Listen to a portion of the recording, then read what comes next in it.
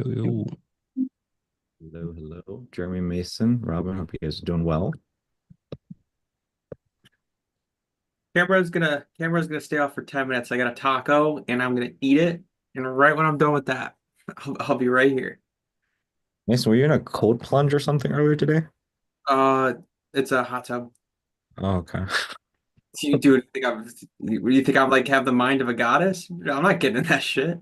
I don't know. That was like, I don't know. I was like, you're either taking a shower on your Instagram or a bathtub or I don't know, but um, No, I was taking jacuzzi.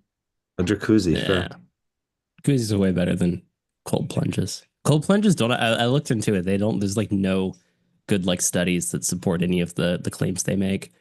It's like that in cold showers when they looked into, do cold showers actually help you with any of the things they say they do? And apparently it just makes you good at tolerating cold showers. Hmm. I don't know. I've never, has anybody tried cold plunging? I Jeremy? I haven't done cold plunging before. My Jared Koshik Jared tried to make me to do it. And I was like, hell no, because he had like a cryotherapy thing in there. Yeah. But I never tried doing that. But I mean, I've taken cold showers before, but I always feel like liquid death when I get out of them. So it's just like, but I will tell you what though, it wakes you up. Only Yeah. like Yeah. Yeah. because It'll wake you up a little bit. yeah, like in the summertime, like if you're outside for a long time, you get back, dude. Sometimes like you can put the Yeah. temperature to like 60 degrees. You'll be like, oh my God, this is so cold. But in reality, it's so refreshing. Yeah. I think there is something to it. Like, Yeah, there's something. It's like it's all the other claims of like, oh, this will make you like it has all these health benefits and it'll make you more like tough and boost your willpower and it's all that extra stuff. I It's like heard yeah, it can feel good. It's about it. dopamine. I heard it's like the most natural form of like dopamine that you could get because your body goes into like the fight or flight mode or something. But I I agree with that. I actually, because like it's like it'll be the summer and you'll go to like a water park or whatever, and you're cold and you're freeze, or you're in the swimming pool, and then you get home and you're chilling. There's just something that kind of washes over you. I don't know. Mhm. I It's kind think of it like might work for like if you do it infrequently, it might have more of an effect. It's when you do it consistently. When you do it mm, consistently, the only like change, and like the study that I read was basically you get more like used to taking cold showers, and so it just like your body adapts to it, and there's I not agree really with that. anything after you do it like every day. Yeah, I for sure I agree with that. I've read that as well somewhere. Um, it's interesting. yeah. All right, Mason. Well, enjoy your taco, man. We're gonna get started with Robin as Kitty. Uh, we can get to And my work. girlfriend, I think her feet are in the shot. Oh, fair. Okay, cool. Well, let's delve in. We'll get started, guys. So, Mr. Robin gave you like 10 minutes of my ugly mug just talking through random thoughts.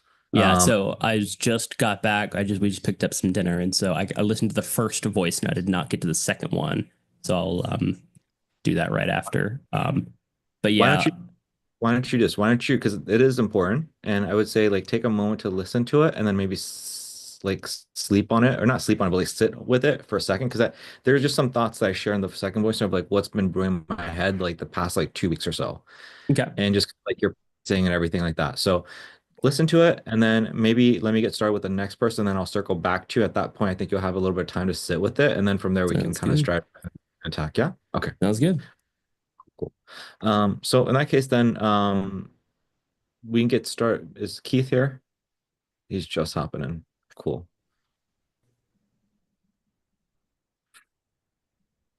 Mr. Keith, you there?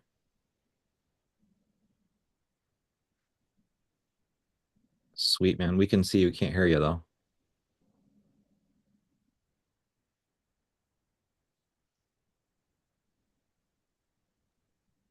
Oh, there you go. Got me. Yeah, we got you. Cool. Are you to me already? Yeah. Well, so Robin gave him a little bit of homework to do, so he's gonna go do Ah, homework and then circle back. So figured we move on to you. cool, cool. Okay. Yeah, sorry. No, you're Normally good. it takes like a half hour, so I went for like a little walk real quick just to, clear my head. But How are you doing? I'm good, man. I'm good. How are you? Good. Good. So I Uh, just got my ads back up. Like literally, I think they might even still be pending. I used Amon watched my Loom and had some good suggestions that people are using that I didn't realize. So I'm hoping this will help because my one fake lead, because it was a competitor, which we talked about, cost like $60. Yeah. So don't want that.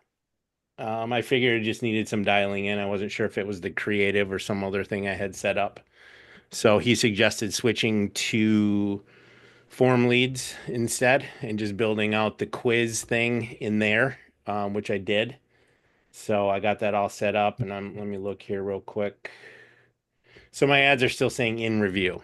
So like I had a few things to do today. I started on it earlier today and then I had to do some required things and then I just finished it at about like probably 5:30.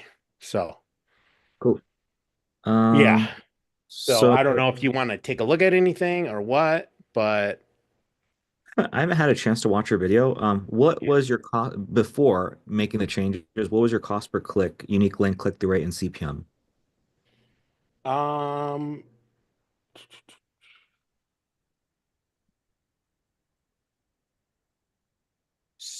so let me look here.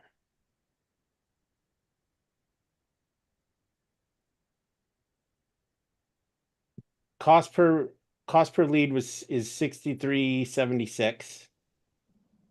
Um, where did I find the CPM? It should be there. It just depends on Yeah, I'll whether. share my screen. Yeah.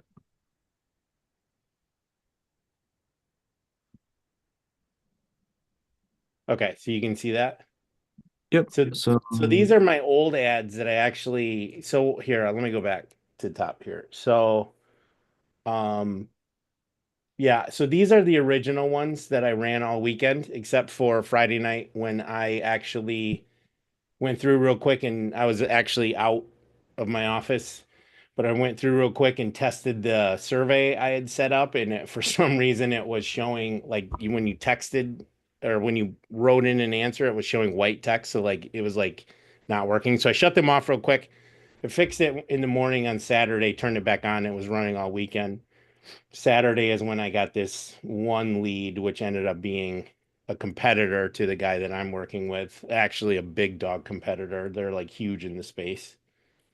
okay. Um, Okay, cool. so Scroll to the right. Um, so what I'm oh, looking for is so one of the things is if you click on column/performance with your mouse up, if you hover, yep. And so what you're going to want to do is you're going to want to change this. If you oh, go into week 3 of the 6 week sales funnel, there's a video which is like set up your KPIs like this. So this is it's super important you set this up so we have the right metrics that we can be looking at. gotcha. Um, Yeah. so right now, I mean, I think we can try maybe just delivery. We can see if one of these is um, go ahead and select what you selected before, and then click on delivery, where it says pop. Yep, and it might already have CPM. If it so, there we go. So now we got CPM. So if you go and click on ad sets, because I don't want to see at the ad level what's going on, I want to see at the overall. And so $16 CPM is like great. That's not bad. Um, Yeah. what about your can you is there anything else or you can't there's nothing else here in terms of any No. other okay, so click on columns again. Sorry, where? Back to where you were, column Oh, delivery, my bad. Yep. Okay. and click on customize columns. Yep.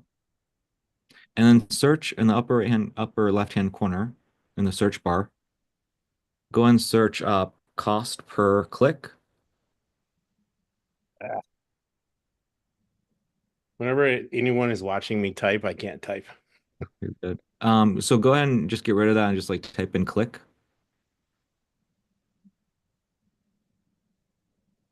And so there might be a cost per click or something down here. Um, there we go. Boom. And then if you scroll up, there's a unique link click-through rate. If you scroll up, unique click-through rate. Go and select unique. Yep. Right. Yep. So we got your cost per click, CPM. Okay, and then just click on apply. So down the road, you're gonna actually like save those. Yeah, Like I you're will gonna get this set up like for sure. so CPM $16, cost per click is $3, not bad. Unique. So yeah, I mean, dude, your numbers are not bad. Okay. I would like to see Mason probably shared like the video on the KPIs. Yep. I mean, I like to see for B2B offers, I like to see about a 1%. For a B to C offer, I like to see 1 to 3%. It's not a hard rule, but overall, as I'm looking at this, not terrible. Mhm. Not say the not terrible, yeah. Um, okay. So I guess we'll just see what happens with the instant forms. Yeah, so I What duplicated and set them to instant forms. I thought I would. I was originally going to start to change these, but then I thought, well, I should start fresh so that I have fresh numbers on this, but at least they're still combined under yeah, one campaign. So, yeah, yeah, good um, stuff. So I guess like what are your thoughts? What's brewing in your head? Or what question do you have? Or if you want to run through it, I mean, I'm happy to kind of take this conversation wherever you feel like you need help or wherever you feel like you need to focus on. There are some thoughts that are top of my mind, but I figured I'd kind of leave it up to you to start the conversation.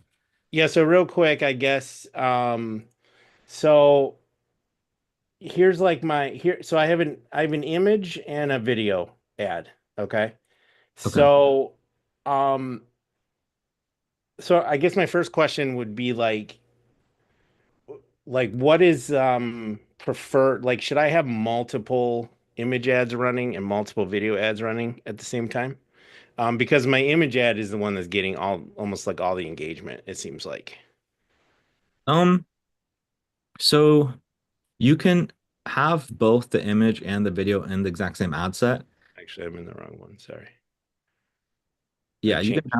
you can have this image and the video in the same ad set, and then theoretically, Facebook should allocate more of the budget to what it thinks is going to be better for you, the image or the video. Now, there are different things you can do. Like you can have one ad set where you have like $30 go to it, and then you have another ad set, you have $30, and one has the video and one has the photo. This way you force $30 of budget to go to photo and video, and then this you have like an Yeah. accurate test. There are some problems with that though. The problem with that I've come to find is right now, if you have two ad sets that have the exact same audience, it kind of competes. Yeah, yeah, right. Okay. So that's kind I of heard you say that to somebody. so Yeah. as a so for me, what I find is the best thing to do right now is just like ramp up the budget to a decent Okay. amount, like 50 What? bucks, and 50? then Okay.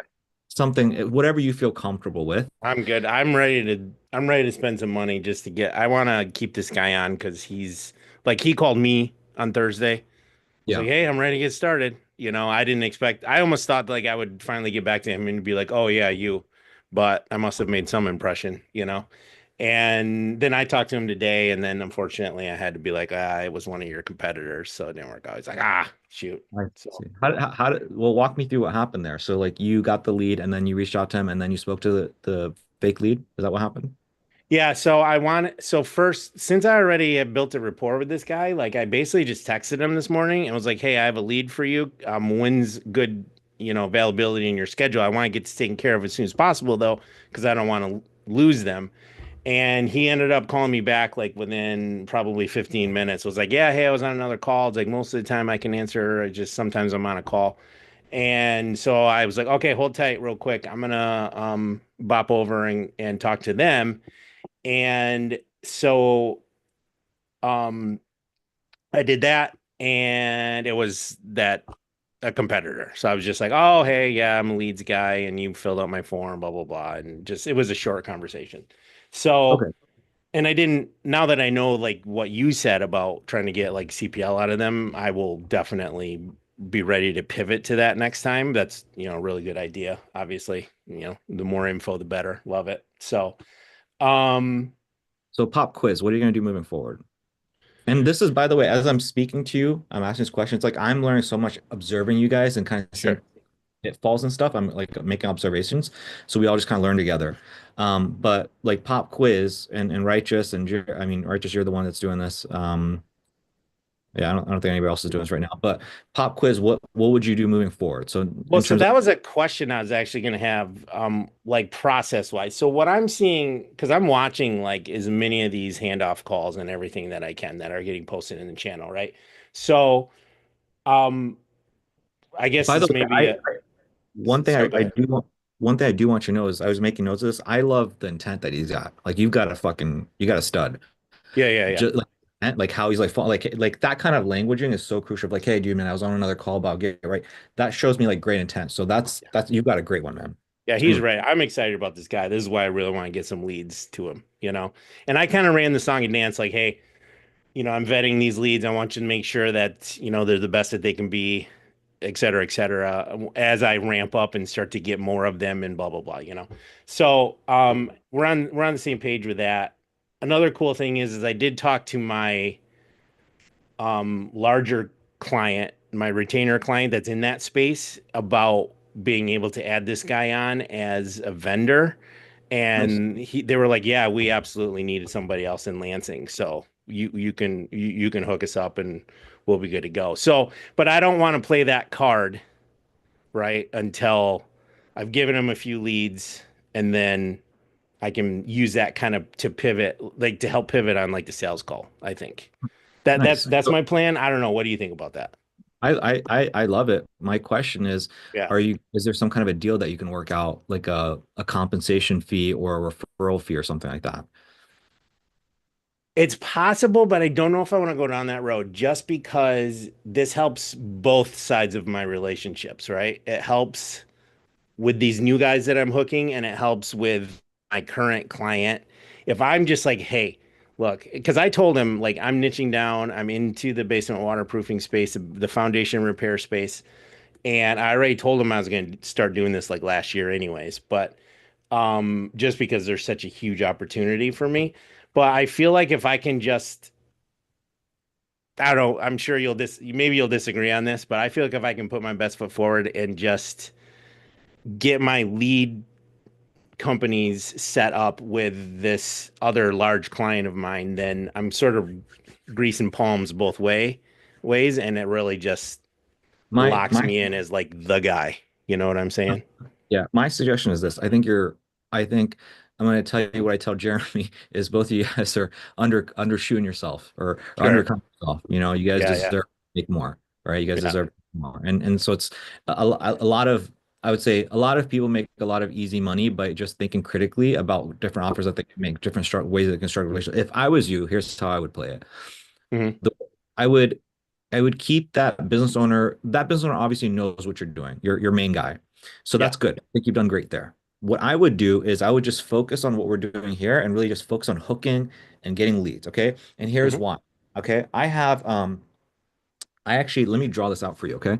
Can I share the screen with you? Oh yeah, here I'll sub. Yeah, there you go. So so we had something very similar. So there was a guy, his name's Terrell. Um, so there's Terrell, and then he works with a manufacturing company that does threads. And the manufacturing company that does threads, they have like all these like medical spas that work with them. So very similar, right? And so they need to buy threads. And so these people buy from her, hmm and she and he are connected. Now, what me and him kind of were able to figure out is like, okay, what if we do this? What if we basically figure out like, so why do these people buy from these people? The reason they buy from them is because when they run out of product, they need to go back to them to get product again. So, Terrell, your job is to work with these people and make them run out of product as fast as possible because then they'll buy from her. Sure. Make sense? So it's Yep. like you can basically work out. So it's like you have so much freaking value because you can work with these individual business owners, work with them, cut a deal with them, and then from there, now like without you, there's like a massive percentage that they would be losing out on. You can Right. massively capitalize on that. Right. This is a six-figure opportunity in itself. Just this one relationship, if you squeeze it the right way, every single dude, that's like fucking six-figure in passive income. By you, like they need you. Does that make sense? It's like if I were you, I would not be like, hey, I'm freaking Buddha and a nice saint. Like, Right. you know Right. what I mean? This is massive. So it's like you do this, they understand how valuable you are because when they run out, they need to buy from the supplier. Yeah. Right. And so then we like figure out other things, like we built like funnels that were like licensed out. And then off the other thing that he worked with them on is like, okay, you as a business owner, here's another cool thing is Keith, will go to this person and say, hey, look, I have a funnel that works for each of these people. So the thing is, the moment they run out of product, they come to you, right? Hmm. So what you can do is I can sell you this amazing funnel for an arm and a leg, and then you can give this funnel to each of these people. Hmm. There's another way you can do that, right? Or you can Sure. funnel and they can charge a commission or a monthly fee for them to give out your funnel to them to license it. So there's so many different things that you can do here. And Sure. that's my mind is. That's what I would Right. be doing for you with this Right. person. Does that make sense? That definitely yeah, it That's gives me a lot to think about for sure. that's like 100,000 plus and just Like my ultimate goal is to develop this funnel out to the place where I can go to my large client fortress and go, hey, here's what I have. Give me access to, I mean, honestly, if I'm being honest, I run all their websites, so I could access all of like their contractors right now without even telling them, but like obviously I wouldn't do that. But my ultimate goal would be like, here's my funnel I built out, here's the leads I'm getting and how I do it, or not, without showing too much of how the sausage is made, and then be able to say like, can I pitch all of your clients on this? And they'll absolutely like, I yeah. know that they'll be cool with it. Yeah. So So the thing is, and I remember we were speaking about that since day one. So that's something to be thinking about. What we just talked about, yeah, something at the end of the day, what it boils down to, man, is just dollar per hour. sure, What's going to make you the highest dollar per hour? That's the most sure, important thing to solve for. So is it going to be creating some kind of funnel and then getting them to give it to their consumers, the ones that they already have, and yeah, then maybe you go in there and say, hey, look, these guys charge these guys a certain dollar per month, but with you, you go in there and charge a little bit more to do it for them instead of do it yourself. Again, there's different ways to do it. yeah. The point is, like, I understand what you're trying to get at. For now, nothing changes in the sense that we have to focus on what we're focusing on right now. 100%. And I don't want to even, they know about this on a generic level, but I don't want to show them anything until I have consistent leads coming in at a good rate. Yeah. So this is 100% what I'm focused on.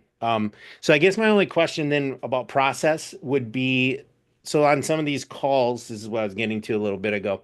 On some of these calls, I see some of the guys,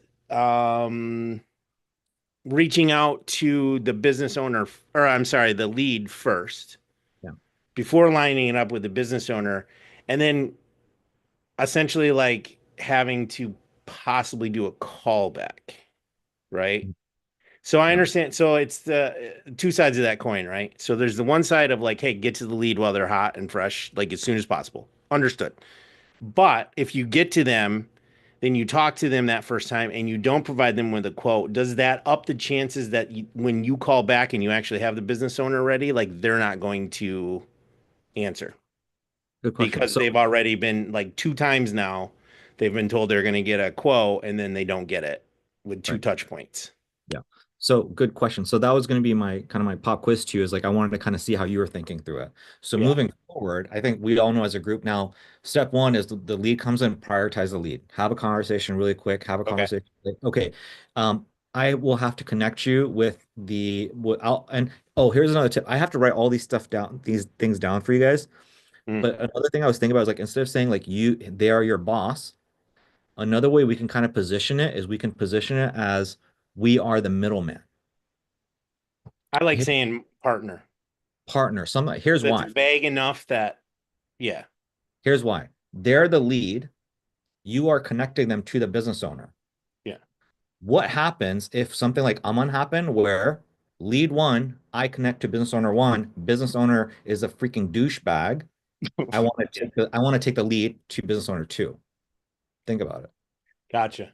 Yeah. So does that make sense? So it's like if I say, hey, this is this lead, I want to connect to my business owner. That looks weird if I try to connect here. If, however, I touch base with a lead and I say, hey, look, I'd like to get you another quote by this other business owner. I think Okay. I got a deal for you. Oh, I like that. Think So about it, you're right? playing like you're the leads advocate almost in that way. Yes, yeah. Oh, I like that angle a lot. Yeah, Now whatever happened with Aman is not going to happen. right. That guy built totally. Yeah. So Aman can, I don't know about he built, I didn't watch the last call, but he wasn't able to close the deal with him. Okay. And so it's That's the like that. guy that said he needs to wait a couple weeks and then he just is clear or it's obvious that he's like flaking, basically. Yeah. First sales Gotcha. call. First sales call. He was like, "Oh, I need a little bit more time." And then Aman's like, "All right, cool, man. Just let me know by tomorrow." And the guy and him hopped on, and then that call apparently Aman didn't close him. I didn't watch the call, but Yeah. yeah. So in that case, this would prohibit that from happening. Okay. So, anyways, step one, lead, and so right, just hopefully you got that. Step one, lead comes in, you work the lead. My theory is instead of saying they are your boss, you're kind of a liaison. I don't know what the right term would be. And then from there, you try to connect with the business owner. If the business owner say, hey, then you get back to lead. You say, hey, let me, I will text you back. Let me get in touch with the business owner. He's busy talking to another customer right now. Once I have him on the line, I'll connect you. And then from there, then we talk to the business owner. Say, hey, look, Mr. Business Owner, if you don't get the business owner, then what we do is we go with the hey, business owner, I had a lead that was hot, heavy. Let me know when you're available. Give me a time range. Are you available for the next hour? Text me back as soon as you're available. As soon as they text you back, I'm gonna call the lead. Yeah. And then Okay. boom. Okay. But it's imperative that you go to the lead first. I've seen this happen twice now. I've seen it with you, and then I saw it with Riviera, both cases. So Mhm. you gotta get the lead first. My other Okay. piece of advice for all of you guys is I don't think there's anything wrong with doing 3 warm handoffs right now. There's absolutely nothing stopping any of us from doing. We're not like super busy where we can't do all hand because we're gonna learn more by doing all 3 handoffs, building camaraderie relationship. At the end of the day, that's what's gonna sell them is that relationship. I agree with that. I was actually planning on doing that because I actually want to hear what my guy asks him Mhm. so that I know that if there's something I need to refine in that quiz, some bit of info that'll be helpful, then I want to have that. Because I don't even know if this guy actually can quote a basement waterproofing by just like a phone call or actually probably needs to go and look at it. Yeah, yeah. Okay. But So yeah. does that answer your question in terms of the process though? Uh-huh, for sure. Yep. That Okay. was a big and open-ended thing because this morning I was like, yeah, I'm not sure like what's the best order. So I texted the guy right away. Like I said, took a little bit to get back to me. Not too long. And then yeah, Okay, yeah. sweet. So Cool, man. Well, I had a gallon of water, so I need to go to the restroom really yeah, quick. I'm done. Yep. I don't have anything else. I Nothing don't else? think. Sure. No, just I want to see how these leads play out. So I'll post in the channel and when I have questions and stuff, or if I have questions. But Okay, yeah, cool. Cool. yeah. All right. In that case, I will be right back. If you have questions or anything you want to chat with Mason about, or if you just want to hang out for a little Okay. bit. Okay. Mason, I'm gonna leave it up to you for a little bit, okay? Yes, sir. Keith, Mason, you got any feedback or anything, or should we can move on to the next person too. um, no, I don't really have anything. I think it's kind of super smart because I watched the call that Aman had with the business owner, Hmm. and I basically like wrote out a script that he could use and follow in terms of like turning that situation around. I don't know if you saw that or not, but I didn't watch the call yet, but I intend to, yeah. especially So with Jonathan. I left feedback on it, but I think that the way that you can go about these calls in particular, like in sales calls in particular, you have to really strike people up emotionally, where with these types of business owners where it's service based, you don't necessarily really have to do that. They're very much more along the lines of like, how much is this going to cost me? How many leads am I going to get? You know what I'm Yeah, saying? yeah. So watch that call and then watch the feedback that I gave him on, and I think it'll click as well as like once you start to have a conversation like that. Okay. So I think that's basically it. But I think at the end of the day, as well as like, I would go and with the ads in terms of what you were talking about with like, hey, um, I'm getting a lot of attraction with the image ads. I've also found that to be true Yeah. in terms of home service based businesses. So I would stick with those and testing more of those out as well. Okay. Yeah. Yeah. The video was not really pulling anything. So Yeah, generally images are. And then also if you put like the local area like inside the ad, that helps a lot. Like actually in the image, or because I have it like Yeah. Yeah. Lansing, Michigan is what it is, but I have it like all in the title and the description and everything. Yeah. I actually put it right in the creative as well. Okay. Because that in itself is a hook. Yeah, I will do that for sure. Um, is that all that you had though, Keith? Yeah, that's it for me. I'm good. Okay. One one other thing I want to throw in there. Good stuff, Mason. Yeah, thanks. One other thing I want to throw in there is again, I want to I'm watching everything in the channel and I'm just kind of making mental notes. I'm gonna provide like a probably an official video or like a Google Doc with like specific scripts. I'm just kind of seeing how things play out with you guys and getting Yeah. more before I say anything. Yeah. The liaison idea, I already went over that. Now another idea is remember the forthcoming idea. Hey, I want to be forthcoming with you. So here's why. So I've noticed again with like somebody like Riviera, where he has a business owner and then the business owner is like not as high intent. It could be how he handled himself. It could be what he said. I don't know. I wasn't there. But I feel like you can kill multiple birds with one stone by saying this thing of like, hey, I want to be forthcoming with you. The leads that we are generating right now, you are one of three businesses that we are speaking with. And we will be making a decision here at the end of the third day on who we want to move forward with. And again, we're looking to work with somebody who's going to be with us for the next 10 years. And so I say that to you to say the leads that we generate, they're going to be 3 to 5. It's first come, first serve. So the moment the lead comes in, I will be texting you and letting you know it's hot and heavy. And if we don't hear back from you, again, I just want to be forthcoming. We will be passing that lead on. Okay. So, so what does that do? It creates a bunch of urgency of like, hey, he's working with two other people. Hey, he's working with two other people. One, two, he has to make a decision by the end of the 3 days. Three, I got to be on it with the leads. So it creates all this behavior that we need from them to do a good trial. Yeah. Yeah. If I So may, well, I think something that you can run into a lot is these people kind of throwing out the objection of like, well, let me close one of these leads first. And that's understandable. Like I understand kind of where they're coming from. But if you watch that call that Amon had and then read kind of what I wrote back to him, I think that could be super beneficial and kind of throw it back at him where it's like, no, no, no. It's like you understand that if you book a painting job, you typically don't do them the next day.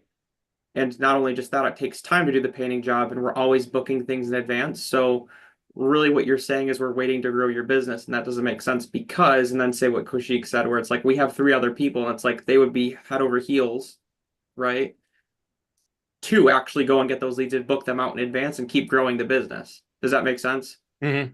Because you're going to get that objection all the time. It's like, well, Keith, it's great that you can get us leads, but like let us book them to let us like to see if they're real or not. It's like, well, generally you're so going to book out in advance. Generally, so it's going to take time to do the jobs.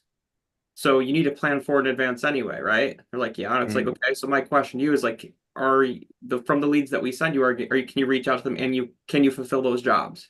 And they're like, well, yeah, hell yeah, I can. It's like, okay, well, if that's the case, then what we need to do is start investing now because if we're going at the rate that we're going at right now and I'm providing you these leads, you're gonna eventually have to book them in advance anyway.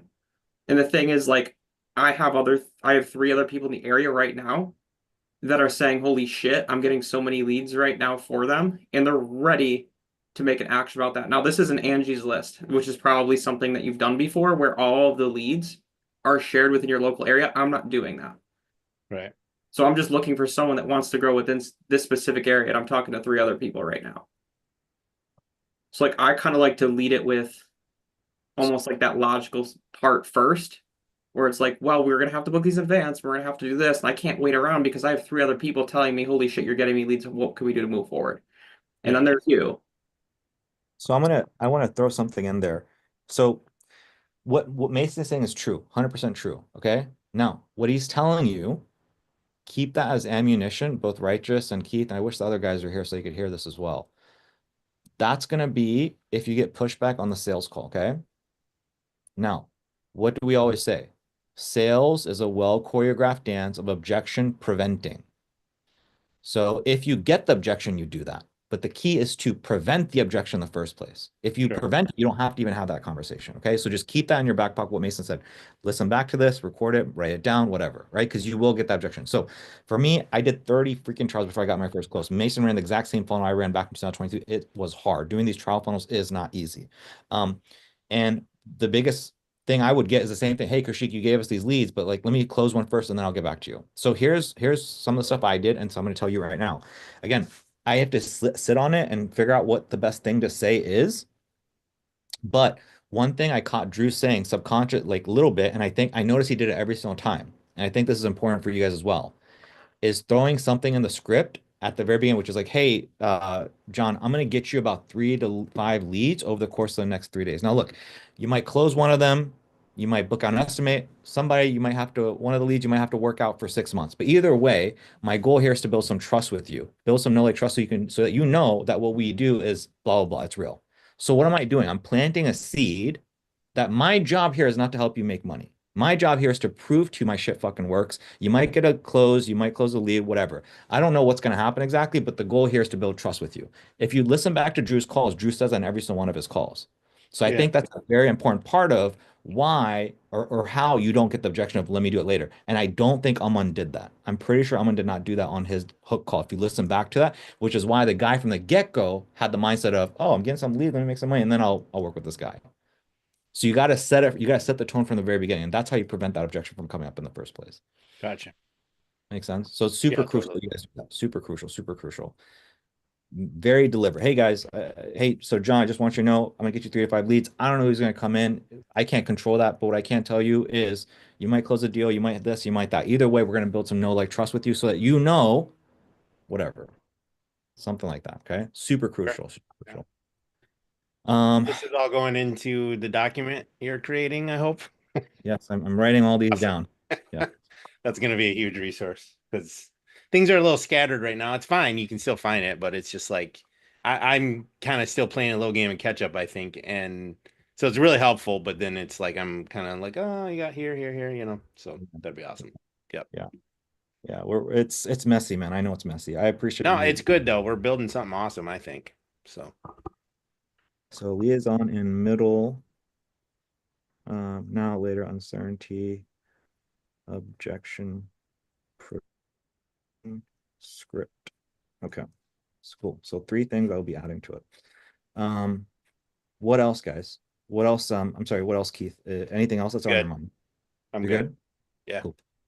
Cool, man. All right. Mr. Robin, you're back. What's brewing your head, man? All right. So that's the first thing with regard to the second one. I guess I have not been updating you enough.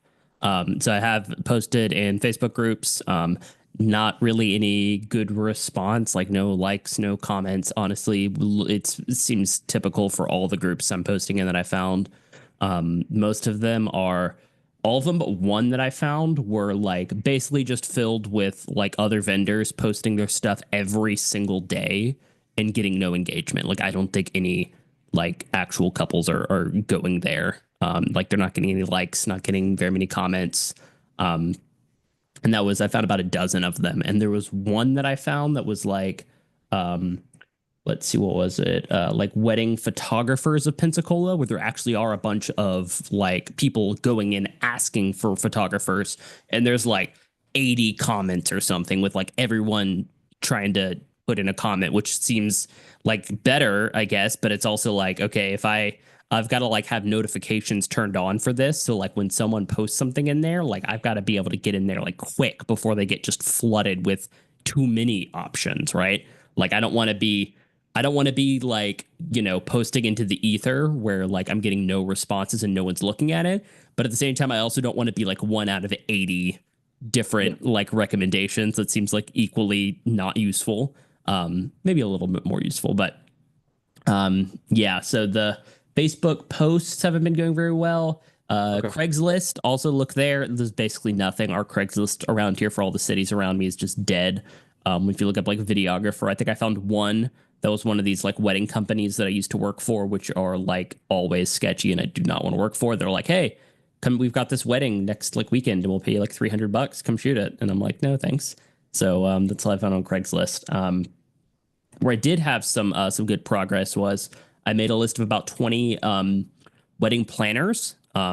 Because wedding planners seem like it'd be I never did this back when I shot weddings before, which in hindsight is like, duh, this is something you need to be doing. It's like networking with all of the other vendors, right?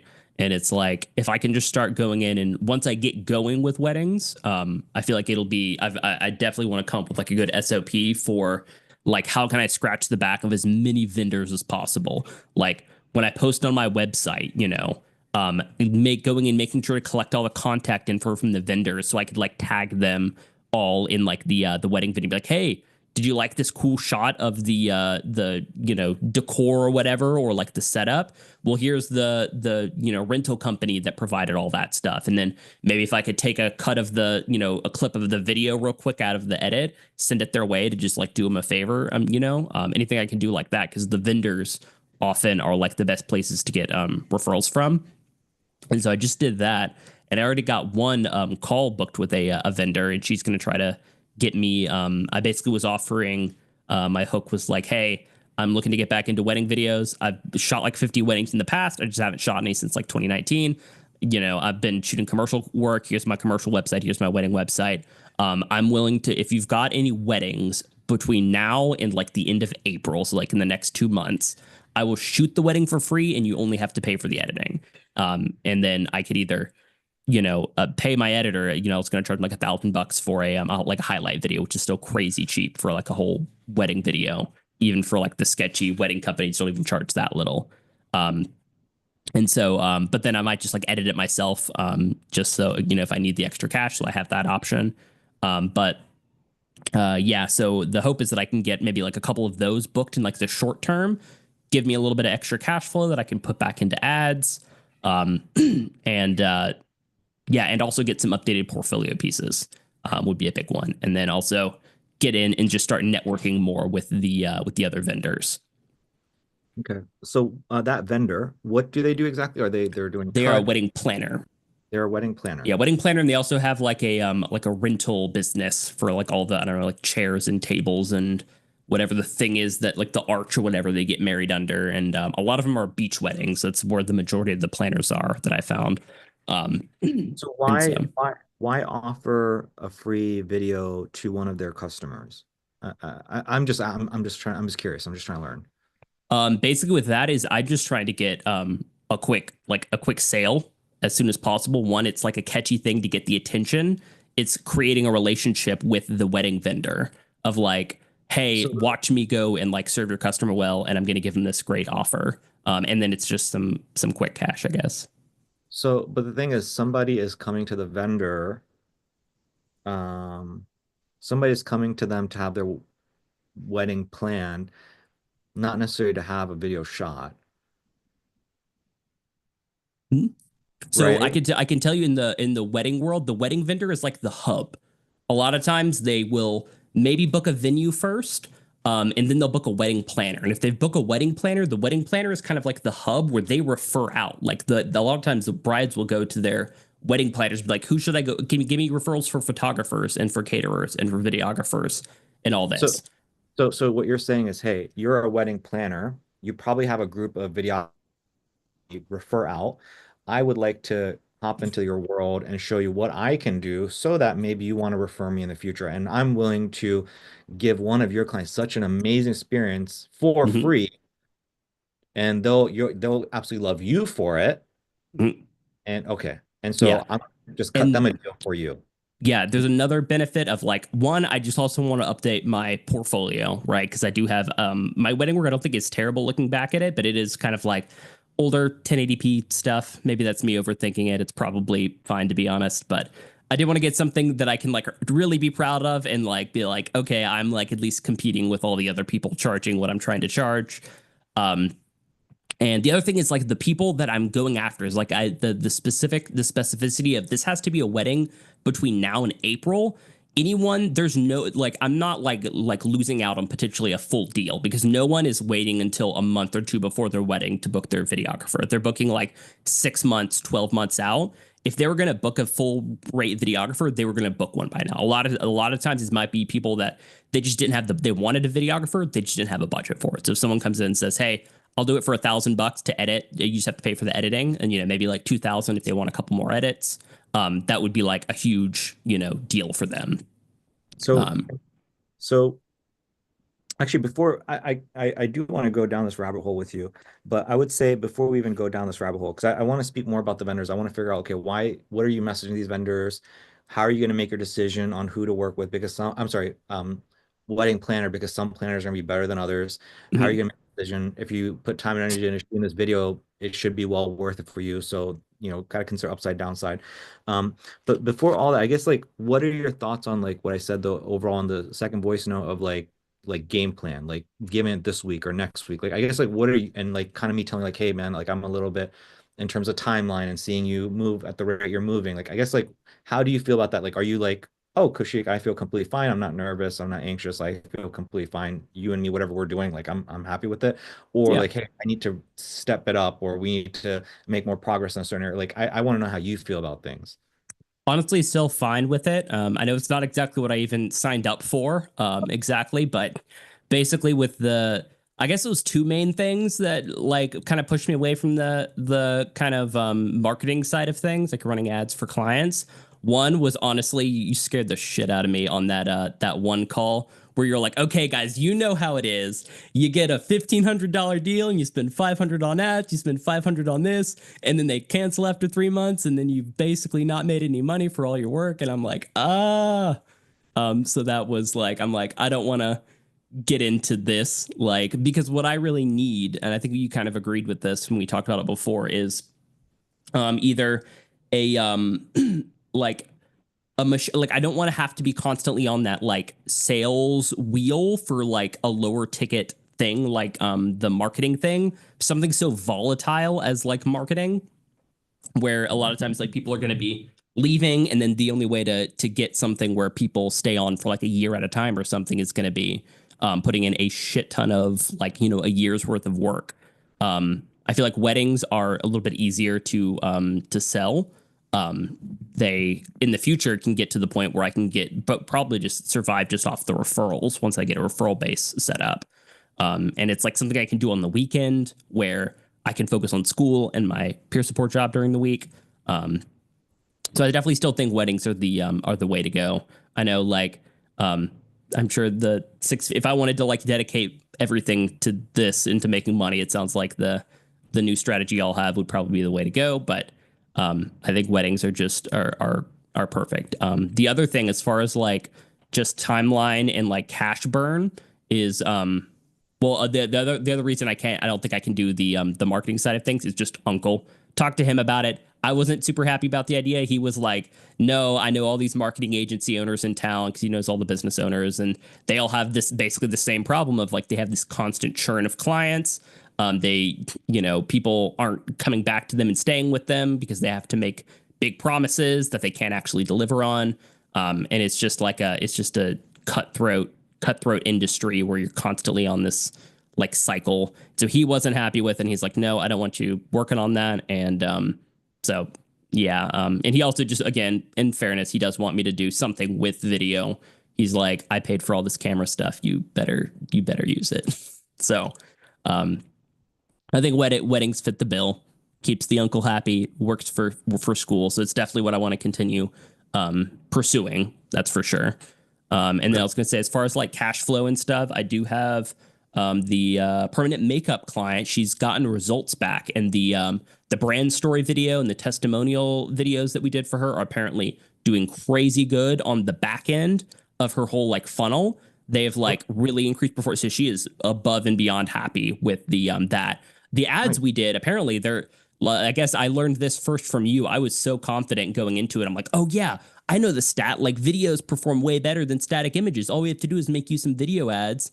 And I think they were like, she wrote them on like Chat GPT and stuff and made a bunch of different variations. She had like 9 ads with like 10 different hooks that she mixes and matches them with. And apparently the video ads just have not been performing well as like the static image that she's been using for a couple years as far as the ad set. So that's funny. But the other side's been doing great. She's going into e-commerce. She's doing like a buy a bunch of like bulk permanent makeup supplies and then sells it on an online store and going to be running ads.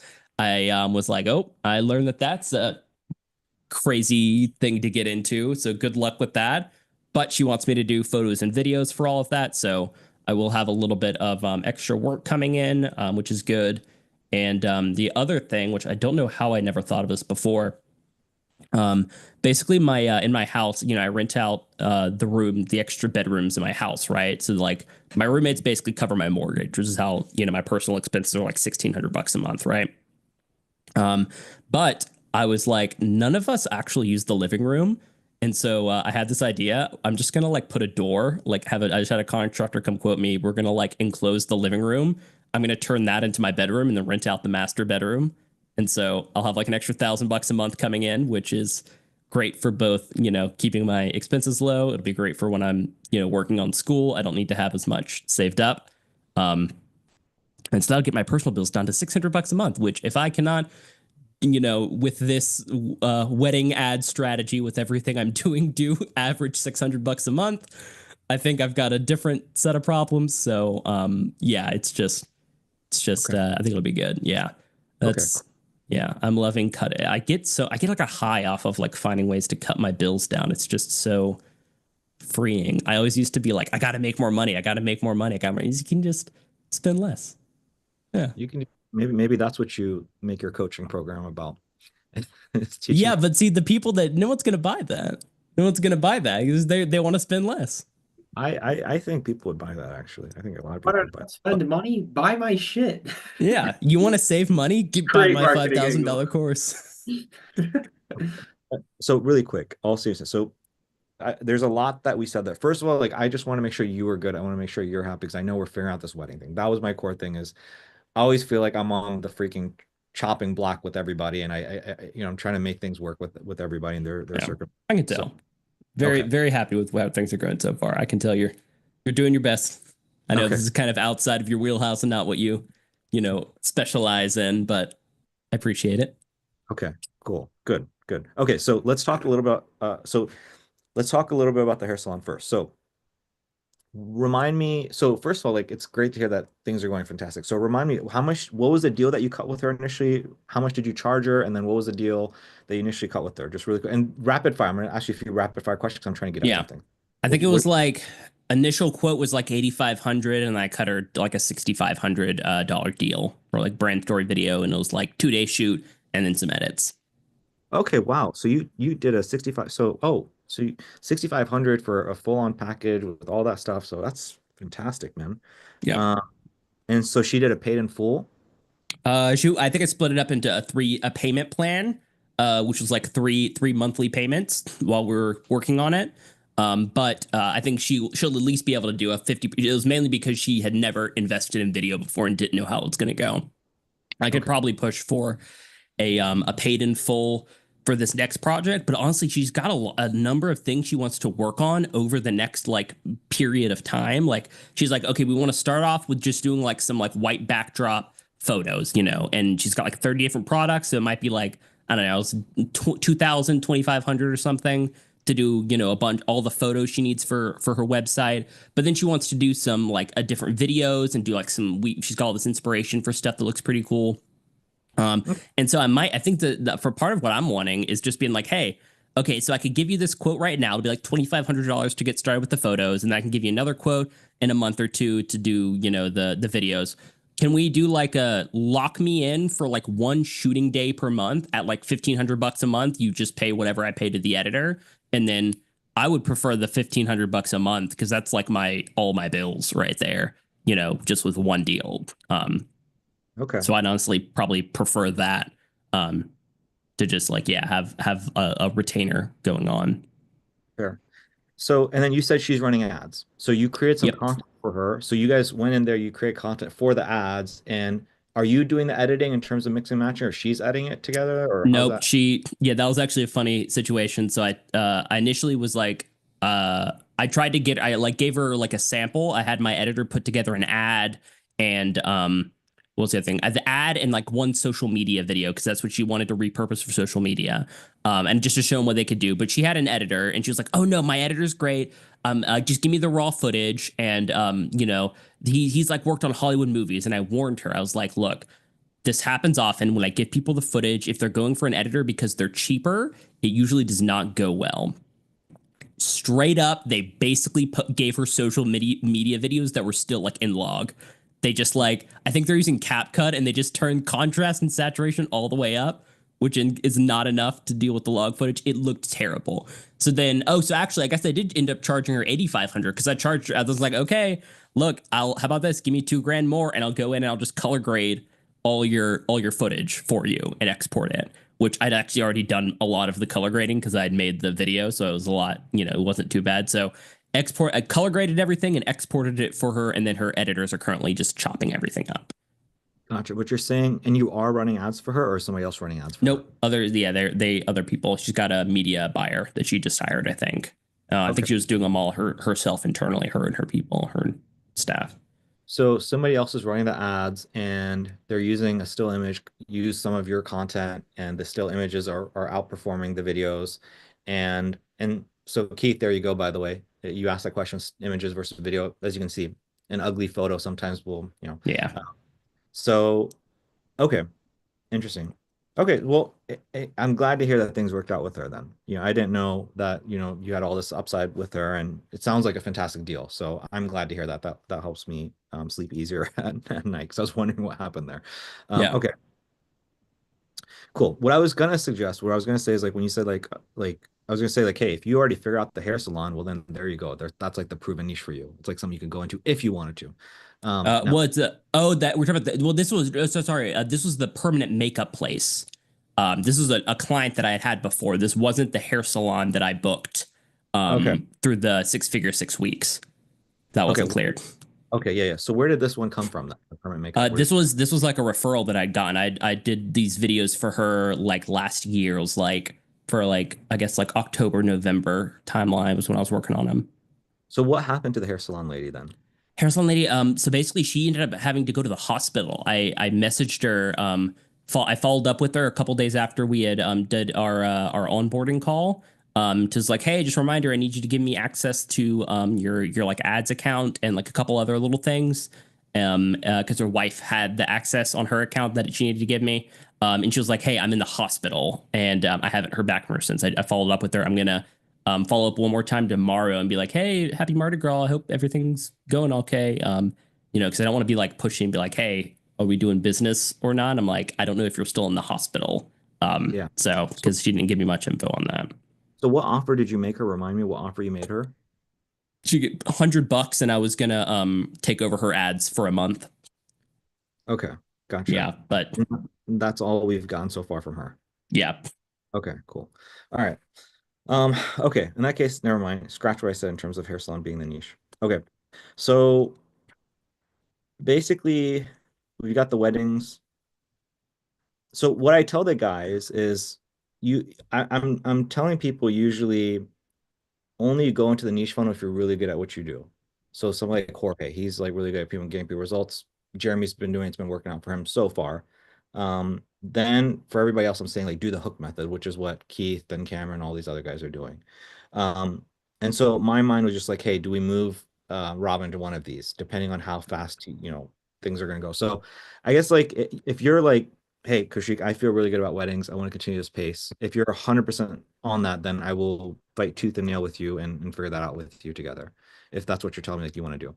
Yeah, I think that's going to be the best for long-term goal. Also, just with what the amount of time we've got left going on, I feel like if I switch now, I've kind of like how long, because we switched off of the we spent probably like a week going back and forth on like, okay, niching down, do we want to do the therapist? And then we kind of like switched over to the wedding thing. So with the amount of time we spent, we probably burned like a month at this point.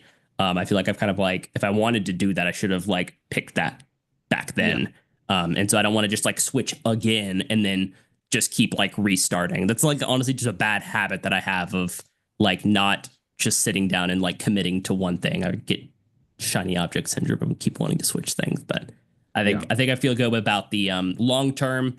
The weddings are going to be the way to go over like what I want to be doing over the next like 4 years while I'm going back to school. So if that's the case, then what I would say, and I'm sorry it's taken so long to get here, but basically what I would say then is what we spoke about in terms of you running more ads, creating more creatives, Might as well. Might as if you have the time for it, might as well take the time to do that. And then me and you can talk more closely. I would say let's talk more closely about like strategically what you're doing with vendors. Like, hey, Kushik, this is what I'm thinking. Here's how I'm getting the vendors information. Here's what I'm messaging them. Here's kind of the game plan. What are your thoughts? Kind of brainstorming a long-term plan of action for kind of each of those routes. I think that might be the best move. Cool, cool. Yeah, did you want to go over that, or do you want me to like send you a voice note later about um what I've been doing with the vendors? Yeah, let's. I mean, we can talk a little bit about it right now. I don't know that I'm going to have something off the top of my head, but I would like to get. I could get information from you in terms of like how are you finding these people? What are you messaging them? What's kind of the game plan? What are you thinking through? Uh, So basically, I just went, there's like Wedding Wire. That's like the biggest, that's where most, like the most popular advertising platform. I did something with them in the past, did not get good results on it. A lot of, it's like high volume of leads, but I guess it's kind of like Angie's List where people just like can click a button and reach out to vendors. And it's just, they're just like, it's like option overload for them. I imagine where they've just got like, here's 50 wedding vendors or 50 like wedding planners or 50 wedding videographers. Um, and so I don't know if that's really the one that I want to be doing because they're probably you're gonna get a lot more just like budget, only care about price shoppers, just a lot of low quality leads, and it's gonna be a lot more like just going back and forth to try to get a conversation going. Um, but I did go to get all these leads. I went to Wedding Wire, and I just looked up wedding vendors in my area. I would just copy the name of their business, paste it, go to their website, find their email, made a spreadsheet, got about 20 of them.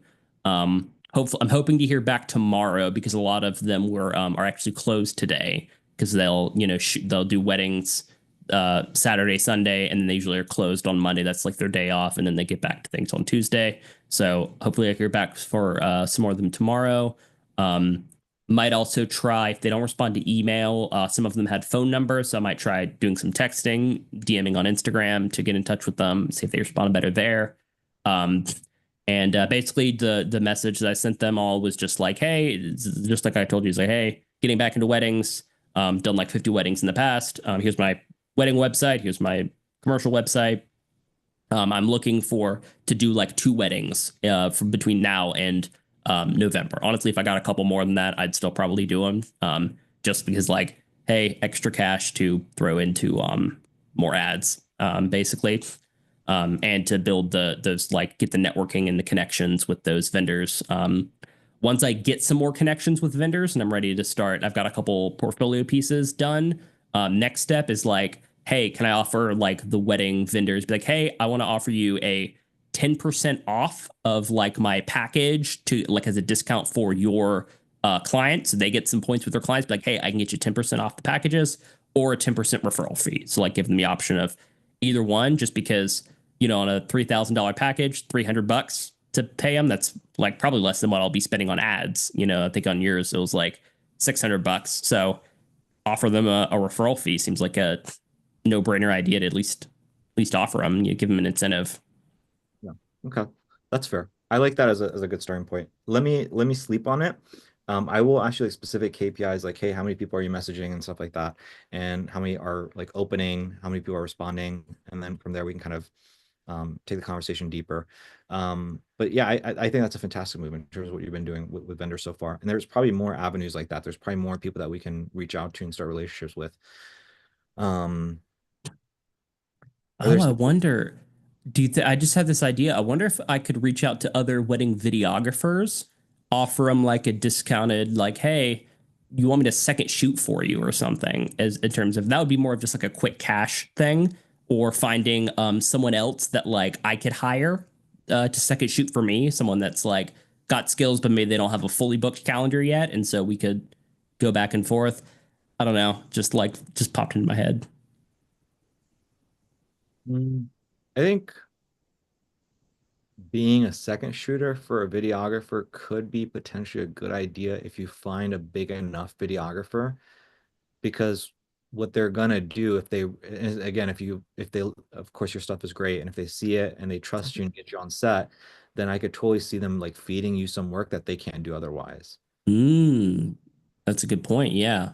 If I can find some that are like overbooked, like completely all 50 dates are booked out a year in advance. Yeah, that could be good.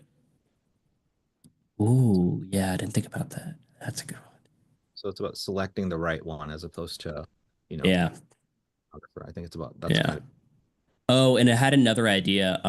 This will be maybe a little bit down the line. I reached out to basically like unintentionally, like half my friends are like in the alphabet mafia. Wait, do you know what the alphabet mafia is? I would assume it's something with Google. No? No, no, no. The like LGBTQIA plus. We call it the alphabet mafia sometimes. I forget not everyone knows that term.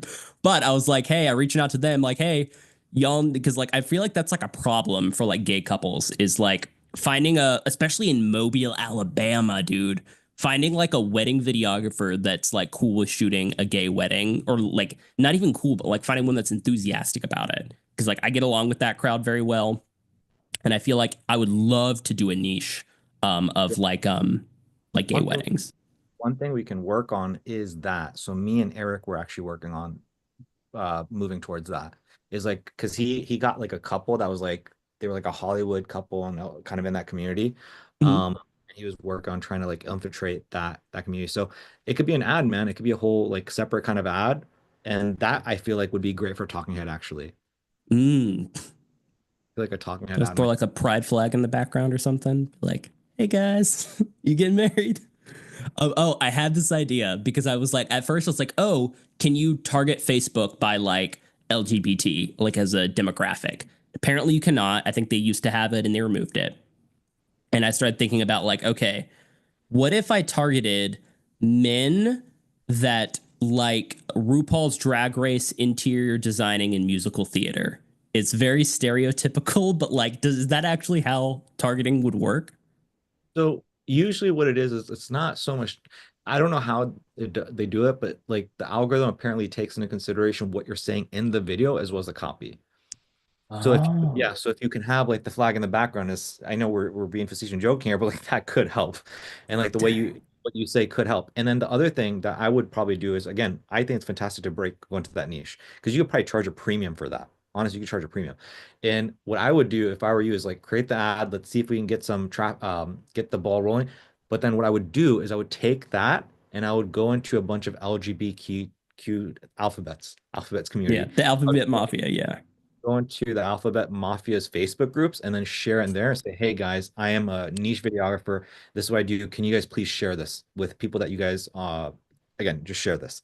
And then from there, you're gonna have a lot of people sharing it. And then that's gonna get the algorithm even smarter to understand like who they want to be viewing that ad.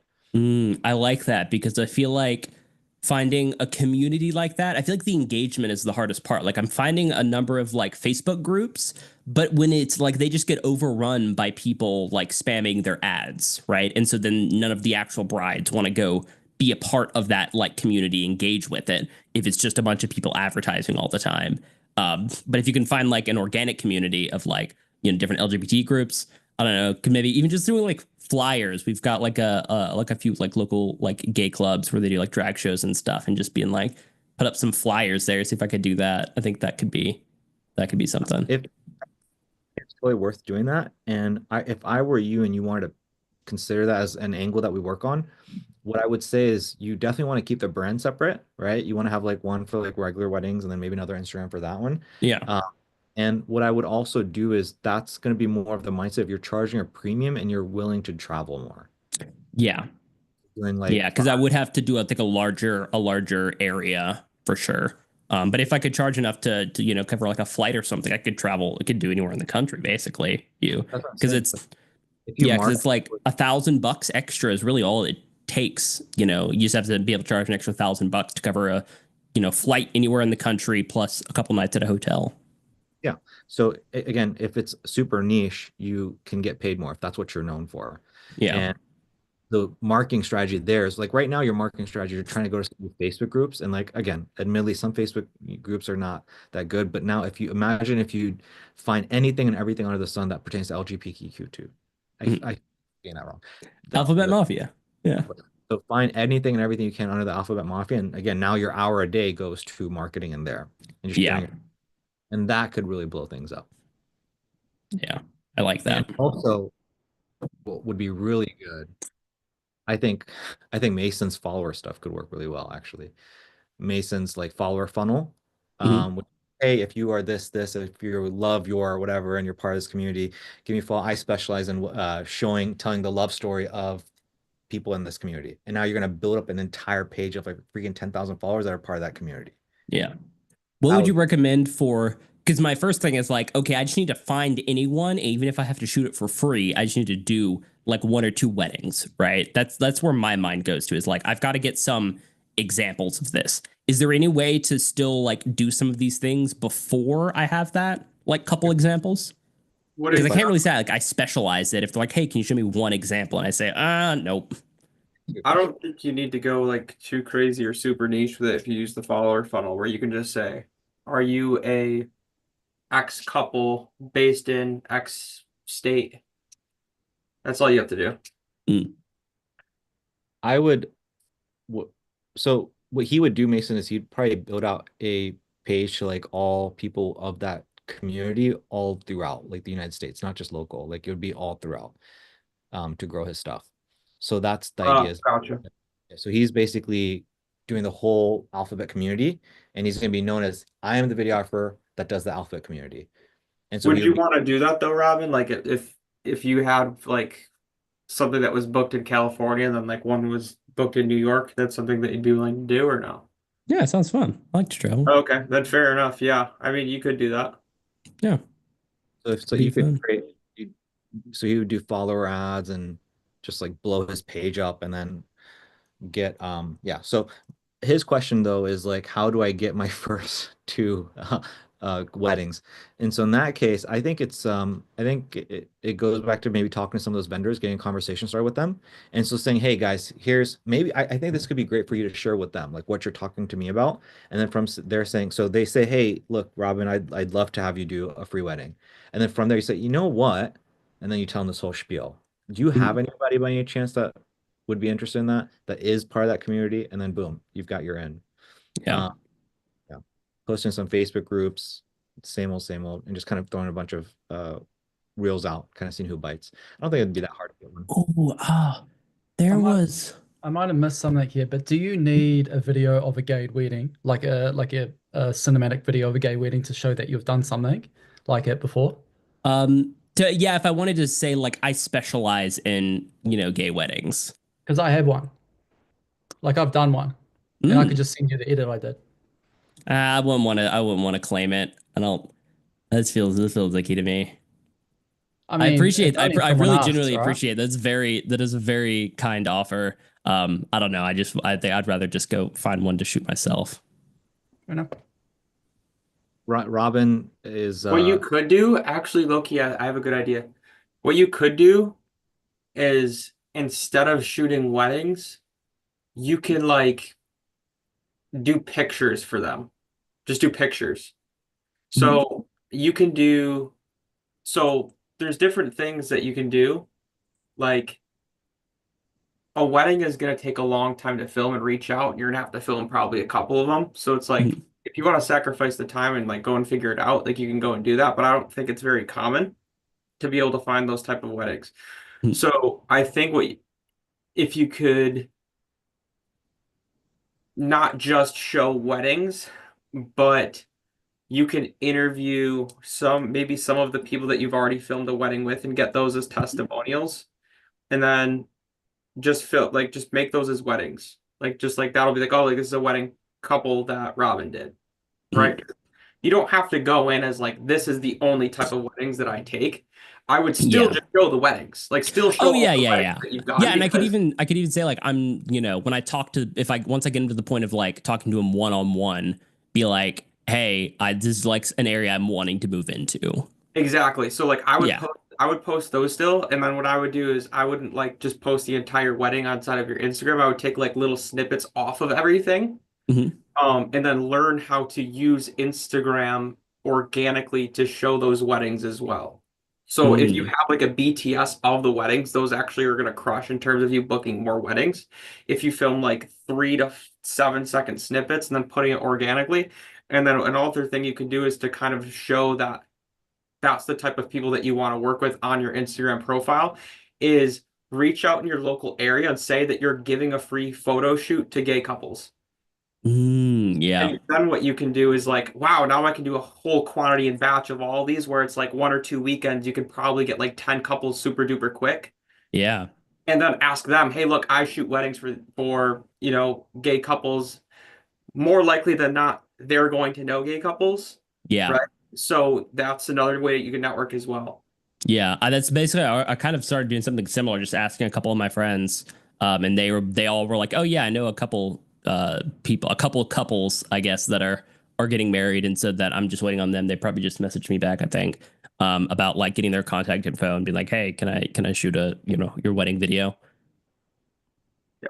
So yeah, So I think that's something that you could do as well, where it's like you don't have to film a super huge wedding video just yet, where you can like kind of sprinkle in what you've already done, cut them up into small clips, so a little bit with the BTS, then also do free photo shoots in your area with gay couples, and then show that and just kind of be like the media person for gay couples. It doesn't have yeah, to be just weddings. It could be so many different things, renewing vows, marriages, weddings, all that type of different like photos, engagement photos, all that type of different stuff as well. yeah.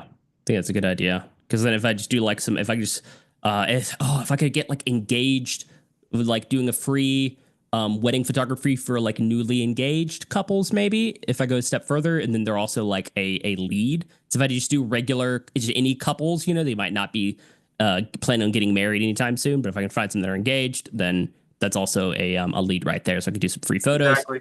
get some Exactly. content for the gram, maybe get a quick testimonial video of them. Yeah, I'm feeling Exactly. good about this. This is good. I feel it. I feel it percolating. It might also be because I had 30 milligrams of Adderall and 3 Red Bulls today too. But so something's percolating. That's fair. Well, as long as you're feeling good, we're Feeling happy for you. good. Okay, cool. Let's go. Mr. Robin, you got anything else you want to go over? No, I think that is it. Unless you wanted to, I can give you a quick update on ads. So had let's see, where am I at? Sure. I updated earlier today. I just put in initial data, even though I just started. It's only been like a day, so I'll update the spreadsheet after. But we're looking at. Oh, I was gonna ask, what is UL click through rate? Yeah. Can you share your screen really quick? Yeah. Let's see.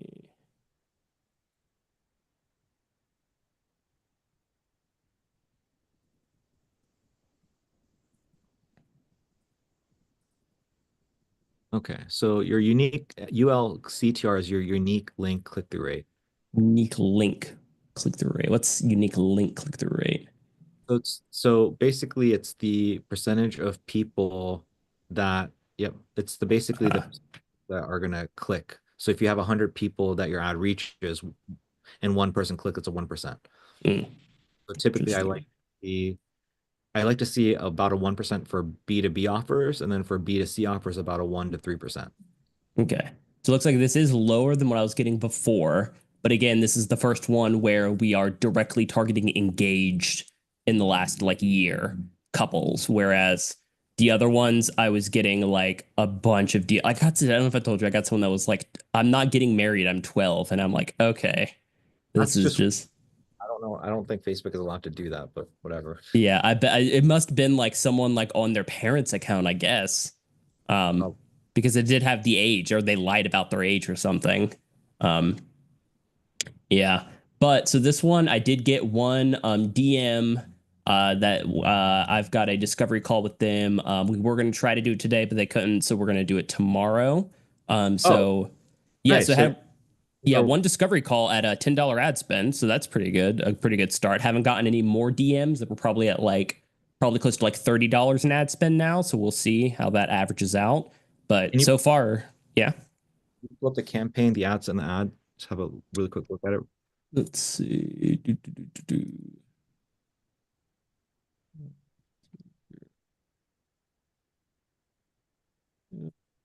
We are there, and then this is the one that's running right now. So we are. Okay. We're already up to 42. Oh wait, did I have one since this call started? Says you've got 2 messages. Let's see. I don't. Oh, what? Um, Oh, yeah, I guess it counted this one. It's a I don't know, this is something weird going on with the automated messaging where it was sometime I initially on an old one, an old uh ad set had it set up to the first message was like, hey, send me your venue and wedding date. And then if they didn't respond within like 2 days or something, it would do a follow up of like, hey, just want to check in to see if you had any questions. All of the ones where the second one has gone through, it only shows me the second one. It looks like the first one never even sent, which is strange. Whereas when people are responding to them, there's always the first message that was sent there. So this one was just like, hi, I just wanted to follow up. And they're like, I never reached out to you. And it doesn't show the first message. That's weird. Can you go ahead and click on the ad set? Just want to skim through it from the top to the bottom. No, go inside of it. Oh, Yeah, click on edit. And then let's just skim through from top to bottom. Yep. Keep going. So we got the location. We got a bunch of interests. Okay. Keep going. In terms of placements, what did we select in terms of placements? Is it auto placements? yeah, the Advantage Plus placements. I think that's what we talked about. Click on the ad, please. So you can go to the left. Okay, yeah, that's fine too. So create ad, keep scrolling down.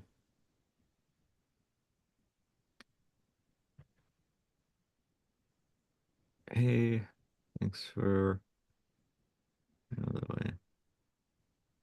Okay, cool. Can you click on your ad really quick? What do you mean? Like play it. Uh, okay.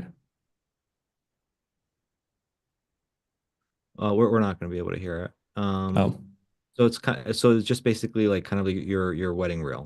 yeah, it's just literally my old wedding reel from like 2019. I didn't have any like testimonials. I wasn't filming those back then. And honestly, I feel like it'd be weird to reach out to like, be like, hey, I shot your wedding almost 10 years ago. Could you give me a review now? It just seems like might be a little weird. Okay. Okay, cool. Well, yeah, I'm not seeing anything that's necessarily broken. Yeah. Would you like it? Yeah. Okay, cool. Um, yeah, nothing's really jumping out at me. Yeah, nothing's jumping out at me. Everything looks like it's fine. Yeah.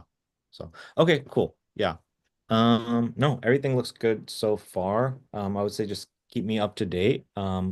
Obviously I have access to your Excel, so I'll come in, I'll check it tomorrow to kind of see how the numbers are doing. Um, if yeah, like as of right now, we can still wait. You're at $40. You're at $35. I mean, you got a message. What did you feel like was the intent of that person? Was it pretty good intent? Yeah, it seemed pretty good. I haven't done the discovery call yet, so we'll see how that goes. But really, the main thing I'm looking for with DMs is, are they actually messaging me with a date and a venue? And so, like, okay, this is actually a person getting married, having a wedding. That's like the main qualifier. Like, it seems like the majority of the ones I've gotten so far have just been like just not even. They're like, I'm not getting married. I'm not. Yeah. And when you said they were saying that, was that before we selected engage, or that was after we selected engage? You were still getting That that. was before we selected the engaged. So Yeah. as soon as we selected, so if I look at this data here from February 15 to 24, 24 to 26, 27, at which point did we select engaged? Just this one right here, March 9th. Okay, so basically, and so from 15th to 24th, we were still getting some people that were engaged, um, even though we didn't have engaged selected, just by the luck of the draw. Just got lucky basically. And then as soon as we increased the budget, it just all of those started coming in, the bad ones. And then we decreased the budget and we were still getting a lot of bad ones in. So Yeah. And then now that we're on March 2nd to 9, after making the change engage, it's like they're engaged so far, engage is coming in. yeah. We'll only have one come in, but yeah, Okay. she was engaged. So far, so good then, man. I would say let's just keep a close eye on it tomorrow and we'll kind of take it from there. My fingers are crossed that we fixed it and everything should be fine from here on out. Yeah. Spend $35, get to 40, $50. If it averages out to about 20, $22, things are healthy, you're chilling, nothing to really worry or stress about. And then we can, yeah. From there, maybe we can even scale up. We'll kind of cross that bridge and cross that, but let's just make sure things are stabilized. So I think from what I'm seeing, I think everything's probably going to be fine. Cool. Cool. What else, man? Anything else you want to go over? I think that's it. I got a lot of good ideas. I got some stuff to work on now. So gonna go dive Why don't into the why don't we do something like maybe on your Excel sheet, like type the stuff out so that me and you can kind of be on the same page to kind of see what stuff you're like, kind of like almost like a to-do list. Trello. Yeah, yeah, Oh, yeah. okay, yeah. A Trello or like so I can kind of see what we're doing step by step so I can be on the same page as you. Because I know we threw a lot of ideas your way. This way I can kind of like actively follow along. Yeah. So Cool. okay, cool. If that's everything, then I'm gonna go and move on to the next person, then Robin. Sounds good. I'm gonna eat some dinner and go to bed. Sounds good. Yeah. Nighty night. Right. All right. Um, who do we have next? Got Mr. Cam. Hello. Mr. Cam, make sure to listen to the first 38 minutes of the coaching call. Damn it. Um, All right. You and Riviera and Aman. Okay. So I hope you guys are doing, Riviera, I hope you guys are doing well. The reason is me and Keith and Righteous were going over some stuff from the hook call that I've just kind of noticed. So I guess I'll bring it all up right now really quick for everybody. So basically what I'm going to be doing is regarding this stuff here, I'm just keeping an eye on it. Like I'm watching you guys every single day, seeing what you guys are doing, what you guys are figuring out. And then from there, I'm seeing like a lot of like holes. And then from there, my game plan is to like just once I've gathered everything to create like some kind of a Google Doc where I like redo the scripts and I plug in those holes.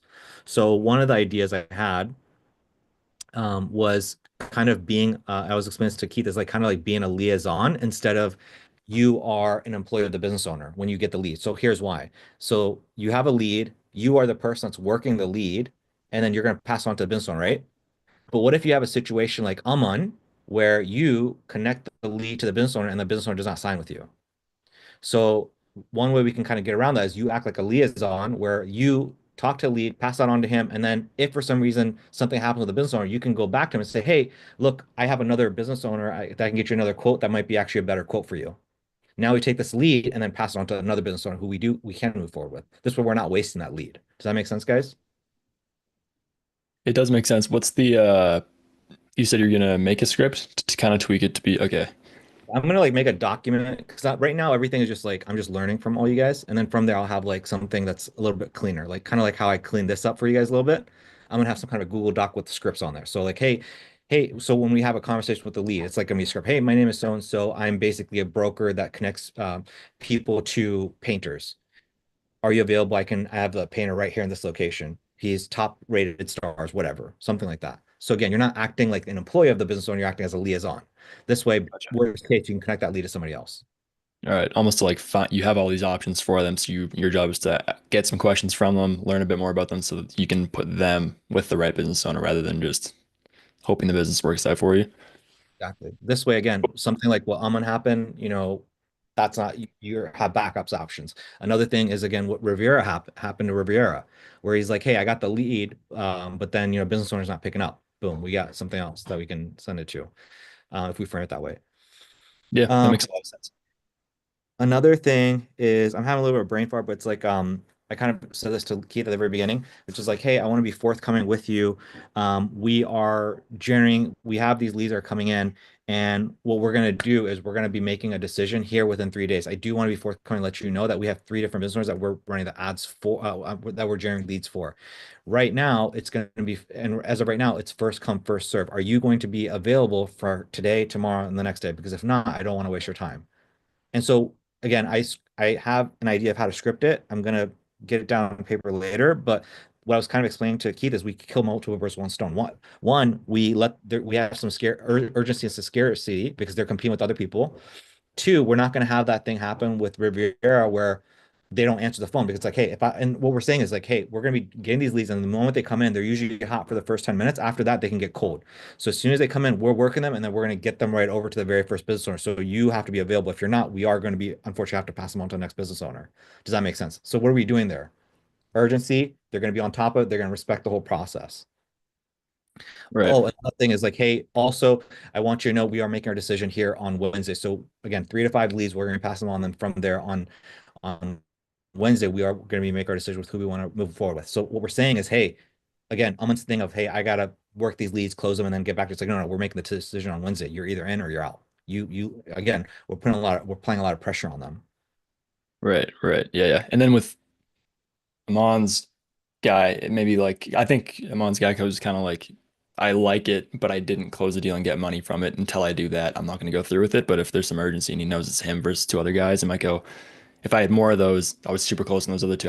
I'm absolutely going to crush it if I keep getting these. So then I'm just going to, yeah, The cool. other part of that is so, I mean, we're solving different problems, right? That's the second thing, the second tweak. The third tweak is, and this is going to be actually more for like what you're talking about, Cam, is what we're doing is one thing I noticed that Drew did on his calls that I didn't see on Amon's calls. I haven't seen with anybody's calls really, is he purposely what he would say is, hey, look, I'm going to generate these leads for you about 3 to 5 over the next few days. Look, you might close some of them, you might not, but either way, where I'm trying to do is I'm trying to build no like trust with you. And I think that's so crucial. It's so crucial because what you're saying, and again, I had this problem as well. When I was doing a trial offer, I would have these business owners reach I would have video offers that are like, oh, this sounds good. Let me go close and I'll get back to you. Let me make some money. And so I had to figure out how to nip in the butt. And the way I did that is by phrasing in a certain type of way. And again, the way you phrase it is, hey, look, Joe, over the next 3 to 5 days, we're going to generate anywhere from 3 to 5 leads. I don't know exactly how I'm going to generate for you, but it's going to be about 3 to 5.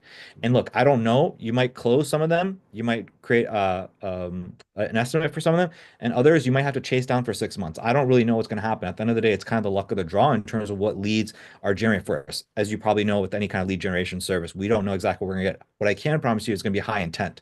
So my goal is going to be to get them in through the door for the first 10 minutes while they're hot and heavy and then get them right over to the very first business owner. I hope that's you. Now, again, I don't know if you're going to close them. I don't know if you're going to get an estimate. I don't know if you're going to chase them down for 6 months. But either way, my goal is to simply build no like and trust with you over the course of the next 3 days so that when Thursday comes around, you can make that decision for yourself of whether you want to partner together or not. And again, we're looking for somebody that we can work with 10 years out. So what does that do? Right? Again, the way we're positioning that is you got to make your decision here in 3 days. It's not like, hey, go close a deal or whatever. And again, I'm saying you may close a deal, you may not. I don't really care. I'm just trying to build no like trust with you. So these are the kinds of things that I think have to be implemented, within some of these calls. So those are a few things. Again, if you listen back to the first 38 minutes, me and Keith go a little bit deeper in terms of these. And again, I think it's probably a 10 of these, 12 of these, a dozen of these, and then things should be more smooth sailing for you guys, I think, for the hook method. Yeah, sweet. So Cam, Aman, Riviera, do you guys have questions on what I just went over? Or thoughts, questions on it? No, one thing that I thought of today that may be helpful, and I don't think it's more is I don't think it's like a qualifying thing, but I noticed that a lot of times when I get on calls with leads, they say, "Oh, do you offer a payment plan or do you offer financing?" And I have to remember to get that information from the business owner beforehand, like, "Hey, do you offer financing or do you offer any kind of things?" That way, if the leads I can sweeten up or whatever. I don't know how important that is. I just it is something that crossed my mind. Because like I think one person I was just kind of telling like, yeah, like we have payment plans for each person, without really even knowing. And then I just like connected them, and luckily she didn't bring it up or anything. But I don't know if it's good to ask something like that, just so you know, or maybe it's not important. But I just thought I'd bring it up because it's a pattern I saw. Is it a pattern that you saw multiple times? Yeah, I saw like 3 times maybe where someone asked about like payment plans or financing. I feel like most businesses that are going to be in the home service space have some kind of financing. I feel Cool. like most do, right? So it's good that you're thinking about that, but I mean, my suggestion to you is, yeah, have a conversation with these business owners. I think what you'll come to find is that most of them have some kind of a process to do that. Payment plan, not payment plans, but like financing, most likely. Okay. But Yeah, Cam, is that something that you found as well, like in the home? Because I just don't No, know anything about contracting. I'd say high ticket. That's the case. But if it's like a $5,000 thing is way different than like a $250 duct clean, you know? So Yeah, for sure. Yeah, I'm talking about like the 3K painting. Like that's gonna most likely have financing options, you think? yeah, I can't really speak on that, but yeah, like if you guys were to do like power washing and gutter cleaning, probably not financing there, but I stuff like that, like fencing jobs and concrete, yeah, Right. you could probably bank on it that they have financing stuff. Cool. But Cool. it's Yeah, good that's the that you're only thing that I noticed. yeah. No, that's probably gonna be a thing for you and Righteous for sure. And then obviously for Keith as well. His stuff is like super high ticket. Um, but it's good that you brought that up. Anybody else about anything? And like that's I think that's fantastic, that you brought that up. Anybody else have anything that they want to share? Righteous, Riviera, Um, as a group? I don't know if should we be, because you know how we qualify the lead a little bit before we hand them off, or not qualify, but we go through kind of a discovery, like just kind of like customer service rep in it, you know. I found I get pretty detailed. I mean, I just go one question after the other where when I handed it was just maybe it was a fluke, but when I handed it off to the business owner one time and I kind of like got to hear it, the guy or the homeowner was just kind of pissed, like, I already told Daniel all the things. Like, why should I even have to answer one more question? I should get the quote. I should have the quote now. So I've been putting in the script for the homeowner to be like, hey, just so you know, I'm going to be sending this information to my boss, but he will have some follow-up questions and it's going to be arranging a visit. So I've been adding that because of the whole issue of there's not really a set expectation that I was setting for the homeowner. So when he'd go in and talk to the HVAC owner, he was assuming that he's ready to get an estimate or a quote. So there was like a really, and he got, I'm in Boston, so he's cursing and shit. He's it's Boston, homie. It's like I'm like, damn, Boston people are crazy. But he didn't curse them out too bad, but he was just like, this is a fucking da da da, and then he just hung up. But I was like, oh damn, I'm like, I definitely got to set better expectations to the homeowner that hey, just because I'm asking you these things and you're getting answers, like my boss will be kind of hitting you up with some follow-up questions, and it's going to be to arrange a visit. And the last person I had told that to, even though I never got him over to the HVAC owner because he kind of went silent, was I did set that expectation and there wasn't really a fuss. So I don't Okay. really have that much data on it, but that's kind of like my last Yeah. findings. One thing that I was thinking about doing, or like one thing I was kind of doing was when I did get the boss on the other line, I would, because it would just be me and them talking until I merged them, I would just try to give them a quick rundown. Like, yeah, her name is Quinn. She has a 2,400 square foot place here in Jonesboro, and she's really just looking to do this. So that's basically what. And then when I merge it, they're kind of like more on the same page. So you could try that where you just kind of like take notes and then you just kind of relay it to the guy before you merge them. And then that way he's not going in so completely cold. I've also considered just not going so deep into the discovery at all and just kind of like because I've noticed with this like thing, like it's hard to build like a pain gap between like I don't know, maybe I can do it better. But I'm still trying to figure that out. But it seemed like people are just like, yeah, I just want to quote. Whereas like with the weight loss stuff, people were really like emotional and like getting into it and stuff. Where I'm like, okay, like what made you interested in wanting to get the like clicking on the ad? And they're like, I want to get paint done. I'm like, all right. So those Somewhere are like my that. Yeah, I've had observations. that. Yeah. And What happens in and a I've year? been telling them, What happened? oh, sorry. Bad joke. I'll say it one more time. What happens in a year? What happens in a year if you don't get your house painted all white? Yeah. What does that do for you? How does that impact your life? I was like, yeah, this isn't gonna work for this. Yeah. But yeah, I know to your point, Amon, I was kind of giving the HVAC owner some heads up about what the answers were and stuff. But for some reason, maybe my HVAC owner wasn't the best and brightest, but he was kind of like asking the same questions I had already told him the answers to. So that was probably just a little bit of a him dropping the ball. But Yeah, yeah, I noticed the homeowner does get pissed if he has to ask or answer the same question twice. So maybe to your point as well, like maybe I shouldn't go as deep in the discovery and just kind of yeah. hit some basic points, and then that way, I'm gonna con yeah, Yeah, I'm gonna try that for a few calls where I'm just gonna keep it more simple, like maybe do something like how Koshik introduced it, where he's like, "Hey, I'm just gonna connect you with based on your quiz answers. I'm gonna connect you to the best person. Do you have a moment? I can connect you, and then he can schedule. I may try something like that where it's not so scripted. It's just straight up like, connecting the Mhm. business owner right away. But again, I would have to test that too. But I can let you know how that goes. I would say, so one of the questions, so again, everybody, we're gonna have to do more reps. We're gonna have to kind of figure it out. Every industry is gonna be a little bit different. I feel like one question that you could ask is certainly like, hey, how long before you wanted to get your house painted? How long are you looking to get your house painted? How long are you looking to get this new? Is this something you need to ASAP here in a week, in a month? I think that could be something that'd be valuable to the business owner. I kind of got that from Aiden. Remember, if you guys watch back Aiden's calls, Aiden's Loom, he basically said, hey, the moment somebody says as soon as possible, it's a layup and the business owner are always on it and they always close those deals. Um, but I like and so Riviera again, I think it's a good idea in terms of the liaison. I don't know yet, but that's my theory. My theory is that instead of saying it's my boss saying, hey, look, position yourself as like, hey, we are a brokerage for people that want to do painting and we have access to the top. Again, you don't even maybe need to say all this to the consumer. Um, I don't know. You have to kind of test out how to say it. But hey, I'm going to ask you a few questions and then I'm going to get that over to uh, the business owner. And then from there, one other thing was I like how Aman does it in terms of like saying the information before you connect them. But then also another thing you can do is you can get on the line and say, hey, John, I've got Becky on the line. Becky is looking to get an HVAC unit installed as soon as possible. She's based out in this location and currently XYZ. That's kind of the gist of what I've gotten in terms of conversation. I'm going to go ahead and pass her on to you now. Thank you for your time, Jenny.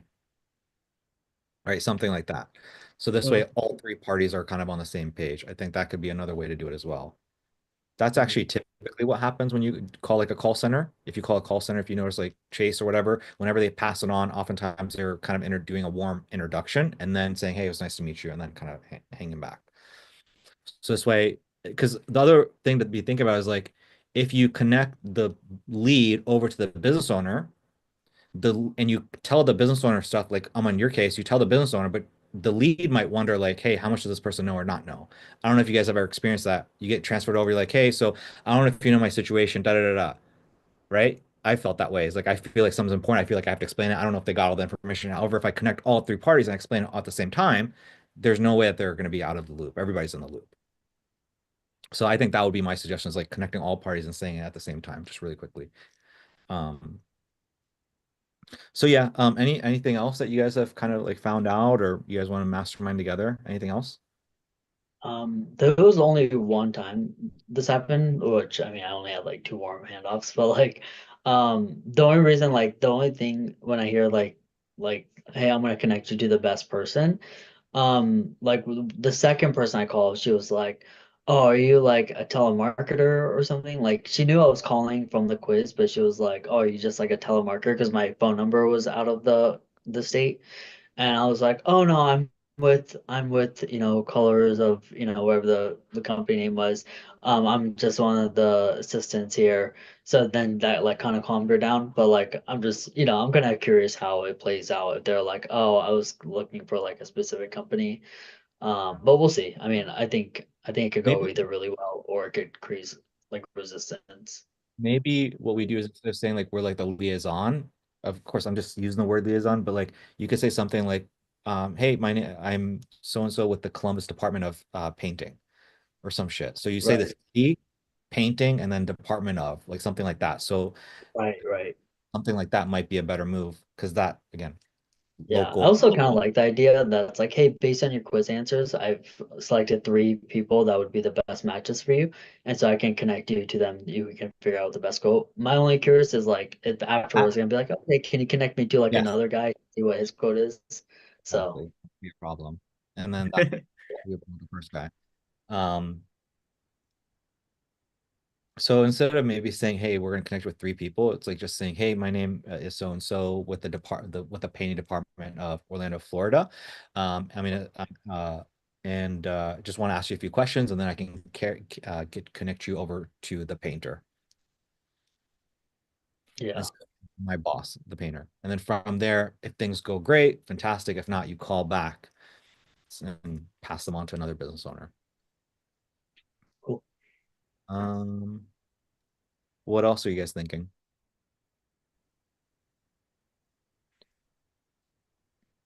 That was mainly it for me. I've had a few gatekeepers I couldn't get past. But that was about Hmm. You're dealing with gatekeepers, huh? Okay, it. interesting. Which is Um, surprising for me. I didn't think I was gonna be hitting gatekeepers, but yeah. Huh. I've What had do you? people hang up on me because they thought it was like too good to be true, or they thought I was like they just didn't believe it, Oh, or maybe the transition from playing as the lead to the now I'm a digital marketer, right? But I would just go to the next guy who wasn't skeptical, and then he'd be chill. So yeah. How has anybody else been dealing with that? Cameron, Aman, or Keith? Is Keith there? I don't know if Keith is here still. I don't feel like I've been really dealing with that. Like there's maybe like one or two people who are like, oh, okay, like send me the details or whatever. But like I haven't had anyone that like kind of drilled me hard.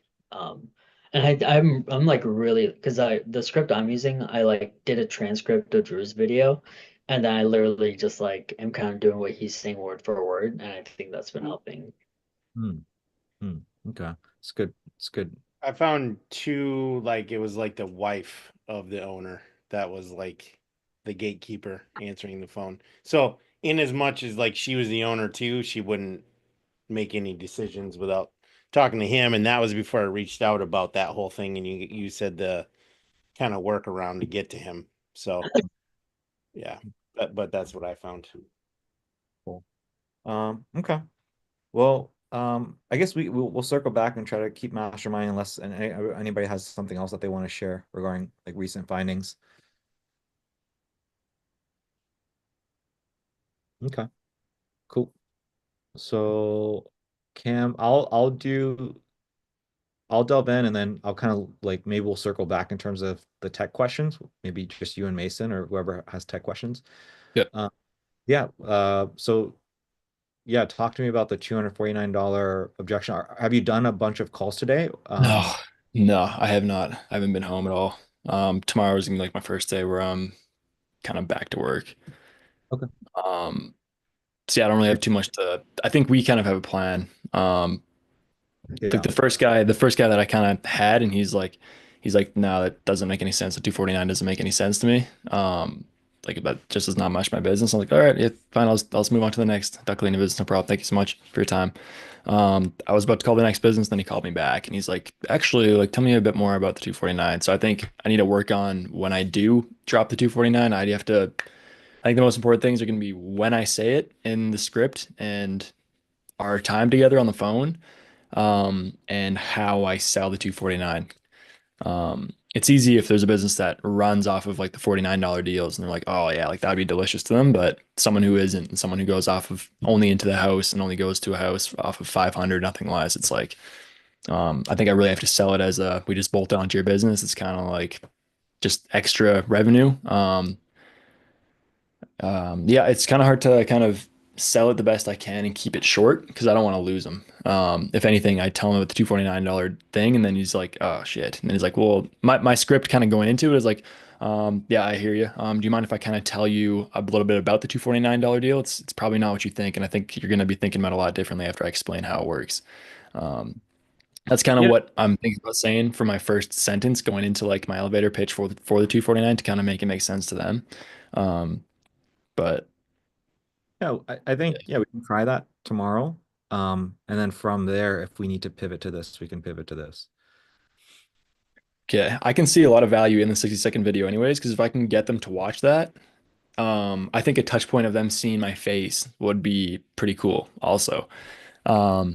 As well as I'm explaining the whole back end system. Like it's not like I'm just a guy. Like I hopefully I can say the script part of it where it's like, hey, I'm just like a dude in Canada. Um, I work from home and I just got really good at um, ranking websites on Google. Just so I can kind of get that touch point. And then if they see my face after that while I explain the 249 system and how all the ads work and how all that stuff in 60 seconds. I think that could be pretty valuable as like they know who they're talking to now a little bit even more. Um, but yeah, I think the most important thing that I'm finding out about Amon and Daniel is like your tone, as if like you don't really give a crap if this goes well or not. It's kind of like I have the juice. If you don't want it, I'll move on. That's kind of the biggest thing that I've been finding. You have to be like literate, obviously, and like competent, but like if I feel like if you're chill and you don't push them too hard, um, that seems like the biggest factor in them staying on the line, I find. Yeah, But I agree. yeah. Okay, well, I guess Can I have some input? Because I feel like this is something that I resonate really hard with. Is it so basically are you dealing with like when you try to do a low ticket, they're just like, I can't do that low. Like, is that the main issue? Yeah, a lot of these guys are like, oh, we don't enter a house unless it's anything above like $500 like flat fee. And I'm like, all right. Right. Yeah, I feel like for me, I struggle with this for like 8 months straight. And then all of a sudden, like, not like once after that, like anyone was bringing it up. And I don't remember because I kind of stopped doing med spas for like a few months now. So, like, I don't remember the exact like verbiage I said. So, I may have to send you like a call. But, I'll definitely have to send you like one of those calls because I feel like whatever I did after that, like, no one was bringing it up at all. And I think it was just something like yeah, our goal is to make it as easy as possible for people to say yes to you because they're getting hit with other competitors' ads. And basically our goal is just to get you in front of them. And then we have a whole sales script designed to actually like get them to pay a higher ticket. And then I say like, is something like running a $97 special, like, is that even possible for you, or are you not able to do that? And then they're always like, oh no, like I can do that. And like after that, Mm. like I never had any issues with that. Okay, yeah, that would be huge if you could send them away. Um, One thing I think I would add to that, because one thing that I'm finding in particular when I start talking about that stuff is there is a big like ethical thing in the duck cleaning world. It's already like a skeptical thing. People think it's a scam all the time. Anyways, like no matter how you clean someone's house, it's always a scam. Like you don't need it. So a lot of these business owners are like, we never sell anybody anything that they don't need.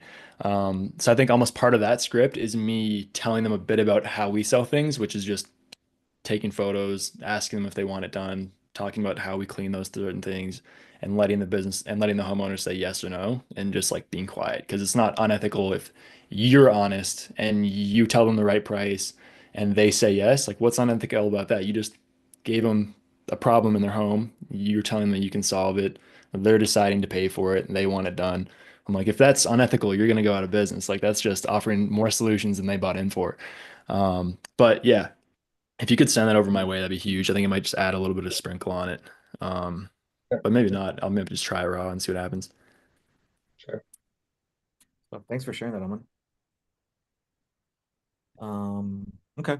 So where do you want, like, I mean, is there anything that you have for me specifically that I can address for you other than, to me, it just sounds like we just gotta, again, watch Amon's video, kind of test some stuff out, do a bunch of calls, spend a day doing a bunch of calls, and I think you'll probably figure it out. Yeah. For the more details on the six, I guess maybe we should just forget about that For now. completely and just focus on doing reps, trying Yeah. them on, get them used to the low ticket entry fee or entry to get into the house. And then if we need the video, then add it. Or if things are going really well and we want to try experimenting with the video to see if it works even better, then do that. But Gotcha. I feel like I'll just get distracted with that one. Yeah, yeah. Right now, we don't need to think about the 60-second video yet. Just focus on Yeah. words. And then, like you said, what I think will most likely happen is I think you're gonna crack it, Cam, just knowing you, and then we'll most likely add in the 60-second video just to nail the coffin. And then we might even in that 60-second video get to a place where I don't want to spend too much time here, but we might make the video where we explain the offer, explain everything. Like, hey, here's what we're doing over the next 30 days. We're gonna get you 3 to 5 leads and da da da. They're gonna go in your DMs. Like, we might just explain the whole shebang and make it like a 60 to 90-second video. Right. But again, probably after we nail this, I think we'll probably be able to nail this naturally. Right. Do you guys know what we're talking about? Like me and Koshik right now, like Amon and Daniel and whoever else is doing the thing. Because I think you guys are doing like the cost quiz. I tried that and I wasn't able to get any results.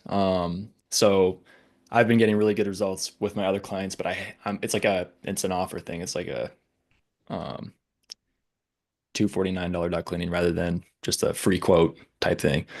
So we're just working on how to sell what I know works rather than trying to make the cost quiz thing work, which I'm not getting any results from. But I'm like, I can get great results with this one thing instead of like struggling with the cost quiz. I'm just going to struggle with trying to sell these guys and do volume to find the right business owner to sell them on what I know works. But yeah. I mean, once you crack the camera, I think that'll really just open up the doors for like other niches. Yeah. So Yeah, or like another option if you can't get the cost quiz work. But yeah. And then yeah, I think that's pretty much all I have for that. So Um, it'll be probably a Mason question. Mason question. In terms of this, I guess you can ask your question. I mean, I don't really know much about these, but Keith is here and maybe he's got some input for you. Um, in terms of your question here, or your thoughts here. yeah, I think me and Keith talked a little bit about local service ads. He said he didn't really have too much skin in the game. But Yeah, unfortunately, I've done like Google ads a bunch, but like local service ads, like none of my clients actually fit into their categories. So I haven't really messed with that. So yeah. Cool. Do you recommend people, like if there's an additional service that people offer, would you recommend Google Ads, Google Local Service Ads, or Google SEO? Anything but SEO. Anything but It takes too long. You can't get results anymore. I was telling Cam, like back long eons ago, probably when half of you guys were still in diapers. No, I'm just kidding. But it was a while ago. Like I could get something ranked on the first page in a day. Like it was amazing. Like I for a couple months thought I was like destined to be like a super millionaire. Like it was so easy. And then one algorithm change and everything was gone. So SEO is a slog that like it pays the dividends over time if you do it right, but it takes a while. Like minimum like 6 months, 3 to 6 months maybe. would you say go ahead. And that's for like the low hanging fruit, like super long tail keywords, which is like, you know, get my get my ducks cleaned in Atlanta, Georgia, or something, or not even that, like a smaller city around Atlanta, okay, which has like probably 10 to 15 searches a month. You can get traction that way. You do like an outside in thing where you start with the easy stuff and then work into the harder stuff. It takes so long. It's not any kind of viable option if you want to get like quick results for anybody. So So you I kind of feel this way. I'm gonna just like say it. Do you feel like the rank and rent model is a scam? here's the deal. It's not a scam, but the problem is that Like the Google guy, Maps is where it's at. what do you mean? Google Maps, like Google Business, the 3-pack. That's called the Talking three about pack. Google, he's talking about Google My Business, Koshik. Google My Business. Sorry. Yeah, that's probably old term that I'm using. It's in the corporate Um, you version. cannot, and here's the problem though, is you cannot get a rank and rent site into Google Maps if you don't have a way to authorize it. And now they make you authorize stuff through video. So what you have to do is you literally, like I've had two clients do this, and these were like, one was a contractor, like a real like down home Virginia country bumpkin dude. Like it was a nightmare to get this guy to be able to do this stuff, right? But you have to take your phone, log in. There's like an actual like Google rep that's watching, and you do it live, and you have to like show your address like outside in the street. Even if you're like a home-based business and you service clients like in their location, you still have to do this. You have to show your street location, show like signage or something on your truck, show tools, show like mail with like your The keys address opening on up it. the building. What's that? Keys opening up the building. Yeah, whatever you can do to prove that you're legit. Like they, because it's, and I think it's probably at least partially a response to like the rank and rent model, to be totally honest with you. What do you mean by So that? what's that? What do you mean it's a response to that? I think Google institute, because it used to be so easy to get a verification. You could just get an address, figure out somebody that lived in like a town that you could pay them. Like literally, like I'm gonna have Google send you a postcard. It's gonna have a code. Relay that code to me, and you can set up that way. They don't allow that anymore. It's this video So, verification thing. so if I'm understanding you correctly, right? So rank and rent is kind of a scam in that there's no way you're gonna get ranked and within 3 months, 6 months. That's just not gonna freaking happen. Mm. So way to make a business work on Google is either Google Ads, Google Server Ads, or Google My Business. But to do the Google My Business stuff, it's just a nightmare to do it, but it does work. If I'm understanding you correctly, it does work, right? To I'm sorry, which aspect? I was just gonna show you something. The Google My Business stuff to like if we can find a business owner and actually get them verified, they actually will get some leads. It actually will work really well. Right, yeah, but it doesn't happen fast. So like if they're here, let me show you real quick. So I guess if anybody was wondering what about upsells and downsells, I mean, I'm sold on like don't do SEO as the Yeah, upsell. yeah. I totally steered Cam away from that because it's a viable long-term thing, but you have to get somebody to commit to like a minimum of 6 months, and then you have to know what you're doing too. It's not Right. easy. So basement waterproofing near me, that's obviously my niche. So this right here, this 3-pack, it's called money. If you're Okay. here, your leads are coming probably like freaking crazy, right? But you get into here, you go farther down, um, Right. And it's so a ghost town. I believe that. Right. I believe that. I guess my So question is like how difficult. So here's what I'm kind of thinking, guys. The reason I bring this up in Cam is so do you guys, I'll just kind of fill you in on my kind of interaction with Cam. So, and this is for everybody, right? Uh, Business owner, you take them on a sales call, sell them on something. On the onboarding call, you say, hey, I know I'm doing this thing for you. I'd like to do a month free for you of this other service. I typically charge 2 grand for it. I'm happy to throw in there for a month free for 100% free. And then month 2 rolls around. If you want to pay for it, you can. If you don't want to, you don't have to. Something like that, right? It's just a great way to upsell. In Cam's case, it just worked out because his client said, hey, Cam, you're doing a fantastic job with location 1. We want you to do location 2. Can you give us a discount? So instead, I told Cam, I said, hey, here's what you tell the business owner, I can't give you a discount, but here's what I can do. I typically do this additional service, and it's typically this amount. I'll just throw it in there for you for free for a month. And then month 2 rolls around, you got a month for free. If you want to pay for it thereafter, you can. So instead of taking a 10% discount, we double his profits. Right. So that's kind of what me and Cam were talking about. And that's why Cam reached out to Keith and said, hey, can I do Google SEO? What are your thoughts? Just kind of get everybody else caught up to speed. Yeah. But So you could yeah, maybe set up like a one-time like um Google Not- Maps like SEO overhaul kind of thing. what is You that? could set that up as like a one-time sell, but then you go and make sure that everything's claimed and you're going through and update descriptions, make sure like all the information is filled out. A lot of businesses don't necessarily do that or know to do that.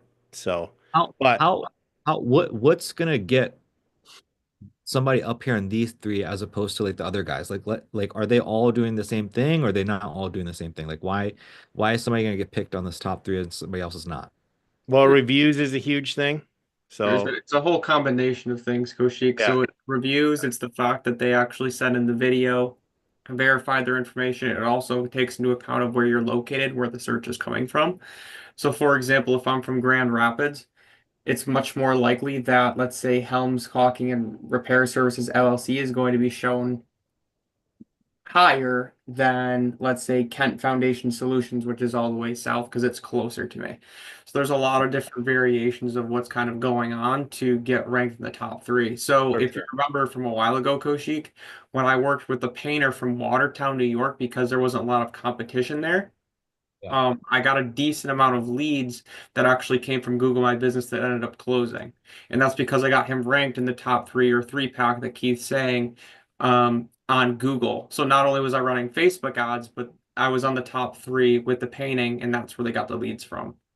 Gotcha. That makes sense. So a lot of the times, like especially with home service-based businesses, they already have a shitload of reviews up where it's going to be really hard to compete with business owners in the area and getting them to that 3-pack without taking a long fucking time doing it.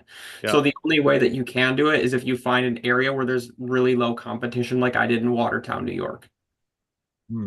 I see. So it's like a combination of reviews, proximity to city center or your location, like social signals, how much they post on Facebook and the other things like that. Just like there's just a list of. This is basically Amazon FBA.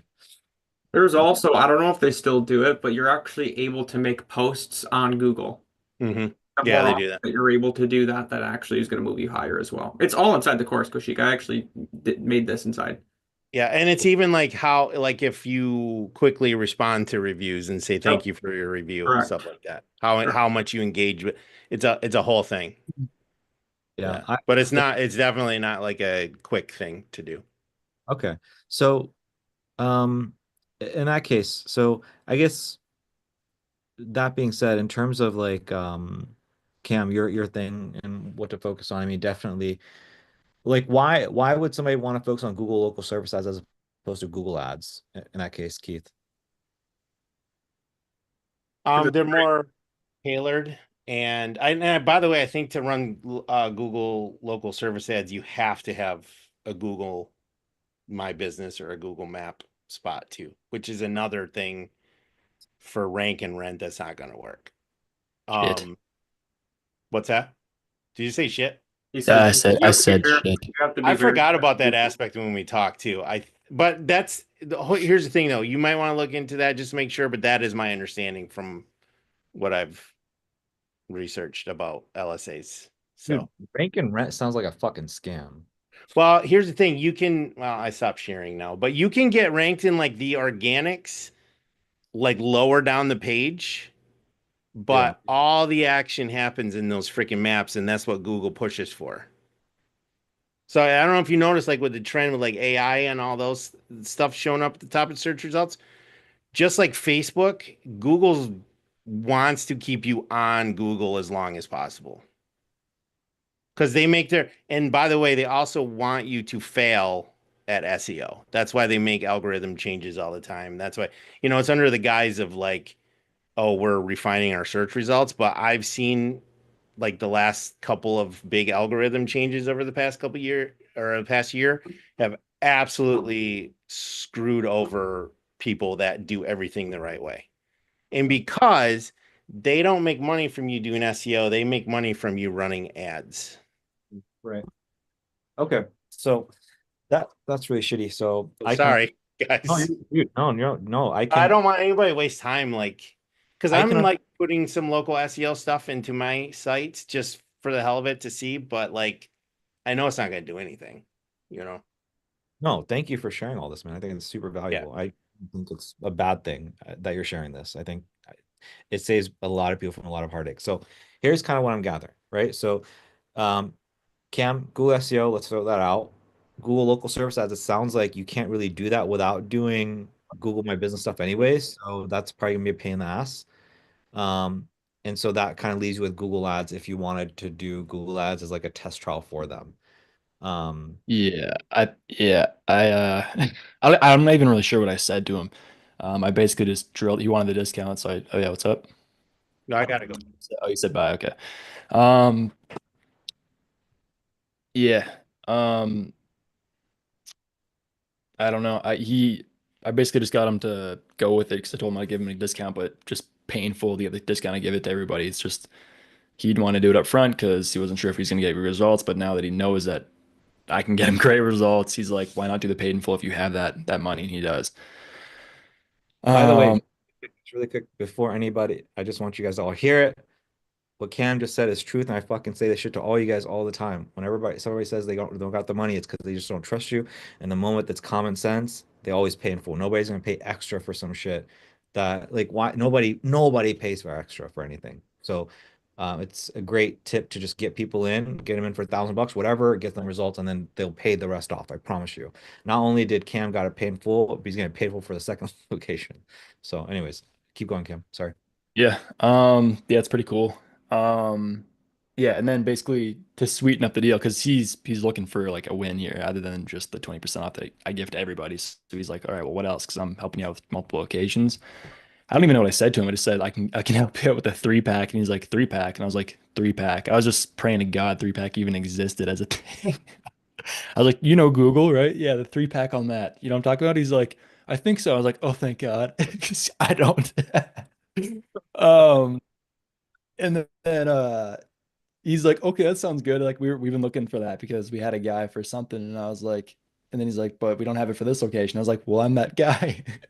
So I gotta figure something out that's related to Google. I'll probably just say you misheard on our last call. I'll get the 5 grand and I'll be like, you misheard, sir. We're doing Google ads here. Oh, you don't want Google ads? Well, the money's in my pocket, but you're still getting leads the same. So So I don't and know. now you know what the 3-pack is, though, yeah? You're Um, still on. yeah. So 3-pack is like top 3 on Google Maps, depending on what you search. It's I, But Mason is like Mason said, he basically create course material on it. So it's just this stuff right here. So just do this stuff right here. yeah. So Um, and that's kind of what Keith was talking about as well. I mean, apparently it can be a nightmare to create, but it like Mason said, like it will get you on the top of Google and get you a bunch of businesses and leads and stuff like that. So yeah. but okay, cool. I'm glad you got the paid in full. So it was 5K for the paid in full for the second No, location? no, no. I'm meeting with him tomorrow, but he's like hounding me to get this going. So it's not like confirmed, but it's looking really good. And then Jesse, the other guy that's in the other locations, like asking me if he can pay it like today, and it's not even due yet. So For whatever. so the first one location, did they paid a month for it and then now they're paying the rest of the paying full, and then the location, the second location, they're paying full, or what's going on? Yeah, exactly that. Nice. So and what are you offering? 5 grand, or what are you offering as your price point?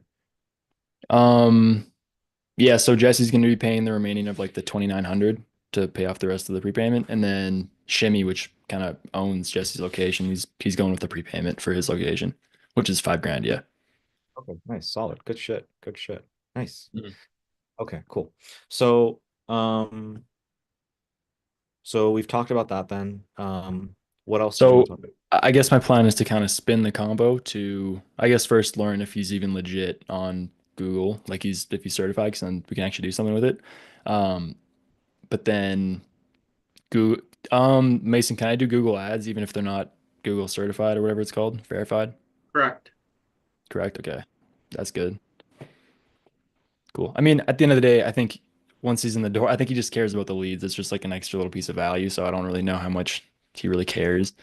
And I told him like free for the first month. If you don't want it the second month, you don't have to have it, which he's not gonna want to. But um, yeah. I would, so here's the thing. If you were to do it, I would actually try to do the Google My Business stuff if I were you. Now that we've learned what we've learned, here's why. If you do the Google ads, we don't know if they will or won't work. We don't know how expensive they are.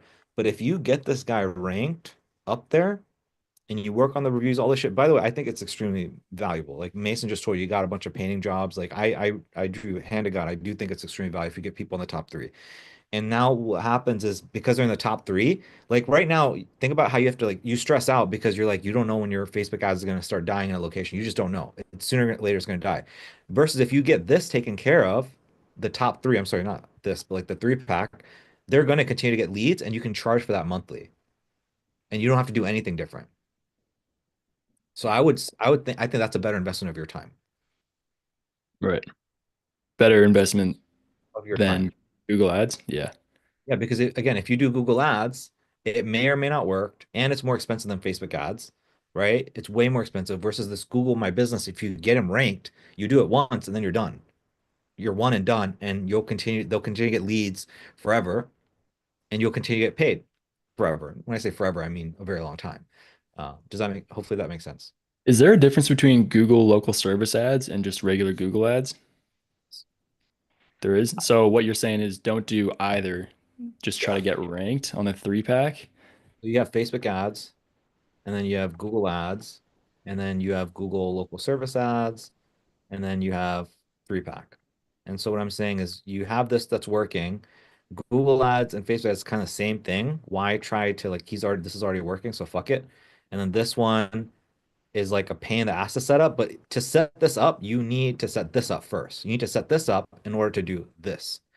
So what Keith is saying is like, hey, I recommend Google Local Service Ads over Google Ads. That's what he's telling you. He's saying, I recommend this over this. And so, but the thing is to do this, you need to do this in the first place. Right. Do And this. and if he's not verified, just go with Google Ads. Yeah. Okay. So do this. So keep the Facebook running and then do this. And then if you get him great results or can get him on there, then you can charge for it monthly. And then from there, maybe you can even have an upsell to offer this down the road. Okay. Cool. Yeah. All right. That'll be my plan. And then with the 3-pack as well, it's just like there's not really much to screw up on. Like you just do what's there, and then either they'll get ranked or they won't get ranked, and it is what it is. Okay. Is the Google My Business stuff in the course up to date or fairly recent? Mason? I mean, I made it. I mean, I made it pretty decent long time ago, but I mean, a lot of the same shit applies to it. Okay. Like where you might find stuff is a little bit different, but it's not rocket science because it's just Google. Okay. Sounds good.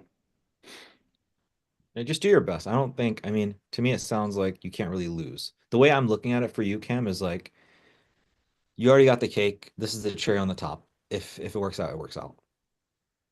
Right. And if he gets pissed off, I'm like, you're doing this is free, dude. Like, There's no way he's gonna get pissed off, but yeah, like yeah.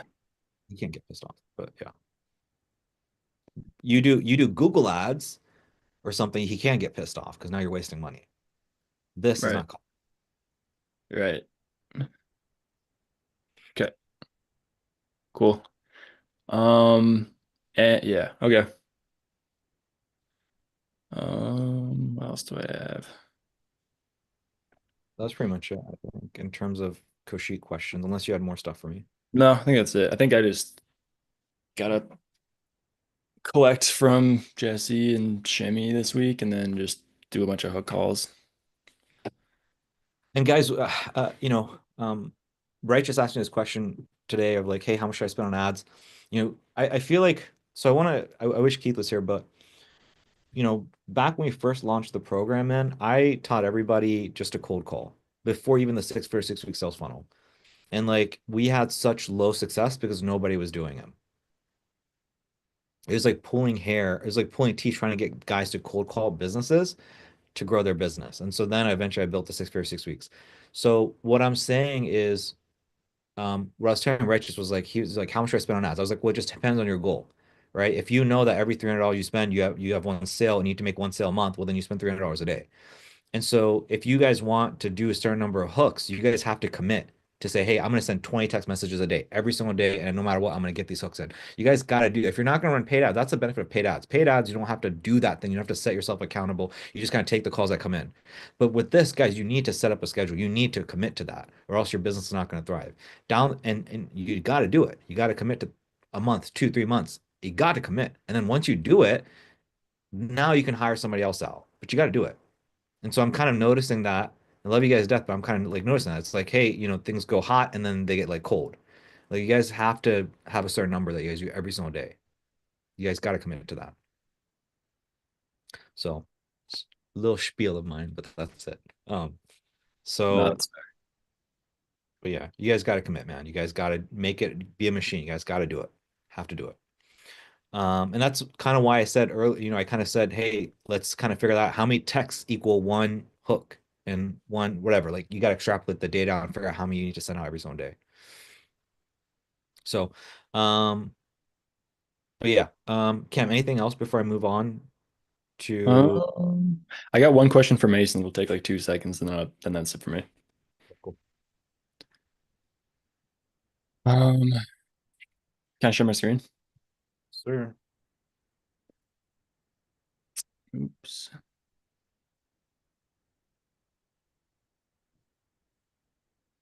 Yeah, so these are the guys that I'm running ads for in Charlotte, and Shimmy owns the location in Charlotte, and he wants it for his own location, which is in Arizona.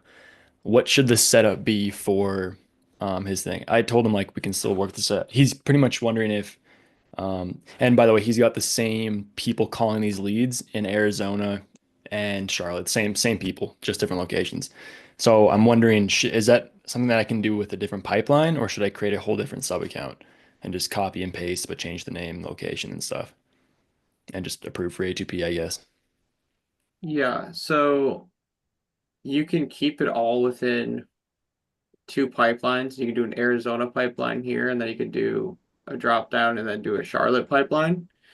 The only thing that kind of sticks out to me that might bite you in the ass is the number that you have registered most likely is an area code of just one. Does that make sense? Yeah, because yeah, Just that's one of the locations. mhm. Um, but I mean, again, we're predicting a problem that doesn't exist. So I don't know. That's something that you can do. Give it a shot and just do two different pipelines and then just have them come into the opt-in with the trigger just being a Facebook form. That's what you're using, correct? Yeah. Okay, yeah. So you just switch out the Facebook form. And then I would start there. And then if you see an issue where people aren't responding at the rate which you think that they should be based on all the data that you have, um, maybe it's worth trying to figure out how to get a second phone number in here or just creating another sub account. All right. Is that possible to set it up so there's a different same pipeline, all the contacts in the same spot, but when there's a number that gets called to that certain lead, the number changes to their area code? Um, I don't know necessarily because I know you can have multiple phone numbers. I just don't know how to set it up because I've never done it before because I've never had to do that. Um, so yeah, All right. I mean, I think even if I had, yeah, um, I might again, just, this may I not think, even be a problem. So I yeah, honestly would just throw it. I mean, I might just say exactly what you're telling me right now and share that with Shimmy tomorrow. Like, tell him exactly it's what. either that or you're just making it more complex on their end, or they're just gonna have to have another sub account. That's what I mean. I think I'll like tell him I was like, we can keep them all in here. Because they're guys, one of the first questions are where are you located, like city wise, but they'll know if it's in Arizona or Charlotte. So that's kind of taken care of. But in terms of people seeing the right, I'm like, I'll probably just tell him the risks, pros and cons of keeping it here versus creating a new one. If he's got a free week on his hands and he doesn't need it today, I'd recommend just starting a new sub account, communicating with his office staff that he has to jump between different locations, and then there'll be no whose number is this? This isn't I mine. mean, maybe try to do some research to see if you can get two phone numbers in the account and then being able to justify like, hey, this one is for this pipeline, this is for the other one. Because that one actually might be doable. Again, I haven't done it before, but I would imagine Go High Level is smart enough that it can do that because you can have multiple phone numbers Right. count. And I think that if you can assign a specific user maybe to that phone number and then in the automation assign the automation to that particular user, then maybe the phone number will go to that person if that makes sense. Right. Yeah. Yeah. All right. Yeah. I'll probably just hop on a call with one of their support staff and ask them if that's even possible. I think it But is. I think the way that I just kind of described it would work. But okay. again, I double check. Okay. Cool. Thank you. Anything else, Ken? Nope. That's it for me. Um, yeah, next. Mr. Riviera. What do you do? Forgot what I asked. Give me one second. No problem. They,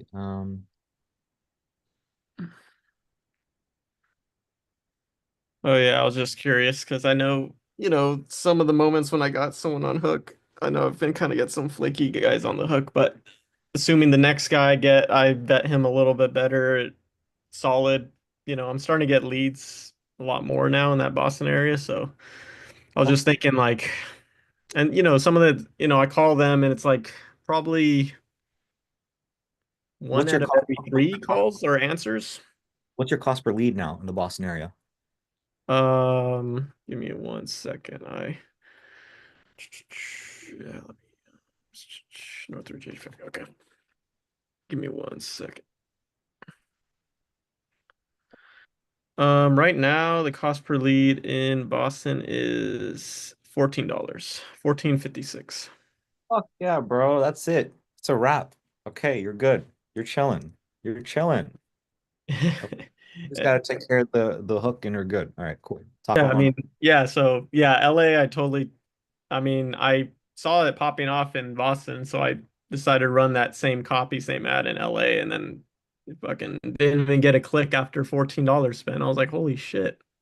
So I'm sticking to Boston. But yeah, my whole thing is like, yeah, it's like I'd say one out of every third lead will answer. So it gets to that point where, okay, I get good cost per lead, but if I could ramp up the ad spend a little more to get more of that, is that as simple as just like going in there, hitting edit, putting $30 a day instead of 20 a day? Because I'm running 20 a day. So, or do you Let's try duplicate it. that? And because I don't want to compete, the ads compete and it somehow messes up everything?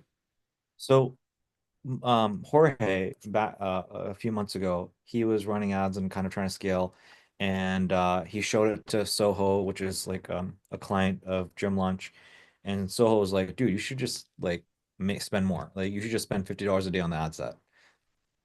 And so for me, I've always been like very scared of doing stuff like that. But we did it and it worked. So for you, just and what I've come to find is like if the offer, everything's really good, you can actually like spend more and like it doesn't break.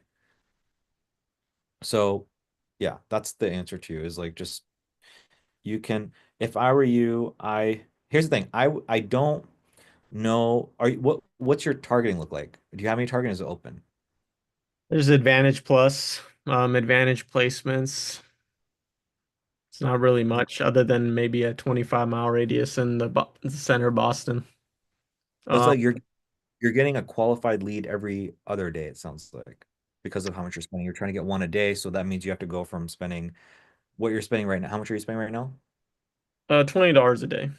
You're trying to go to like 30 or $40 a day. Yeah, give or take. I mean, I've been spending that, but I've been using the other $20 to like vet out other areas just because like I tried Colorado. It didn't get any clicks. So yeah, I'm sticking to Boston now. So now that I know that, okay, I've tried different areas, I tried other cold areas, sorry. Yeah, it just seems Boston's more responsive. So now I'm kind of like process of elimination. I'm like, okay, well now I'm really, I pretty much want to try to use that other budget to be all in one area now, essentially. So I'm just trying to figure out the best way to achieve that, to get the, more qualified leads, like at least a one per day for the 3 days. That's the goal, like 3 leads, 3 days, like for sure. I'm getting like a lead a day, which is cool, but to get a qualified lead that answers and is like, I can give them a heads up, like, hey, just so you know, within the hour, I'm gonna have my boss, call you, or I'm gonna call you and connect you guys. So to have that person at least one a day, I feel like, yeah, it might maybe be an increase in ad spend. Just try increasing it. Don't think too much more into it. Don't And then duplicate it or I wouldn't duplicate it. same thing. Okay. Try to increase the ad spend. Let's see what happens. It might break. I'll be honest with you. It might break. That's why I was kind of saying like if you wanted to be safe, what I would do is I would create another ad set, and then actually yeah, if you wanted to be safe, it's up to you. If you want to be safe, what I would do is I would have another ad set with the exact same ad, but I would have some kind of targeting in there. This way, it's not the exact same audience. That's what I would do to be safe. Got it. If that doesn't work, then yeah, you got to risk increasing the ad spend, and maybe it breaks, maybe it doesn't break. And so round one is creating another ad set with another different targeting. Round two, if that doesn't work, is increase the budget. If that doesn't work, then shut that ad set down and create another ad set with the higher budget. Cool. Yeah, it seems to be yeah, I pretty much did three of the same ad in the same ad set, and the only thing I was changing was like the copy. And it just seems like the one that's really hitting is just starting with "Are you cold?" question mark, and it's like a freezing emoji face. The other ones get clicks, but not as much leads. But I noticed once I start with like the pain in the first sentence versus like because I've tested the same ad a lot of times, is like when I mention the pain, like "Are you cold? Are you freezing? Are you tired of feeling uncomfortable?" Like those get the most clicks. So yeah, I just yeah, I hope it doesn't break, but I feel like I kind of got kind of at least an idea of what people respond to a little more in that area. But yeah, I think maybe increasing ad spend for sure. In other news, but yeah, that's pretty much it for that. But in other news, the window and door company, I think I told you about that guy, right? I'm being kind of like white labeled in a sense. He's actually, yeah, I did like a 5 question kind of quiz kind of thing, and people answer it in full, which is crazy. He's actually starting to get good, like $15 a lead now, and they're responding on Go. He was, remember, I think the last time, just last week, exactly the same time last week, I was telling you how there's just bots like crazy, constantly. Like, I can't even trust the KPIs because they're bots. Um, I just like ended up funnel hacking some other bigger national like window door company, and then it was just kind of like a scarcity thing of just like, hey, we have 100 doors that we have to sell by the 28th. Um, and I think it was like the 26th or the 27th of February, and I'm like, you know what? He was getting some leads finally, and they were real and stuff. So I'm like, okay, that ad kind of works. It's like a very basic before and after shot. And then it kind of was slowing down, so I just changed like something in the copy that said 2 days left. And then once I hit February 27th, I put 1 day left, and those ads were actually spiking.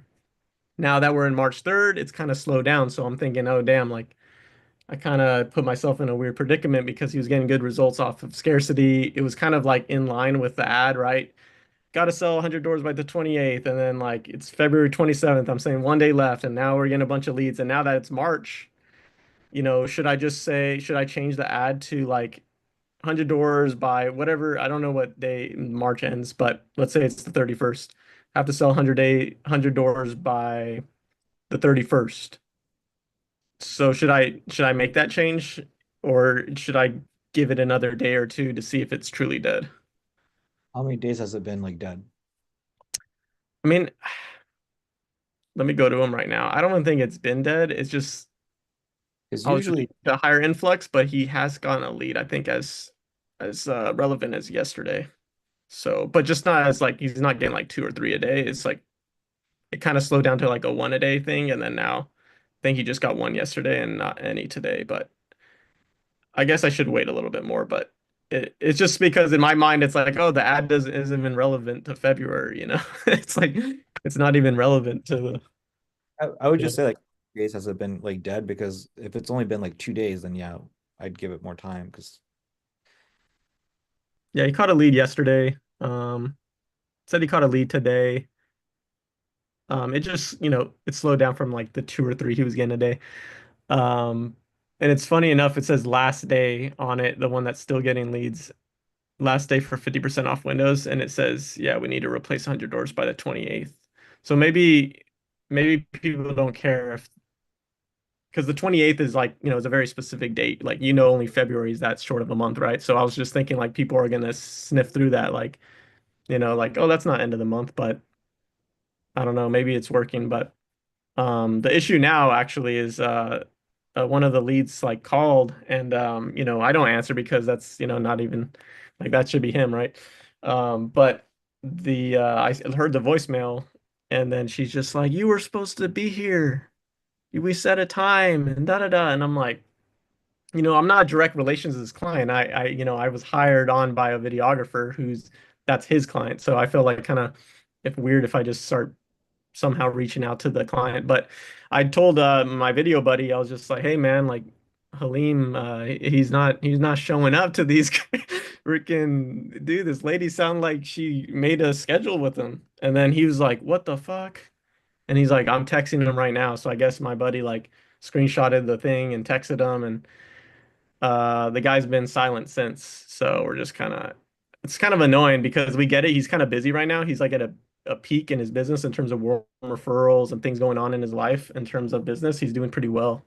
But the fact that, hey, like you're due for a re-sign in like a week, and you're kind of like dropping the ball on these leads, right? So I'm just curious, how would you go about that? Because yeah, it's kind of a weird situation that I'm being like white labeled, but I'm dealing with the riffraff of usually if it's like client to client, I'm be very direct. I'm gonna get on an update call, I'm gonna tell it like it is, I'm be able to have that and then especially if I have rapport with that client, I'm able to kind of, you know, tell them what, like, I'm prepared to kind of get them to see the truth, right? But in a situation like this, I feel like there's a middleman, my video buddy. So it's just kind of weird. Yeah. So about the ad, before I say anything else, because that was on my mind, is I would say like wait a day or two, and then after that, what might be interesting is, again, just for shits and giggles, try it. So what I would say is like regarding Black Friday ads, because we run a lot of Black Friday ads and Cyber Monday, all that stuff. And if I have an ad that works, I just won't touch it. It'll be Black Friday, and then like 3 months later, we're still running the same ad. And it still works. So yeah, so that's my first thing to you. That's why I'm Okay. saying like I wouldn't necessarily change it if it's still working, right? So if it stops working, then if I were you, the next thing I would do is I would go through a test where I literally do like every third day. I create a new ad every third day. Just testing something like that out just to see. Gotcha. So that's that in terms of the ad. In terms of this, like the short answer is you just can't do anything, man. And I wouldn't stress about it. That's what I felt. That's what I felt. But I mean, he knows what money's leaving on the table, but he's been happy with us. But it's just like, yeah, I mean, can't really do anything if he doesn't have the tenacity to want it. So But so it's doors and windows. window and door, they're usually like together, coupled together, these companies, window and So door, yeah. what's brewing in my head, hopefully is brewing in your head as well. Doing the free to feed method boat now with window and door since I got the It's backup as a that's backup. that I literally was thinking that like just today and I was just like shit man like we'll give it to somebody that would like these leads better and would show to the house. Because what's crazier about this than actually the HVAC thing? Yes, I'm getting leads in Boston and it's cool and all. And you know, I think I'm having higher intent over here in with the window and door. They're answering a 5 question quiz. They are calling. They are texting back to the automation system. I'm not, like, yeah, the HVAC leads will call every other lead or they'll answer every other lead, but they don't really go through a big old quiz. They don't The other thing I don't necessarily answer all the time. So The thing that scared me a little bit, I didn't say anything at the time, but the thing that was on my mind is you said that you've been testing out ads in all these locations, only Boston's worked for you. And that's not necessarily a good sign. If you said like, hey, Kaushik, we have cold location and warm location, I would say totally fine. But like that means Ohio should work for you. That means other places should work for you. If you're telling me that none of these, something is going on. It's the offer, it's the ad, it's not a service that's in design, like something is going on.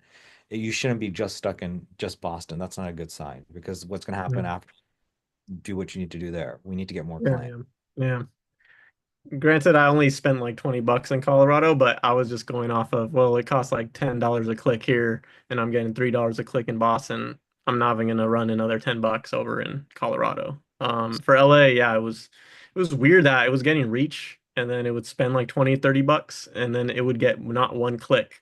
So I almost thought there was a glitch or something because I'm like, I've never seen that. LA was just, and I would duplicate the same ad set that wasn't working, it wouldn't have an issue before. So I created a new, totally fresh ad set just in case there was some glitch. And sure enough, it wouldn't get not even a single click after $15 spent. You have Uh, a hook right now or no? in LA, I did. It's been so long since I've been able to get that dude a lead. So I tried though. I tried hard. I cannot get that dude a lead. So yeah, I'm just kind of holding it down in Boston right now just because it's a little bit easier to catch a lead. But If I as for window door, I don't know how, transferable those results would be across different counties and states. I'd love to test that, in some capacity. I think you got a lot. I think you have a little bit to think about, right? I mean, initially I Mhm. suggested maybe pivot because of what you told me months ago. Months ago, you were like, "Hey, Kushik, I ran these ads for HVAC. I talked to lead. It was a great lead." I was like, "Fuck," or Rivera's figured out HVAC already. And so now that we're here, and you're saying, "Hey, I'm having a little bit of trouble," then what I would say is that I would say don't necessarily need to commit to HVAC. Mhm. And I would say if I were you, it's something to be thinking about.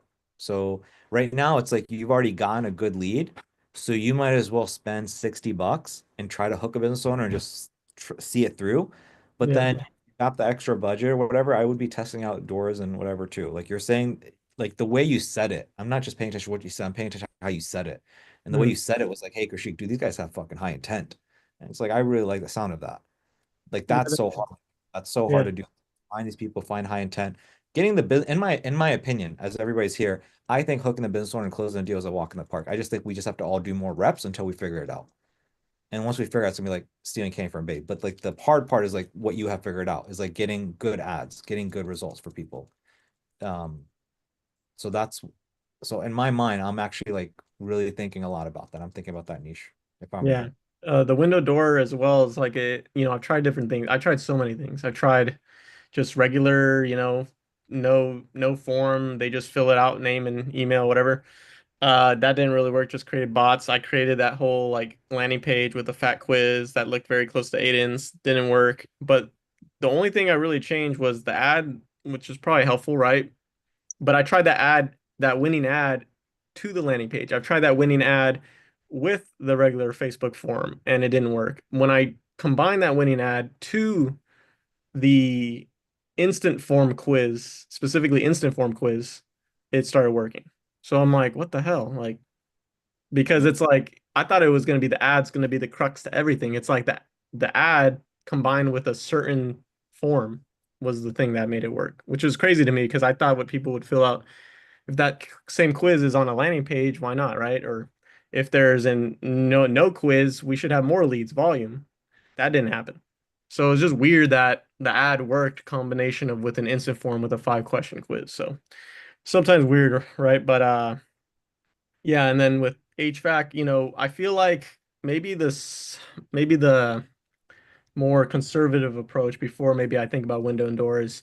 I haven't really tried any HVAC ads. Like I've been running the same ad, spent whatever the amount of time in LA and I've tried over in Boston and Colorado. I just keep shipping the same ad. This really crappy like picture of just a install unit or a unit. So maybe what are your thoughts on me creating like a little bit of a different couple ads I think by whatever you different regions?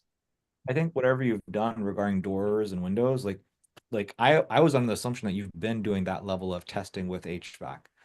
So Mhm. like 100% need to be. Like you 100% need to be like spending time and energy to create something that does work pretty well. Yeah. And So if you I'll tell you a little bit of why I kind of like, because, I only have finite amount of time and I feel the stress sometimes is like, hey, I have a guy with window and door that's paying us right now, currently in our system. I felt like his, it's like a kind of like a timer, right? Like a stick of dynamite with the fuse and it's about to blow and then it's going short fuse, short fuse. So I'm like, dude, we need to get this guy results before he bounces. So I kind of put that higher priority versus like the free to fee method, which I was putting on the side. I was kind of just shipping the same ad, changing out copy, changing out targeting, just trying to make it work on the side, but I wasn't going heavy on the creative just because I was going so heavy on doing different creative for the window and door because of the whole fuse type of situation. So whereas I have a little bit more tolerance on my own ad spend trying to run a business model versus like a client's ad spend running on his card, right? So but just so you kind of know my thinking into that. But now that I getting them results, I feel a little more freed, open time to where it's just kind of cracking. I could kind of like take a step back a little bit and I feel like I can kind of get cracking at these HVAC ads now. okay, cool. But Yeah, what would you say? You think that's a good idea, like to kind of test? Because I don't want to like drop HVAC when all I did was try like one ad, Like realistically, I only tried like one creative in a sense. I think But it is high intent. I get it though with window and door, like they're answering freaking quizzes and shit. So here's what I'll say is like commit one. Here's the thing. All right, let's say you try to do HVAC ads, right? Realistically, how long is it going to take to crack it? It's going to take like a week at least. Wouldn't you agree? yeah, Unless you have it enough right now where you're getting enough leads where you could hook a business owner. And by the way, it's just a perception thing. If you can get 3 to 5, they're going to be happy enough that you can close. I think right now you have like a sales thing. Based off what I'm seeing, it's like a sales communication thing we need to work on. Here's the thing. It's going to take like 7 days plus to really crack it. I was under assumption that again, you already had something. If you don't have something, how long is it going to take you? I don't know how long it's going to take you, Rivera. Yeah. I mean, I do have something in terms of Boston, it's working, right? But it's only one creative. And I was kind of hanging on the words of what you said about like it's not working in different areas. So my whole thinking is like, well, like, do you think it's Now, smart to like test it, or create a couple different HVAC ads to then kind of like maybe try in Colorado again and see if I can validate two locations here's the that are thing. very far apart. You can so how about this? Like today, after this call, tomorrow, right? Launch the ad, see if you can get something else working. At the same time, if you commit just one day, and I always say this to all the guys, commit one day to just doing hook calls. And if you can hook a Windows door, whatever guy in a day, that's going to take you a day to figure out, right? So Mhm. trying to figure out HVAC that takes 7, 10 days versus one day of just seeing if you can hook somebody, it's kind of, much faster to know like, oh, I already hooked somebody in 24 hours and I already have the ads that do work. Kind of combine the two. So that's kind of where my mind is. It's up to you. It's up to you how you want to do it. If I were in your shoes, I would say only you know how hard you're going in terms of the ads for HVAC. Only you know. If you feel like, hey, look, I'm on a scale of 1 to 10, like a 5 to 6, I know it could be better. Let me commit a little bit of time and energy to it. But at the same time, I would say spend a day doing that. Like, how long is it going to take you to launch the ads? Like, not that long. Spend 1, 2 hours on the ads. The rest of the day, spend it doing hook calls and then kind of see what happens. That's what I would do if I were you. And then I think the sign it'll just kind of be pretty obvious. Like, hey, these I'm hooking these businesses are super easy. Get ads launched for them. Getting if let's say tomorrow you do HVAC ads, and then you spend the rest of the day hooking business owner. You get one person on the hook tomorrow, Tuesday, and then by Wednesday they already have leads. I think the sign is pretty obvious, and you're still trying to figure out HVAC. I think the sign is pretty obvious. That's kind of how I would be thinking through it. To lean into HVAC, No, the opposite. the opposite, window and door. Yeah. So again, I'll say it one more time. So today's Monday. Tuesday, you launch some more HVAC ads, which is what you're telling me. Like, hey, Kushik, I Mhm. haven't fully cracked HVAC ads. That's what you told me, right? Is that right? Right? Yeah. Okay. So tomorrow you launch some HVAC ads, spend 2 hours on that. Then the rest of the day you spend it hooking business owners for door and window, right? Mhm. Okay, let's say you hook one business owner tomorrow. Okay, great. Then uh Wednesday rolls around. At that point, maybe you have a lead, maybe you don't have a lead from HVAC. You don't really know if it's working or not. But by then, you already have at least one lead for the door and window guy. So I think if that's the case, then the signs are pretty obvious that you should maybe lean into windows and doors because by 2 days, you already got somebody hooked and you're already getting them leads. I would probably lean into that. And right there, and HVAC you still haven't really quote unquote figured out yet. Yeah. Yeah. That logically makes sense. Yeah. Yeah. No, that makes sense. It's like the winner will like show themselves to you. Like Mhm. it'll be, I think so. I think it'll be pretty obvious. Yeah.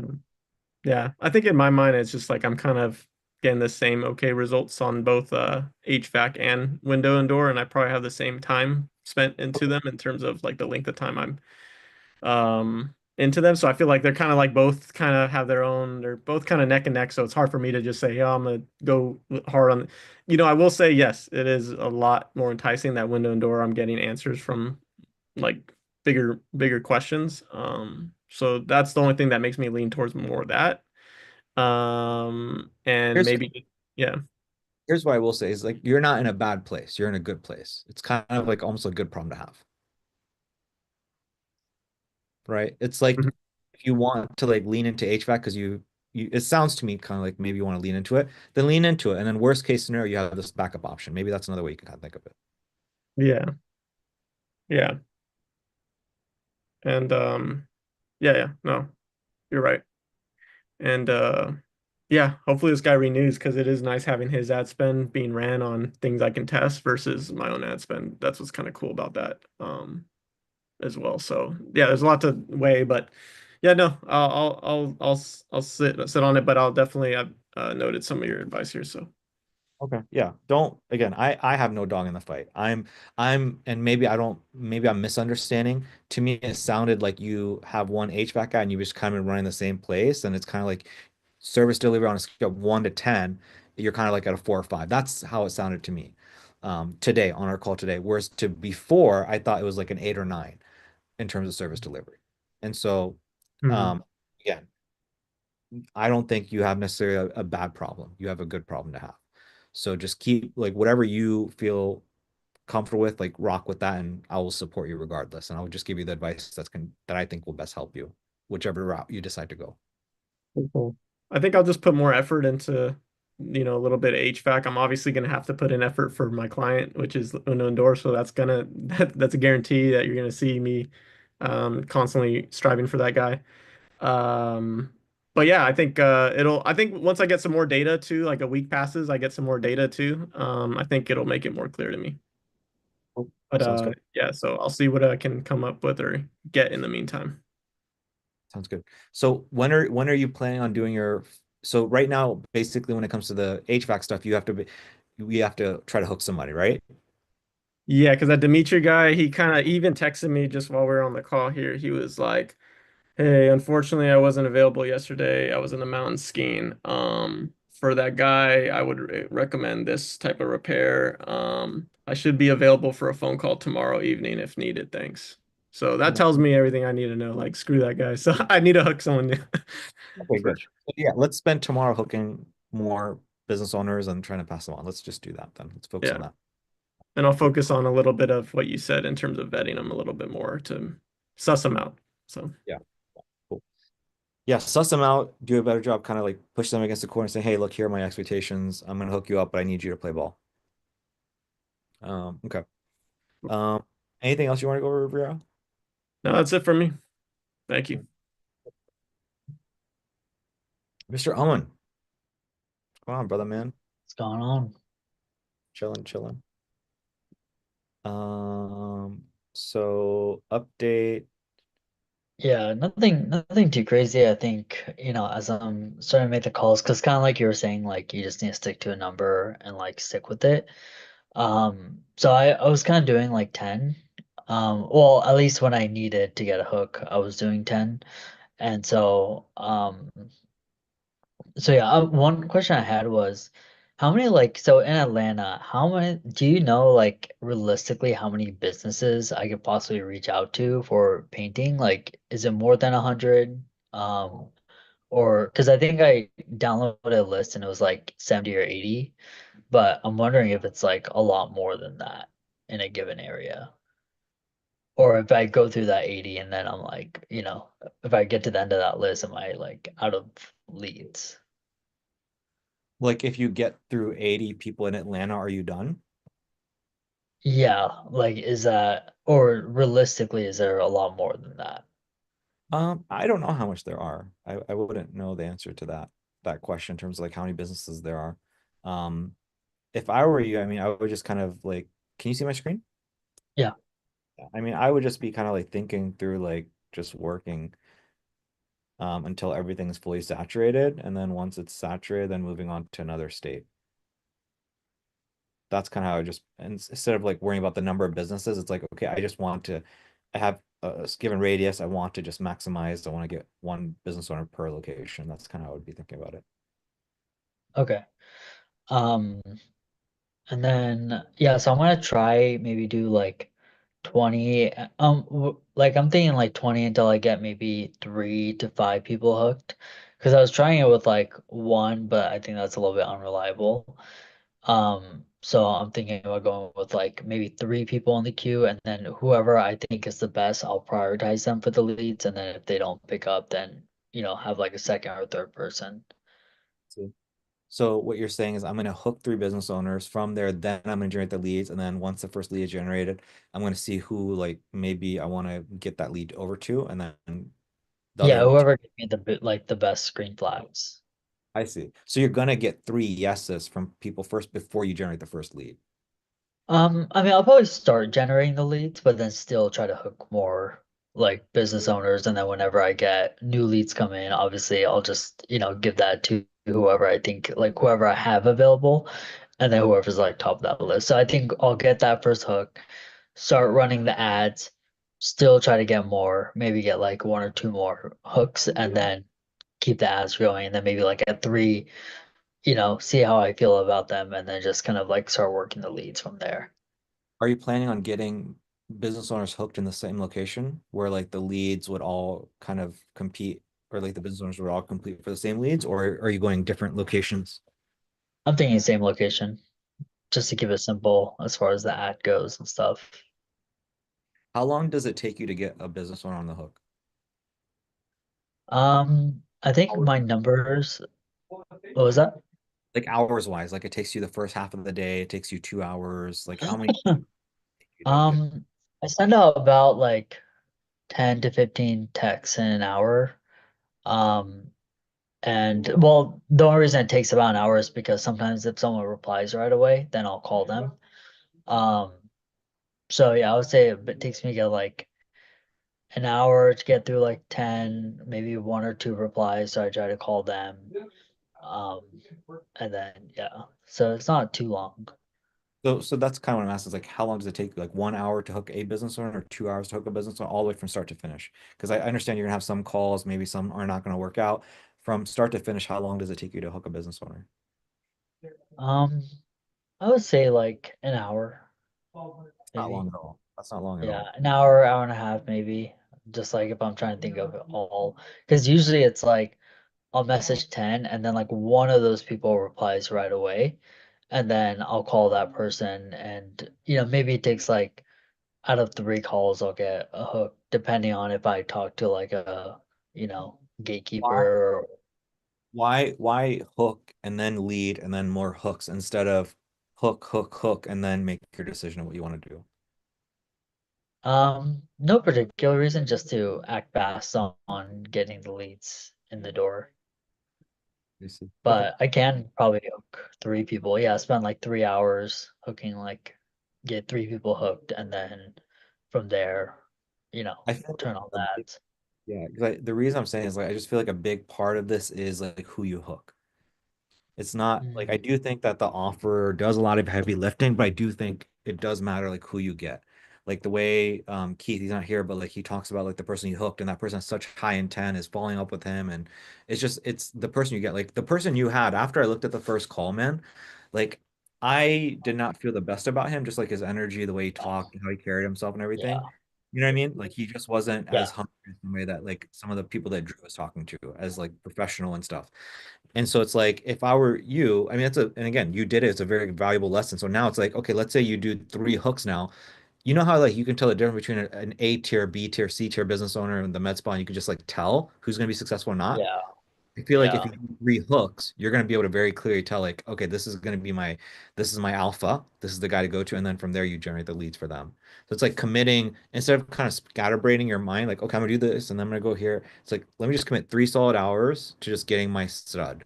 And then from there, I can shift gears and focus on generating leads. Again, do how you want to do it. But like, I think just what I'm trying to get at is this is I think for everybody, for Riviera, Righteous, you, it's just getting a really good business owner, like not skimping out on that. Like that's a very important part of it. Setting the proper expectation. Then from there, then I think getting the leads for you is the easy part actually. yeah. Yeah, it's funny because I like hooked a business owner today, and he was like someone I really want to work with because he was very charismatic, really like had great energy, was very just like, yeah, send him my way. He was telling me about like these like systems he's trying to build in the business and how he's like at kind of at capacity and he's trying to like delegate or find the right people. And so basically when we got off the call, I turned the ad on. And then like some person like messaged me on Facebook, was just been like, do you offer financing? So I just like quickly asked him and then he's like, hey, like just truthfully, like I don't think I can take anything on right now, blah blah, because my business sucked. So that really sucked because I really felt like, and I believe him, like, because he was like really just going into detail about like all his business and stuff. But he was like the type of guy that would close like 80% of his leads. Like he was that kind of guy. And like a true like CEO that can manage his teams and stuff. Um, but I feel but like yeah, so like I definitely experienced that. I feel like with like what you just shared and Riviera and Rachel, like I feel like you guys need to do more and more reps so that you guys can start to suss this stuff out. So now the next time Aman has a call and he kind of senses this, he'll know like to ask like, hey, so you're really busy, like, are you sure you can do this? And now you know, Aman, we're again, for me, I will tell you guys, I've said this multiple times. My sweet spot is people that do 3 to 7,000 per month. Anything less than that, they're not skilled enough. Anything more than that, when the going gets hard, they're not going to stick to this.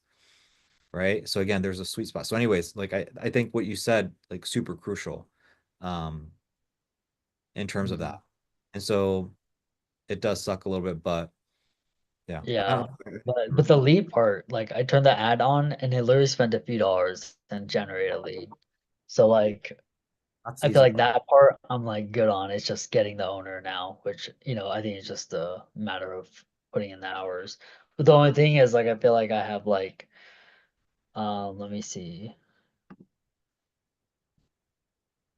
There's about 45 on the list and then about maybe 10 to 15 of them are repeats because for some reason that software I use just did some like repeat of the leads. So maybe I have like 30. But again, I don't know if I just did like find 100 people. I think there may be an option to do like find 500 people. So I can just see, I can mess around with that and see if I can get more like What are you phone using? numbers. I used the software, I think this is what Drew used, which was called Phantom Buster. Phantom And Buster? so yeah, I'm just doing like a trial where it just like does all the scraping for me. Okay. Cool. I've never heard that before. Phantom Buster. Are you keeping the ad set on, Amon, or since you got Um, another hook, no, I turned it off. you I turn it want, I off? want to get some books in, yeah. That's yeah. That should I be doing that, Kushi? Like turning it off until I find a hook, or I'm kind of scared to touch it, honestly. Um, I because the thing is like Amon's different with so it's like different people have different problems. Amon's problem is not service delivery versus you are service delivery right now is like you haven't dialed it in. It's like for you, I'd be afraid to break things. Versus Amon, I'm not afraid at all. Like he just turns it on, it just works. So for you, it's like I don't want to risk breaking anything right now.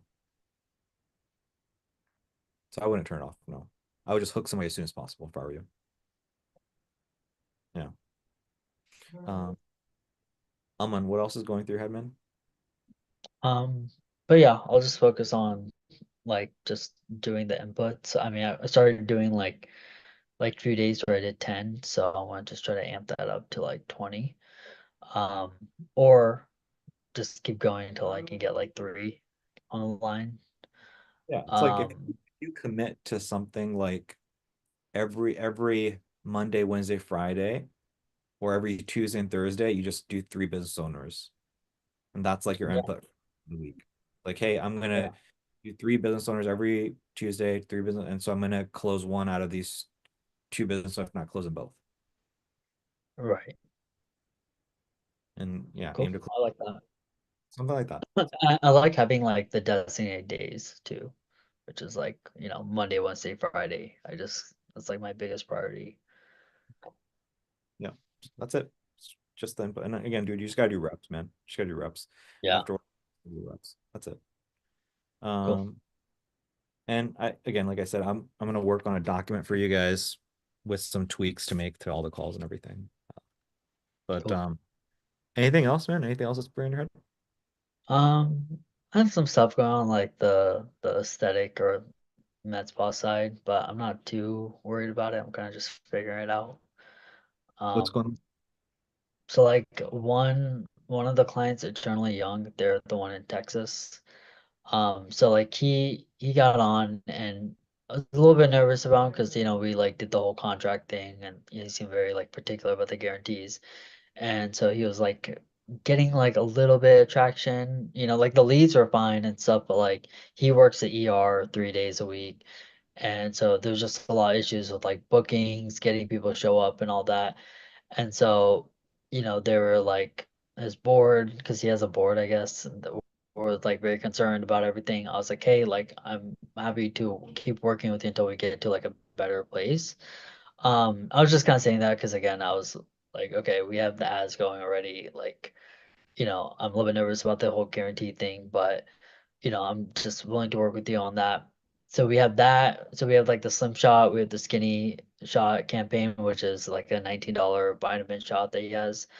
And so it's been like probably 2 months now, and he hired a VA, right? So his VA is like booking, but then he's like, yeah, like it's not where it needs to be. And then he's like, I think we should do like turn the Slim Shot off and then do a like testosterone ad so we can get that up. And I like, I messaged him, I'm like, cool, like let's hop on a meet, blah blah. And he's like, yeah, you can just shut off the Slim Shot and then do this one.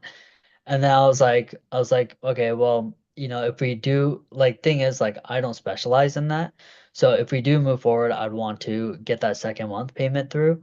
Otherwise, we just optimize what we have because otherwise, if we're doing a whole different campaign, it's gonna like if you're not getting the results with the Slim Shot, which is what I specialize in, then it's not gonna work where we just switch. Like there's something going on with the sales, and like he just like seems to always avoid like getting on meets with me and stuff.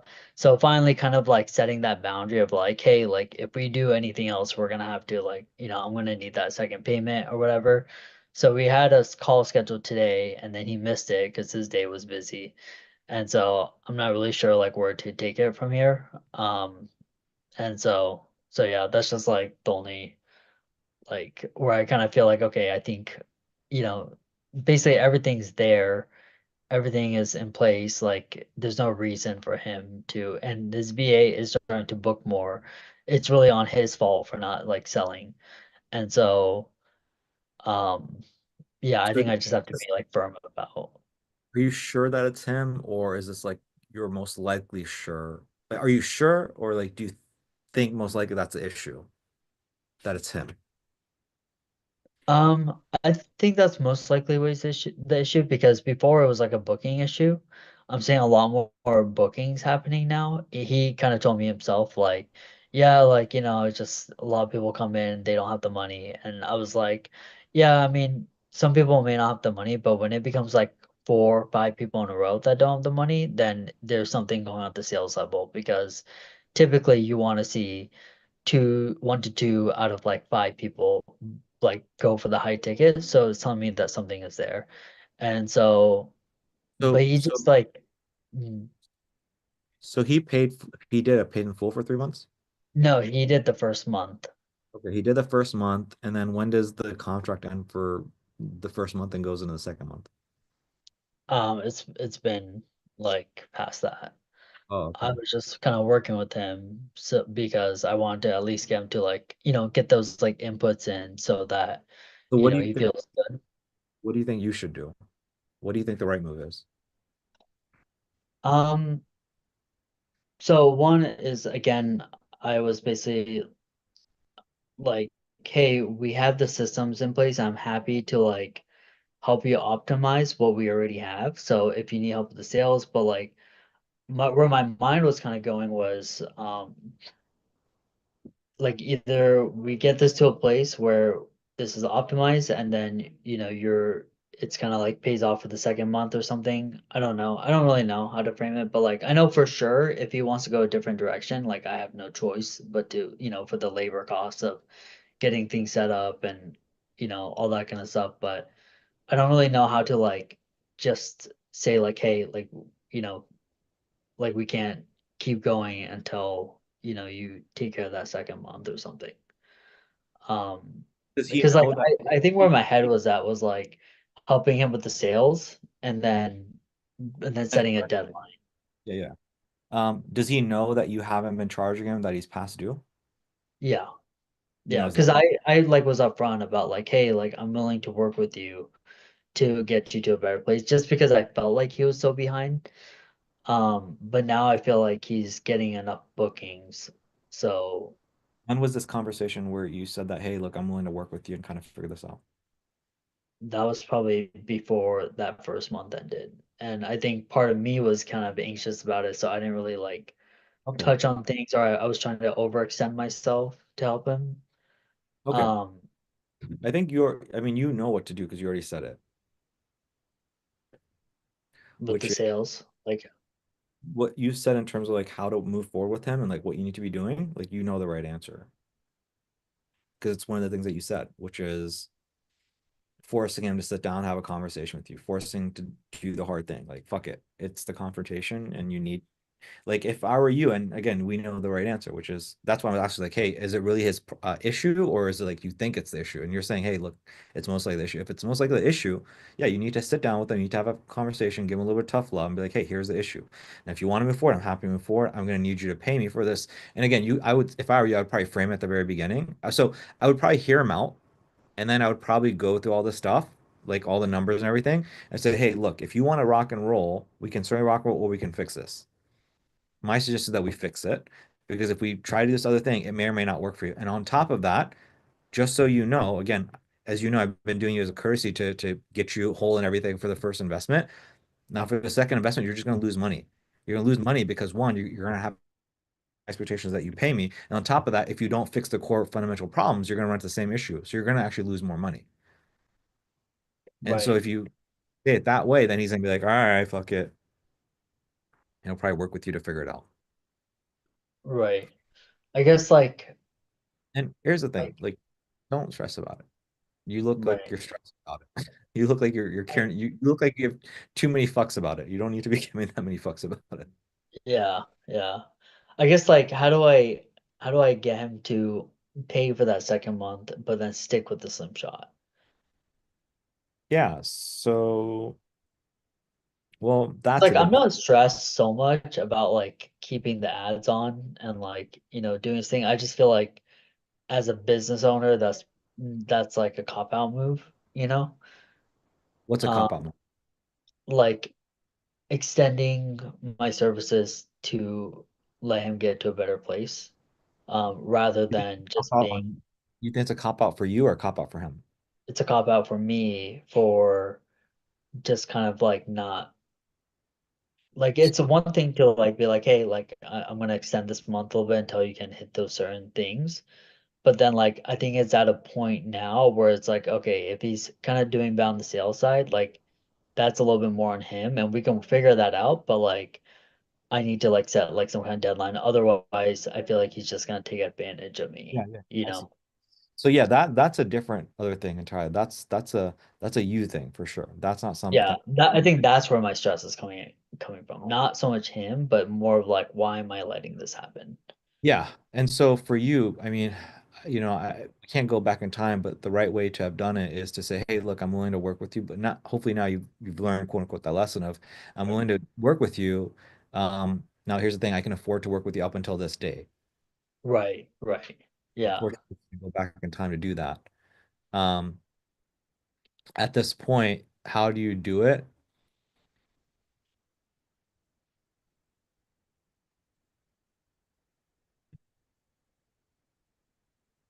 yeah.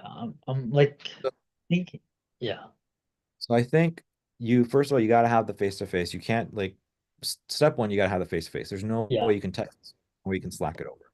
Step two is then you're saying, hey, look, Dr. So and so, I'm happy to move in the testosterone direction if you want to move in that direction. However, I think that there are some underlying issues. So let's take a little bit of time to go through this stuff. And then from there, you go through the current stuff, right? The semaglutide and everything, and say, hey, look, here's what I think the problem is. Again, if you want to go to testosterone, we certainly can, but I think this is the core issue. And then he's either going to move in one of two directions. He's either going to say semaglutide. If he says semaglutide, then that opens you up. Say, okay, that's totally fine. I'm happy to do that for you. Now, as you know, I've been doing you a courtesy of whatever. That second payment would be due if you would like to continue. I hope you understand and respect that.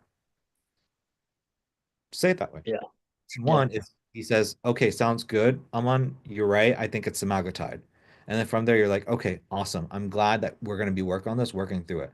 Now, now here, one thing I do want to bring up with you is the last time we spoke, I said I would be willing to work with you until we get this figured out. I'm happy to continue to work with you, but I do think that we need to put a deadline on it. So I'm happy to work with you up until the 30th of this month. At that point, I think that's going to give us long enough to either you're going to have a doubt in or not. Either it's going to work for you, or it's not, right? A lot is out of my hands, but I will do my best for you. At that point, if you want to continue after that, then again, it will be the second payment will be due after that point. Is that fair? So that's kind of how I see the conversation going. Does that I'm make good with sense? that. Okay. Yeah. I think that just articulated what I was trying to articulate, but I couldn't figure out how to articulate it. So Yeah, good. Got it. Yeah, I did the other call with that guy who was like kind of stressing me out too. And so I like was kind of firm on my decision to not do the multiple locations, gave him the price, and he was like yo, I thought like you told me back then that it would be the same cost, and he's like I put a deposit, like I thought you would keep your word on that, and I was just like yeah, I just like kind of stood my ground. And he was just like, okay, like, um, I can get started with that first, and then we can see from there. Hopefully, you can have a change of mind, but we can see. I was like, cool. And then he's like, yeah, but I want to get started like tomorrow, or the next day. I was like, okay. So like basically, I was gonna possibly ask Jeremy if you want to take that on, but like depending on like what you can.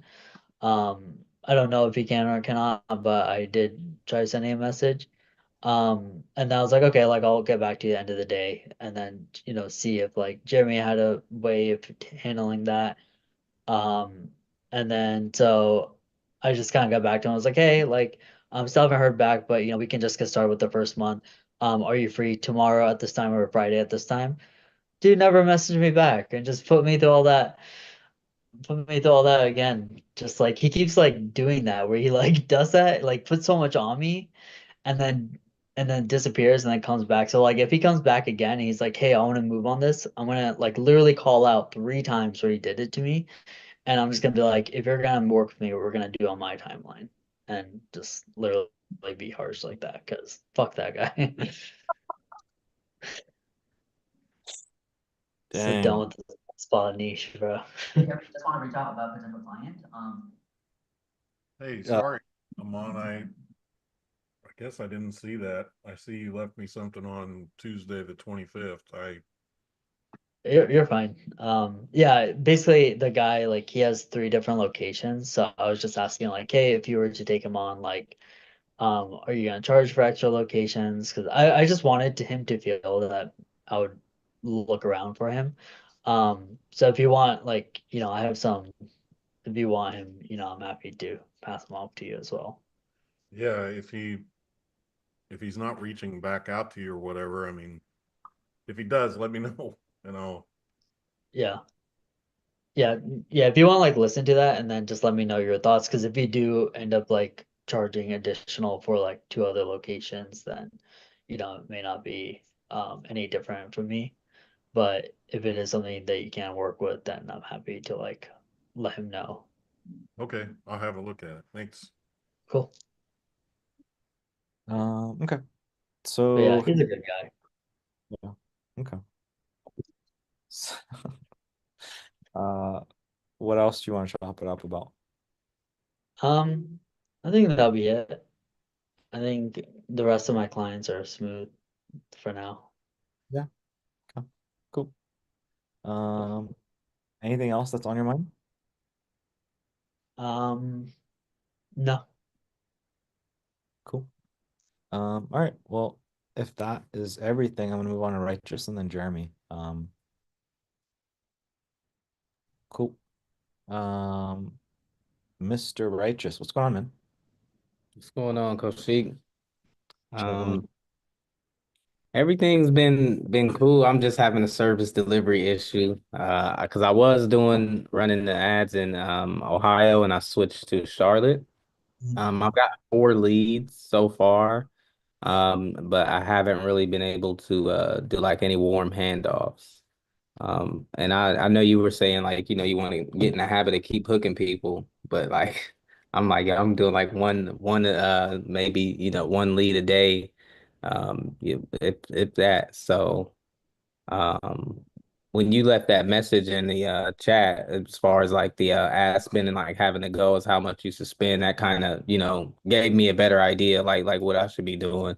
Um but yeah, so far I'm just working on that, just trying to get the leads to come through so I can start doing more hook calls and hopefully get a close for sure.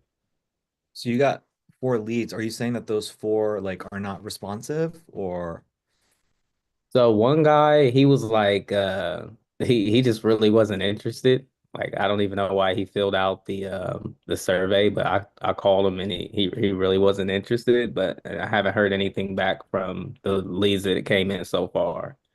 So That's probably just luck of the draw, bro. That's probably all it is. Probably just that's what luck. I was thinking too. I was like, it's just a numbers game. So I just probably gotta like ramp up ad spend to get more leads to come through so that I can at least get three over to the business owner because I didn't want to make the same mistake that I did and when I did do the first form handoff. I had at that point I've only talked to like one like lead that it came through, and it's probably best to at least get, maybe two qualified before you pass over. Unless you got a bunch of leads coming through, then but just in my case, because like I don't want to be on the hook, trying to get, a lead over to them if I'm only getting one in, and then I call them and they don't answer, and I'm just kind of waiting on some more leads to come through. So Yeah. Yeah, just probably are all four of those leads from the same ad set? yeah. So I guess, what you could do is you could just create another ad set and just ramp up ad spend in that new ad set and then shut down the initial one. Because it sounds to me like it might not even be the best pond. It might not even be the best pocket because you said you got four leads. One is like uninterested, the other three aren't even showing up. Um, so maybe just create another ad set and increase the budget there, and then shut this ad set down. Okay. And I was thinking also because it's not a Instaform. I didn't do Instaform. I just did traffic to the funnel. But I'm like, it seems to be working. And just based off my numbers today, let's see.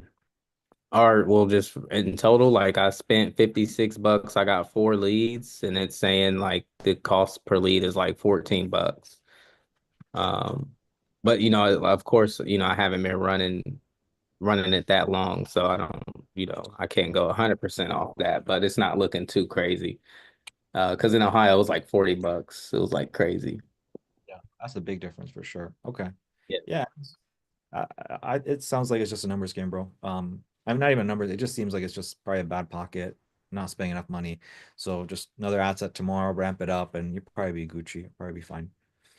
And then once you're good there, boom, you start focus on hooking and handing them off.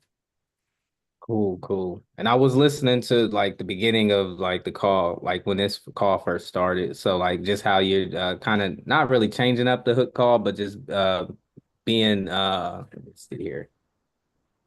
Act like a broker or, instead of just saying, my boss type thing. So I was like, okay, I like that idea. That way, just in case if you aren't able to get a hold of the business owner, it's not a big deal, because you already kind of explained that to that on the call. And creating urgency as well, just letting them know, hey, we have two or three other people here in the area that we're running a trial for. So we're just kind of testing things out, seeing how things are working. So because I wasn't doing the urgency as much on my hook call, so I could definitely implement those two as well. Yeah. Yeah, I saw that kind of, in a lot of the guys. Almost everybody needs more urgency, a little bit more pressure, a little bit more on even the warm calls. Like I said, like, hey, so how was your experience? Great. So I'm going to give you another one tomorrow. Maybe I'll give you two more, and then Thursday we'll have our sit down and go over details. Like again, that kind of languaging is very important. I think people are being a little bit too passive. I think they need to be a little bit more aggressive with that. But yeah, man, good. I'm glad you took those notes. Anything else that's on your mind, bro? Other than that? No. I mean, because you pretty much gave me plan of action, which is, creating new ad set and then just increasing the budget because, things don't look like as bad as it was in Ohio at all. So I did do KPIs for let me see, how many texts it took for me to actually hook somebody in Charlotte. How many did it take you? That was so 24 texts sent and then four responses. I hopped on a call with three people. Two weren't interested. They were just didn't want to pay for any leads. And then I hooked one. And I had the hook call I did, I was at work, so I didn't get a chance to like use Loom to record it, and I used the iPhone feature. And I kind of that did it like a little halfway through the call, but it was enough to kind of get enough from the call and hear that he was interested in moving forward and everything like that. So I might have to loom that actual recording because it's saved in my notes on my actual iPhone notes. So I might just have to loom that, see if that can actually pick up the audio and then drop it into like the KPIs as well. Okay. Okay. Yeah, if you could do that, that would be awesome. This we have access to, and again, we have all the data. Um, that's good to hear, man. So it's about like 20. I mean, that's kind of what I'm seeing with all the guys. Seems to be about 20 techs seem to be one business owner. Yeah. So I mean, we'll see it. We'll see your guys' close rate. I don't know what it's going to be, 50%, 60%, 90%. But if you guys can hook, if you guys can aim to spend 3 days a week just hooking, I think everybody's in a really good place. That's if you hook three business owners a week, I'm sorry, Monday, Wednesday, Friday, everybody in here should have a new client every single week, at least bare minimum. I don't see that it would be unreasonable not to. So, but cool, man. Anything else that you had, or anything you have for Mason, like a Mason question, or anything else you had for me, bro? No, that was pretty much it. That was I don't have any Mason questions just yet. I probably will down the line once I get some people closed and try to figure out how to actually pass those leads over to them. Like I don't really know how I'm gonna get that set up yet, other than just sending them over by text or email. But It's um not, yeah, it's not that hard. He'll be able to help you out with that. I won't worry about that right now. yeah, I was like, I probably shouldn't even worry about it yet. So, but I don't have any other questions. Cool. Well, keep us posted, man. Keep us posted. Let us know. I appreciate all you guys. I know I should say I would keep this here, but like I really do appreciate how active everybody's been in here and just like helping each other out. Like it's fucking it gets me pumped up seeing you guys do this. So just want to say thank you guys for all that. Um, but okay, if that's everything, then righteous, I'm gonna move on to our next person that we've got questions with. Jeremy.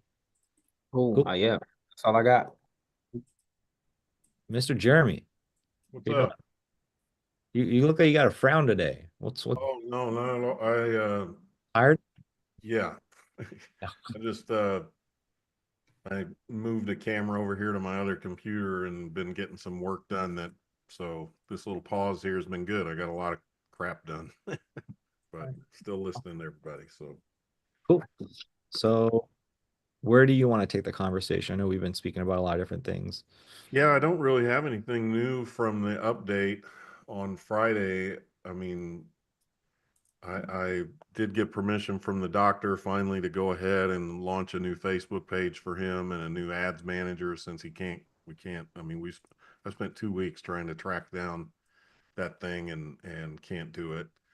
And then he tried for a little while and he couldn't do it either. And so he finally gave me permission to get him started there. I have one client running, I told you of the new three that I have, doing the phone calls for them. How's I, that going? well, I only did it that one day, and then they are very hard to get a hold of because the husband runs it and she works a full-time job elsewhere. So, I leave them messages on Slack. I text them tonight. I was Facebook messaging her. I mean, she told me they have so many things that they forget to check Slack. So I always will put a message somewhere saying, go check Slack, go check Slack. Um, so I haven't heard since, I took calls for them and got a sale. I haven't heard how their people have been doing. So before I jump on and start doing it again, I'd like to, hear, did you take some of the advice and input I gave you and put that to work? But I love the idea, and I'm going to try it. I have a call with the lady tomorrow, sales call. Um, I love the idea of making that part of my SOP where I just offer like a couple days of, hey, I'm going to call your leads. Yeah. I'm going to record the sales and then you're going to then know what to do yourself. And I am finding, I think, you know, these people are being very cooperative in helping me create an offer. So, you know, $99 for this plus this and this for free. But I think what I learned from the place I'm doing the calls, you got to have something to sweeten it with. You got to have something to you know. So I think what I'm going to have them do from now on is I'm going to say, look, we have to create an offer, and then you can throw some freebies on your ad, but you need to give me or give yourself another couple little freebies to you know, get to overcome, to sweeten the deal when they get on the phone, because I think that's very effective. Um, anyway, that's I'm going to start adding that in. And this lady I speak to tomorrow, that's what I'm going to just say, listen, for the first 20 leads or so, or 20 people we can actually speak to, because as you know, the leads, a lot of them never answer. But you know, the first 20 people we speak to, I'm going to take care of those for you, and I'm going to record them, and we're going to, you know, that'll help me learn your business better, as well as just knowing what kind of obstacles you're going to face, so I can coach you and teach you better, you know, after I've done that. I wouldn't necessarily say to learn more about your market, because you don't, I would say that would scare them Yeah. because you want to kind of position yourself as the authority. So I you want to don't say, mean their market. I just mean their business in particular, you know, okay, what their customers sound like, and, you know, but yeah, just so I can be a more effective teacher for them. I love it. I think it's fantastic. Yeah. And if it works, I mean, it's, And you I got think you got to milk my it though. wife and I both worked. My wife, you know, worked with AT&T. I worked with AT&T for 10 years, and for a year and a half, that's all I did was outbound calling, and then I was an inbound calls rep, sales rep. Then I was a sales team leader. Then I was a sales team trainer. So I have all that 10 years of that junk in my head. So I'm going to try to put some of it to use and see Good. if I can't come up with a method, and just, you know, like, look, this is what you say, this is how you get on the call. You know, we had the 7-step sales process. I'm going to just put together my own little sales process and find ways to help these people, because I think, you know, like a lot of people, they're you know, they run a business, they're not a salesperson. They know how to, you know, give a facial, but that doesn't mean they're a great salesperson. Yeah. You know, I was lucky that I came into my business with a little sales experience, but I've met with all kinds of people in my world who are fantastic video producers, but they can't sell anything. So, and I had to learn this new form of selling. You know, I came into it maybe a little with my head a little too big into this whole process, but learning how to sell it in off of ads and stuff has been, you know, a new thing. Yeah. So anyway, that's going to be good. I think I was pretty excited, you know, listening to your voice notes. I was listening to them in the car with my wife. We were going to dinner, and I was just playing them, and she was like, "Oh, that's a good idea, and I could do this, and I can help you with that." I'm like, "Yeah, you can, and you probably will be." Just get ready. Uh, so yeah, that was good. I'm frustrated, and I kind of, Mason and I were chatting here. I thought I had this whole little, because my A2P campaign has failed twice. The brand went through for this lady, but the campaign has now failed 3 times, 3 times. And the most recent one failed after I got on the tech support with Go High Level, and they told me, "Oh, here's why it failed," and they made me correct all this stuff, and I did that, and it failed again. So I'm gonna hop on a call with them tomorrow and tell them they need, you know, because that's $75 I've just blown. So they need to give me some refund. It feels like a little scam they've got going, because I am literally copying and pasting what they say you're supposed to do right into the deal. And I've done all the extra stuff to, according to them, reduce the risk and all that. So that's frustrating, because I do have this lady's ads up and running, and none of her nurturing texts are going out. So, and then, so once I get her going full blast and the doctor, I'll have those 3 plus Alpita still going. And then I still have my doctor in Virginia who has paid me $3,000 and just vanished. So I long for the day when I can just give somebody $3 grand and never reach out to them. I every week I reach out to him and ready, I'm here, and I don't hear back from him. So I don't know. His VA, his little guy from the Philippines, just said that this Friday he and I were talking. He said the doctors had some personal issues now. So I don't know what's going on. So I'm thankful for the donation to Cinematic Visions. That's about the only way I can. I feel guilty, but I've got like his Go Highlight. I got stuff set up for him. I'm ready to go. So just waiting on him. And I still watch and read a lot of the free to fee stuff. Yeah. I have not figured out a way that I can make that work for med spas yet. I just can't think of a way. It would have to be so specific. Um, If you can somehow get a hold of these med spas, if you can just get a hold of them, that's the hard part. If you can figure that out.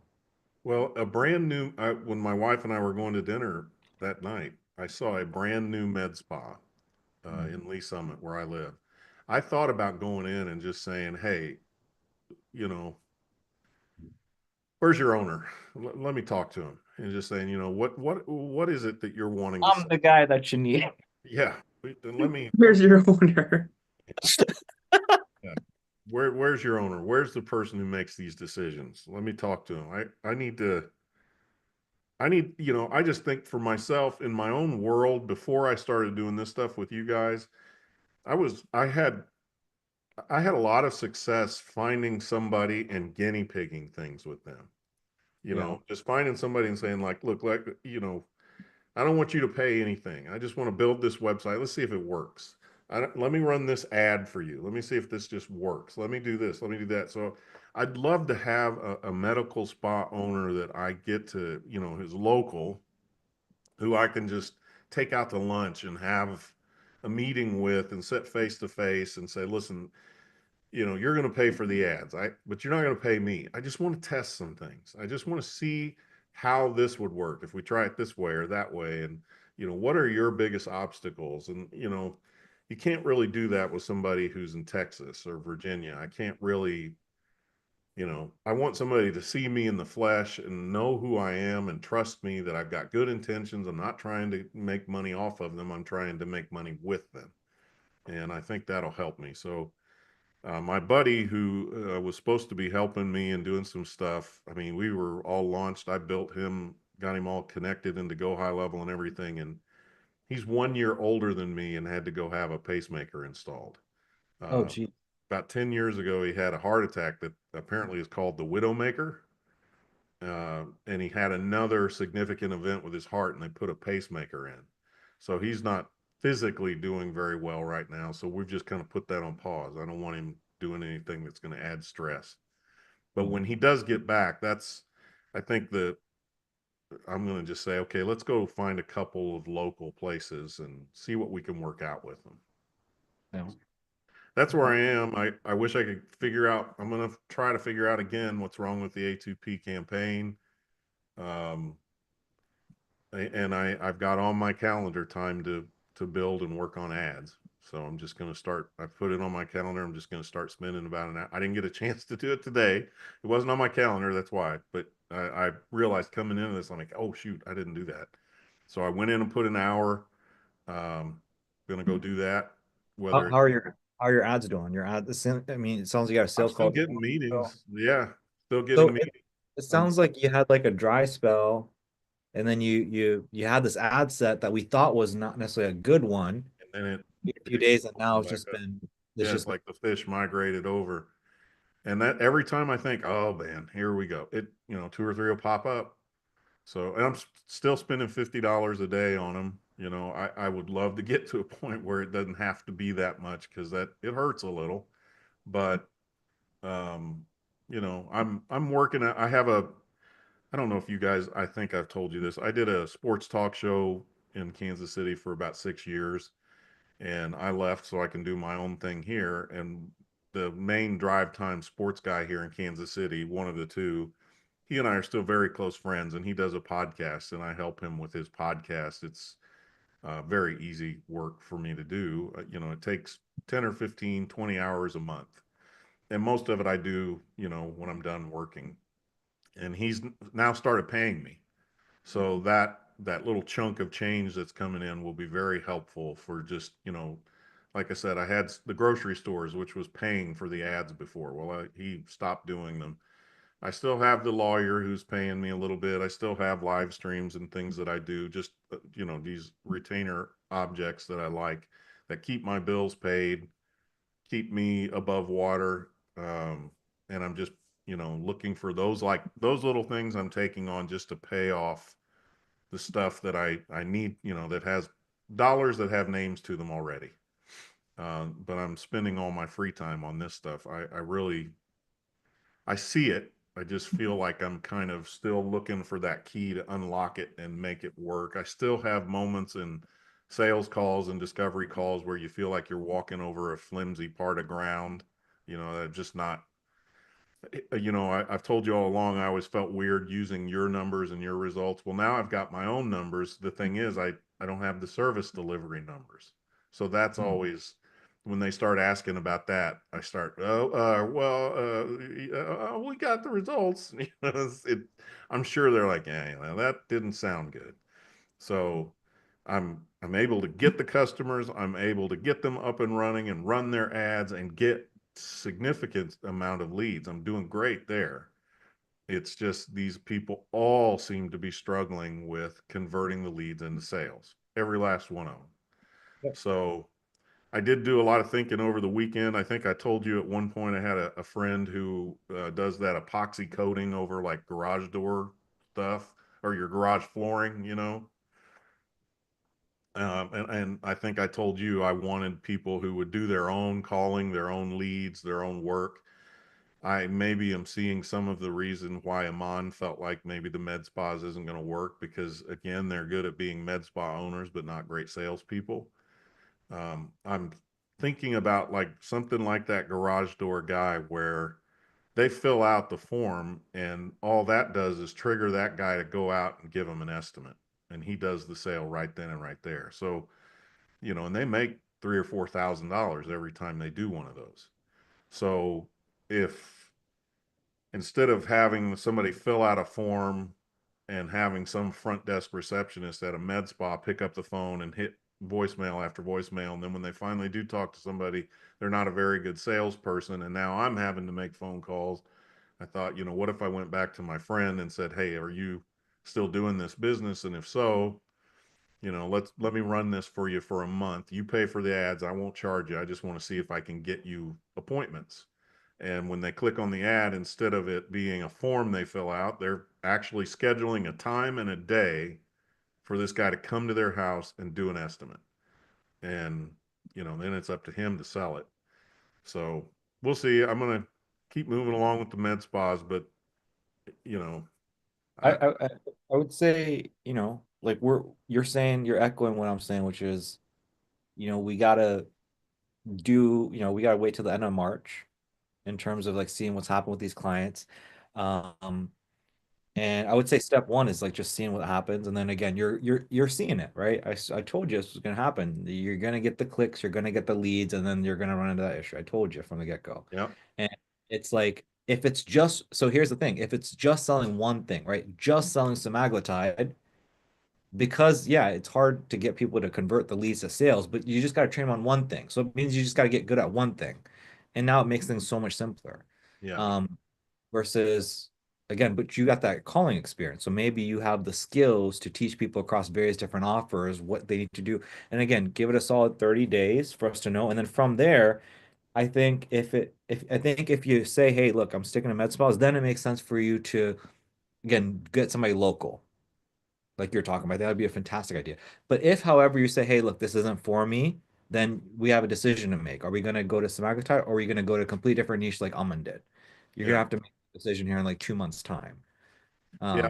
Um, I've thought a lot about it. And the thing about like I have the sales experience and I've even trained people in sales. The problem is you can train people, you know, the old, you can, some people are, yeah, some people just no matter what you do, they're just not a salesperson. They can't be it. You know, and I'm what I'm finding in a lot of these med spas, the people who are making the call, like a lot of the med spa people I'm speaking to are the owners, and they're the only person there. So time is an issue. That's Uh, another big. That's yeah, what we notice with med spas is that when you have the businesses which were like solopreneurs almost, or they barely had anybody, those people were very hard to get results for because they got so many things they got to do. Versus somebody that's got a relatively larger team, it becomes easier, but they got resources. But the thing is, it depends on how good their salespeople are. that's yeah. The So one in it's the Florida that same. they've got the team, but apparently they're horrible. So, you know, she That's was the telling problem. me we're thinking about hiring some virtual assistants. Like you you Now have you can. people at the front desk and they're so bad that now you're thinking about going to the Philippines and hiring somebody from there to make calls for you. I just told her, I said, listen, I'm going to be honest with you. I think it might be easier to train your people Yeah. than to have somebody from the Philippines calling who, you know, they're half a world away. They're going to care less about your business than the guy at the front desk. This is I've just randomly thought about this. I don't know if this would be fantastic or terrible, but part of me, and again, first you have to figure it out. But what I feel like what could be so good in the medical spa space is like if you run an ad and you say, hey, your salespeople suck. You get clicks, you get leads, but you don't know how to convert them. My job is only that. I'm not here to run your ads. I'm not here to do this. I'm here to just train you up really quick so you guys can convert your leads. I feel like something like that would work like gangbusters potentially because all these med spas are running into that issues as you're seeing over and over and over again.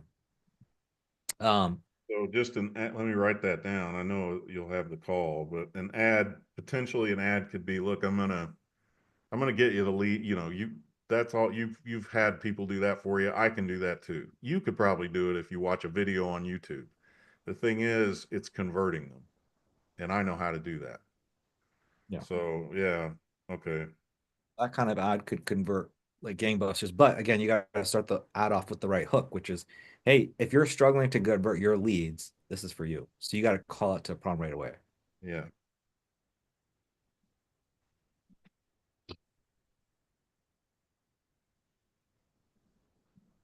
Okay. What did you say that was that the hook was right out of the gate? Something along the lines of, hey, if you're struggling to convert your leads into appointments, this ad is for you. Or something like, if you're struggling to convert your leads into customers, then this message is for you. It's like, and then after that, you go into, hey, look, I know you're getting the clicks, I know you're getting the leads. You're probably got an agency running for you. If not, you're running the agency yourselves. If not, it's not rocket science. You could probably find on YouTube. The problem is, boom, you're not converting the leads. And chances are you're probably not converting the leads because your sales team are not good. And I'll kind of leave it there. You kind of get the gist of it. But yeah, like I said, I don't know. I saw an ad on Facebook for those garage door things, the epoxy flooring, and I just remember him saying the average job was like $3,500. So, you know, I thought, man, wouldn't it be awesome if I ran an ad where this guy is literally getting 10 or 15 leads every single month, maybe more. And when they fill out the lead form, they're putting their name, number, email, street address, and the day and time they want him to come to at their house. And then he just shows up, does the measurements, and go, "Yep, this will be $3,500." They sign on the line. If I got him 2 or 3 of those a month, that would be like, okay, now I'm cooking. That's what I'm looking for. That's what it is, right? And that's why I created this whole thing. Like that's the opportunity I see here. Yeah, All these home service based, like you get the lead, it's pretty straightforward, not a whole lot of selling like these med spas, you know. It's like, hey, you need the fence or no? You need the concrete or no? You need the new door or no? yeah, Either, um, but you know, Jeremy, you know, it's up to you, right? It's if you want to test it out just to test out, just you know, again, you got to focus on what you got to focus on. If you want to test it out, go for it, just to test it out. And here's yeah. also what I thought, if you did want to test it out, the stuff that you need is here. Um, like there's a I don't know if you saw there's this document here. And then if you come into service delivery, I would start by watching these videos. Because what we have, I don't know if did I tell you the whole story about Aiden? Do you know about him or no?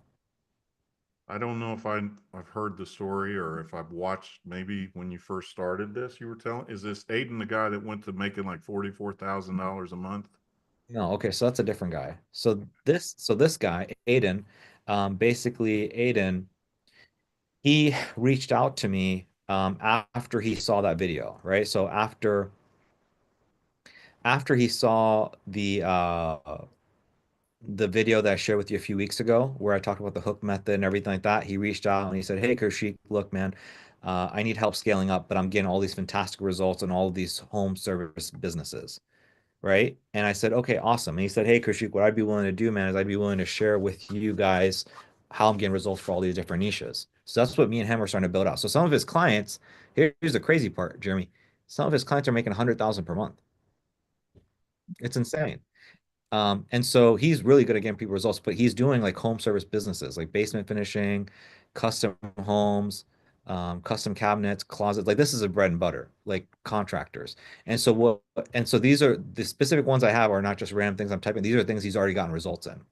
So we're starting to build this out. And so if you give this video a watch, it goes over his method. He has a specific method. He calls it the cost quiz funnel. And then from there, we have like a specific one he's already done, which is the garage door. We still have to do the rest of these, but I would start by clicking here and checking this out. Okay. Instead of Yeah, like you figure out like, hey, have these questions on an instant form and this, that, it may or may not work. If I were you, I would start with what he's already figured out. I'm not ready to give up on med spas yet, just because it's just not in my nature to quit. But Yeah. you know, Yeah, huh? it's too early. We got a lot of exploring to do. You have a lot of, again, me and I'm gonna explore for a whole year, Well, almost a that's year and what a half. scares me is you guys explored all that time and he left. That was The kind of thing like, the thing is, like, it's not like he didn't make money. He made good money. We still have clients that are paying us month after month. We still have clients. He and I still okay, have some clients that are paying us month after month. It's just what he realized is very simple. He realized for this input, I could have this amount of output versus right now, I'm having this amount of input and I'm having this amount of output. yeah, He's like, hey, like for example, like literally what you just said, hey, if I got a client, I'm helping them sell, $10,000 worth of stuff really fast, really easy. Your input is minimal compared to your output versus right now, what are you having to do? You're having to take the first week, take the first few leads, call if you coach them. There's so much more work that's going into it. You're putting all this work in to get this kind of an output. So he yeah, just sees like, hey, look, it's very obvious, right? But the thing is, he had to get here as well, right? He had to go through what you went through in order to develop and become the person he is. So all the stuff you're doing, it will always pay off. It yeah. will pay off. Well, that's kind of the way I see it. Is it may be just a thing where I'm failing forward into something else. I don't see any failing, by the way. You're doing fantastic, I honestly. feel I feel good, but then it snows 13 inches and the snow bill comes in and all the stuff I made is gone. Yeah. So Yeah. that $7,500 that I made with those three clients, it's all gone. It's yeah. I don't know if you ever watched South Park, but the time when the kid's trying to go invest his money, Mm. I'm going to Yeah. invest this $100 check from with my grandma, and he goes in and gives it to the banker, and he's like, "Okay, we're going to take that, open up an account for you. We're going to put it here, put it there, and then we're going to invest, and it's gone. It's gone. Wait, what? It's gone. I'm sorry, it's gone. Next customer." So that's what I felt like this past month. I was like, "All right, $7,500, and it's gone." So yeah. That's fair. Anyway, I'm gonna get off of here so Daniel can get in and start talking. And I haven't eaten today. I'm gonna go home and try to eat something. And it's been a busy day, but I will say that I every night I go home from like working on this stuff, I always feel like, you know what? I think God made us to feel like we're working and we're doing something, and I always feel fulfilled in that area. Like I did something today. I got something accomplished. I may not have the dollars to show for it yet, but I did plow that section of the field. I started planting some seeds. I get back out there tomorrow and throw some cow crap on it, start watering it, and I know it'll work. But There's like all, I suppose I tell you that not to say I'm having doubts about med spas or anything. I believe in the system. I just got to find the product that works in the system. And I'm starting to maybe have some cracks in there about these med spa owners. That's all. It's like these people make me nervous. They just don't seem to be as excited about it as I do. And I know from my time at AT&T and T and from having employees and people working for me here, I can't be more excited about it than you. if that's going to be the case, it's going to fail because, I see the potential with what I'm offering these people, and then they're like, don't want to talk to like the ones in Florida who are very nice people, but they don't check Slack messages, they don't leave me messages. I'm having to track them down to find out how it's going. Are you getting bookings? Did it work? Did you tell these people what I did? And That part of it, Jeremy, is down the road. I want to stress about that right now because what happens is down the road, you can change your marketing to be seen more as a teacher, as a mentor, as an authority. Because right now, so I always tell people, I say you either have customers or you have students. yeah. You have customers or Oh, you have students. I don't have customers, I have students. if I wasn't doing this, I'd be a teacher. I wanted my original idea coming out of school is I was going to be a history teacher and a basketball or a baseball coach. I love to teach. And So sometimes these sales calls or discovery calls I get on, these people aren't sales. They're not going to be sales. But, they'll ask me a question and I know good and well that I'm not going to work with them. And I love divulging information to them. Like, I can see your Facebook's not set up right. Why are you, let's do this, and here's why. And I love doing that. So I the could reason see myself becoming that kind of person. the reason I say that is the way that happens is your ad changes. So for me, what was my ad? My ad was, hey, I have a $47 course. So you're buying a course. You're not hiring me to be a service provider for you. Right. So right from the get-go, I create a dynamic through my marketing of I am a teacher, I'm a mentor, I'm an advisor, I'm a consultant, I am not a service provider. And so what I'm saying to you, and this is why YouTube is so powerful. With YouTube, you start to create the authority. People don't hire you as a service provider. People hire you as a mentor. And guess what? When you're a mentor and advisor, you don't have to pull your hair out to get people to listen to you. It's a Yeah. completely different thing. But that's down the road. Right Yeah. now, focus on everything you're focused on down the road. We'll stay with med spas, we won't, whatever. Whether you do med spas or any other niche, by the way, the dynamic never changes. You're either a service provider or you're a teacher. It never Yeah. changes. So down the road, if that's something your heart is in, we can certainly talk about like creating some kind of funnel which positions you as a mentor, as a guru down the road. Yeah. I don't know if how much money is to be made there. It seems like there's a guru in everything. There's 25 billion gurus, but boy, like I said, just the thought that guy popped in my head, and the thought of just setting up a thing where all they do is they put their name, address, phone number, and the date and time they want him to come by. Then he has no choice but to go follow up and do his job. And like I said, if I'm getting him 10, 15, 20 of those appointments every single month and he closes out 2 or 3 of them, as far as he's concerned, I'll be walking on water. Yeah. So I feel like I'm getting all the way to the part where I'm giving people like names, phone numbers, emails, but they're not going to the house to give the quote. That's where I feel like the med spa is right now. If using the analogy were to hold true, it's like, look, I gave you 45 people over the last 2 weeks who have all raised their hands. Now, granted, a lot of them don't ever answer the phone, so I understand that, but some of them will. And what you're telling me is that the people you have making the phone calls are so bad, you're thinking about outsourcing that. That's just very troubling to me. So I don't know. We'll see. You're right. You're right. But I'm looking for my next, as much as Alpita drove me crazy in those first couple of months, I'm looking for my next Alpita.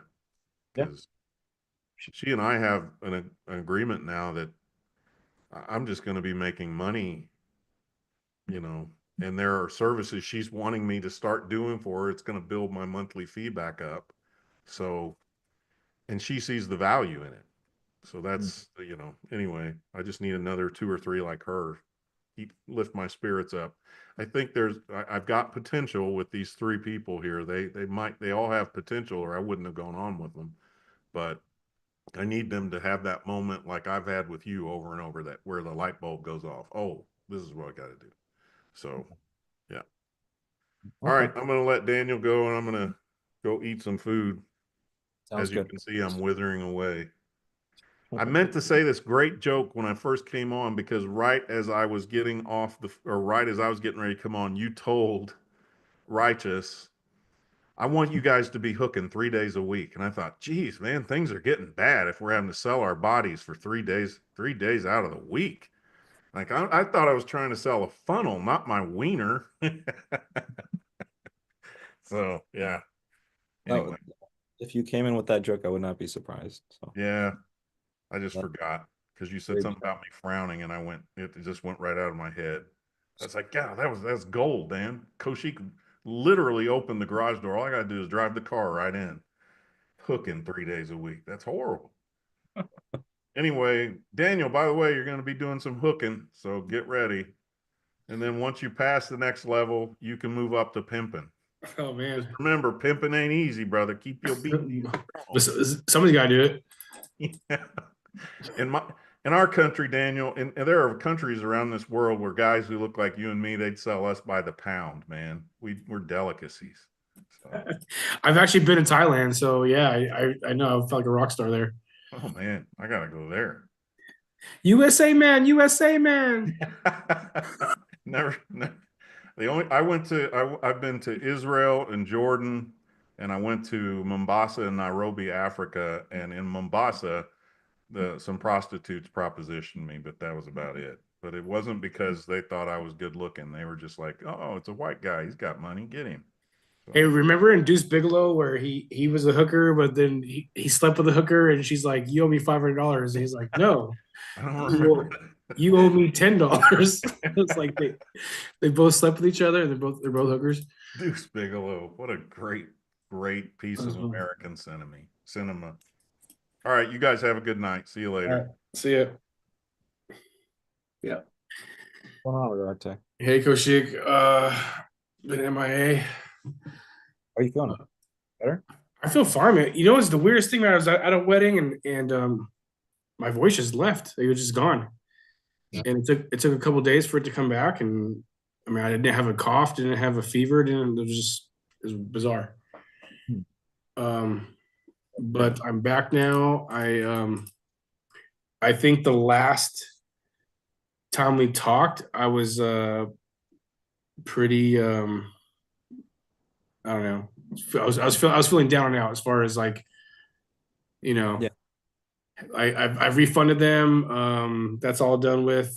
It's a clean slate, but I'm like, okay, I'm feeling encouraged again. I'm back at it. I just don't have anything to report. I just don't know. I don't know what niche I want or what niche I want to do because it feels like I'm choosing the wrong ones as far as for me. So, before I even saw Aiden's video, I thought about garage doors because I'm seeing ads now and they're like, that business is booming, I guess. Okay. Or at least that's what, I'm led to believe. And if Aiden's killing it, then I guess it is. Yeah. Yeah, that's where I'm at. Yeah, I would say, dude, like do garage doors or you could do any of these. Garage doors, concrete, or painters. Those are all the ones that have been figured out. Like Aiden is there. So Alman and Righteous are doing painters right now. And so I already see painters like working and they're here. So you can ask them questions. Yeah. The thing with painters though is like some of these I think it depends on location. Like for example, painters, if you find a cold location like Ohio, it's not working. But if you find some where like, California, like you guys, it's probably booming, like certain locations are. So Okay. there's painters. If you did garage doors, you have Aiden. He's not officially in the program, but I think he's gonna be joining soon. So you could ask him questions directly.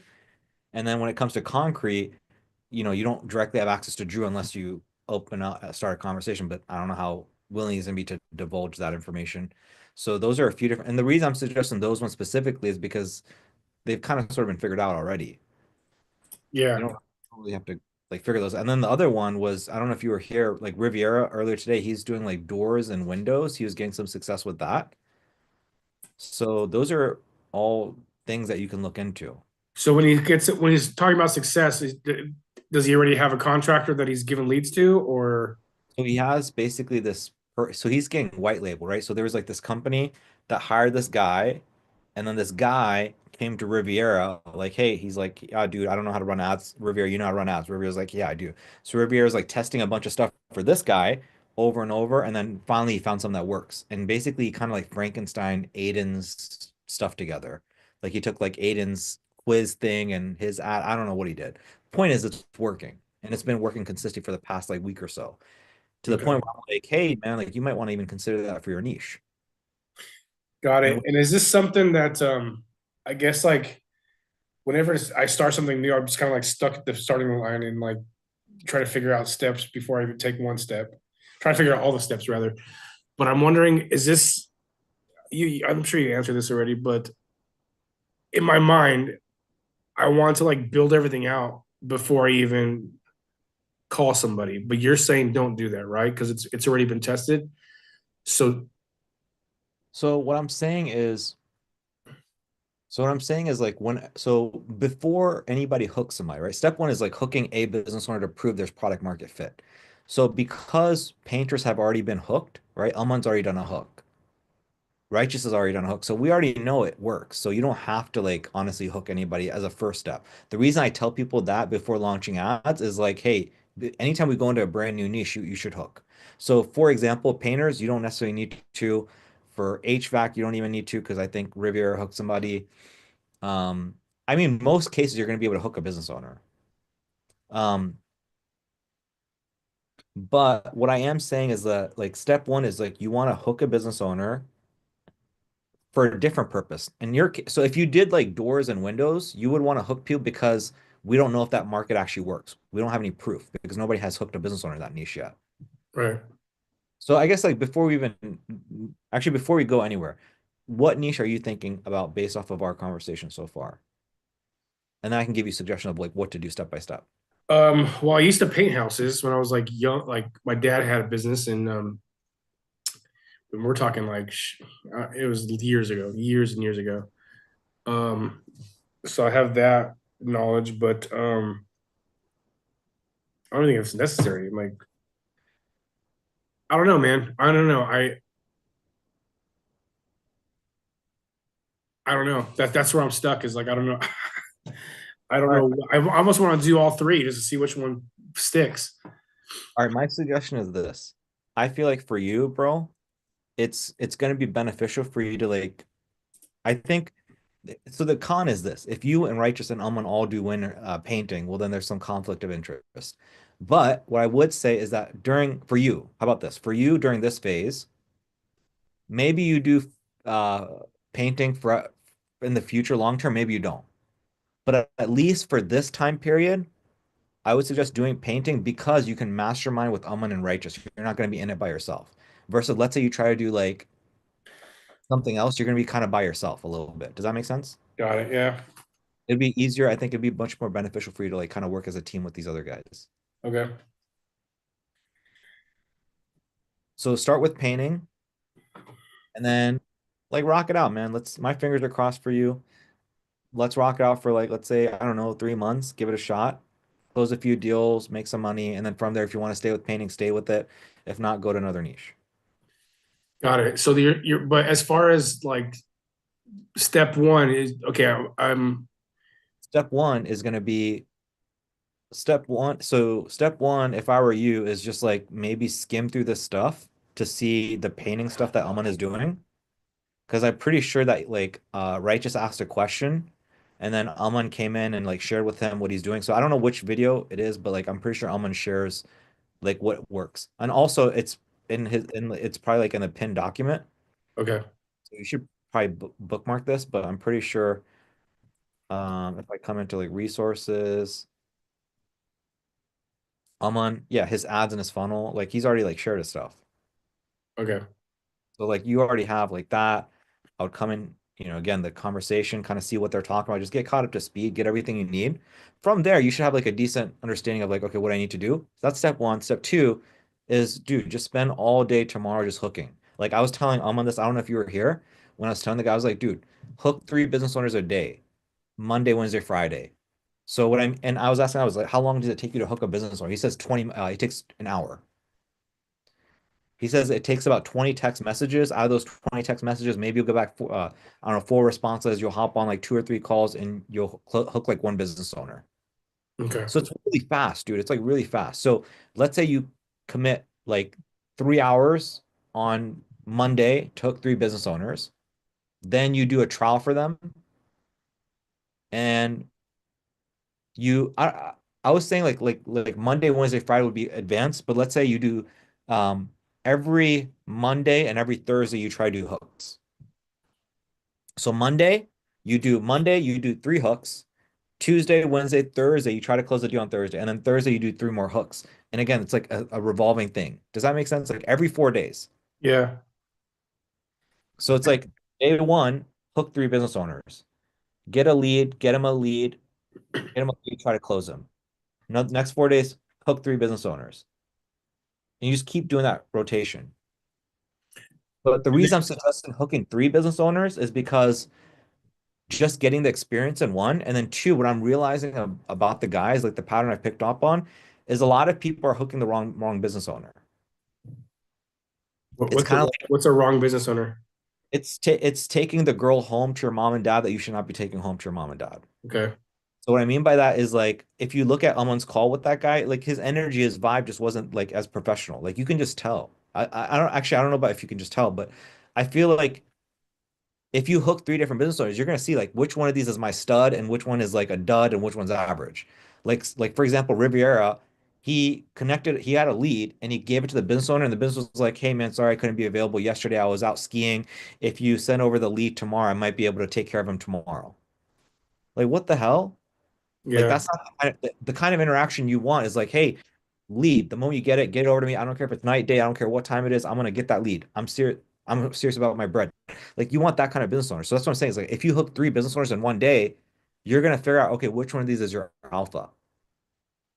Because the mistake I'm seeing is this: somebody hooks a business owner, gets them a lead, gets them a lead, tries to close, and they're not closing. But it's because it was the wrong business owner in the first place. Just wasn't a good fit. Versus So Keith has a great business owner.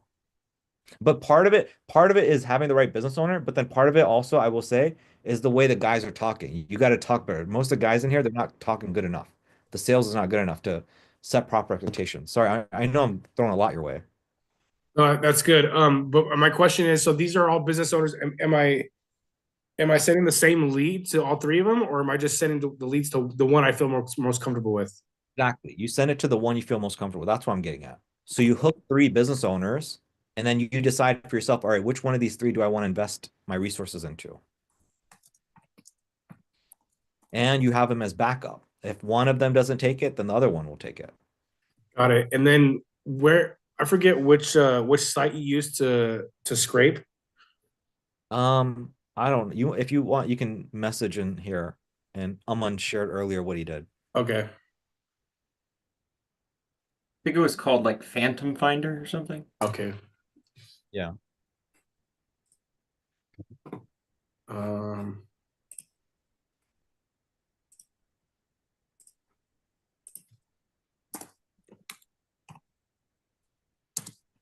and then so I scrape, I reach out to business owners, and then I have this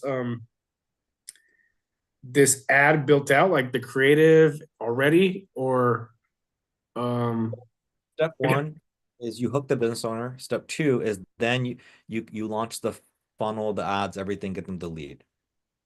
I guess my concern was like the disconnect from like, okay, I hook somebody, but now I got to build everything out, and they're waiting. Meanwhile, I'm like not done building the shit out yet. So you can start building out now if you want. If that's gonna make you comfortable. Like the thing that's gonna take time and energy to build out is the Facebook page, the Instagram, and all that shit. But then after that's built out, like launching an ad takes like 5 minutes. Right. Okay. If you want, build out the Facebook page. I mean, it's up to you. Like if you want to commit like all day tomorrow to like, here's the thing, you gotta hook the business owner. That's the thing I'm trying to get everybody to like push through the pain and hook the business owner. And then after that, everything else is easy. Now, the thing that I remember Drew talking about and me not knowing much about was the ranking the site. Yeah. So is that something that you think Go ahead. I was just wondering, is that something that's like that we're doing also, or you don't think that's important? We're just running ads regardless? We're on this call earlier with Keith. We basically all learn as a group how big of a scam that is. How big of a scam? What is? Like what that is. Like rank and rent is a scam. Like it'll take you like 3 to 6 months to get a site ranked on the first page of Google and getting it leads. Like Okay. it takes 3 to 6 months. So it's like it's such bullshit. So we just say that to say it, but we're not actually doing it. We're running Facebook ads. Got it. Okay. All right. We're saying it because think about how it sounds. Like if I tell you like, hey, Rodarte, and to be forthcoming, I am running this for 3 other business owners. So at the end of the 3 days, whoever we decide to work with, we're gonna go and give them that website, which is gonna give them all the leads. Got So it. there's one product, right? And there's only one product, and I have to pick the right business owner for it. Is this something that you think should be local to me, or does it matter, or like how do you determine the location? Yeah, so I think certain niches location matters. Like for painters, I would say it does matter. You don't want to do like cold locations. You don't want to do like freaking Ohio. Okay. But you can do anywhere like warm. Like you want to do somewhere in California. I think you can ask, like I would say just message post on the free to feed and be like, hey, Righteous, hey, Amun, what are you guys doing? I think Righteous is like doing like Atlanta or something, or Amun's doing Atlanta. I don't know, they put it in there, but like Okay. Yeah, that's what I was wondering. Is because if Rivera's near me, but he's doing Windows, you said. But it has nothing to do with your local. It has nothing to do with yeah, it. that was my concern. Is like if we're running ads in the same area. Uh, Um. no. Okay, and then all right. I got some good marching orders here. So Yeah, and just follow this stuff, man. Like this stuff, yeah. stuff I made it pretty simple. Yep. You'd be on step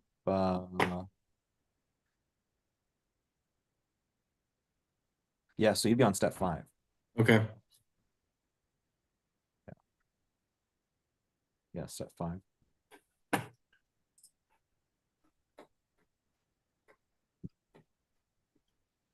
All right, man. That's all I got. Cool. You anything else? At No, all? man. All right. Appreciate it. It took a while to get my head straight, to be honest. You're good, man. I from time to time I punch you pretty hard, I know. I give you a little bit of you know, I can be a bully from time to It was time. just yeah, it was such a gut check, but I'm good. Yeah. Dude, what I'm seeing in the free to feed, man, like it seems like it's everybody's finding a lot of success with it very fast. Okay, cool. I feel not pretty, I feel really good about it. I feel like we're all getting closer and closer, and once we've got wrapped up, I don't see why people can't close one deal a week. I really don't see it. I don't, it's gonna be hard for me to believe it's possible. So anyways, I'll stop rambling about that. But do you have questions for Mason or anything? No, nothing yet. I mean, I have All right. nothing to. I mean, I got no tech issues at all. So, All right then. hey, man, appreciate it.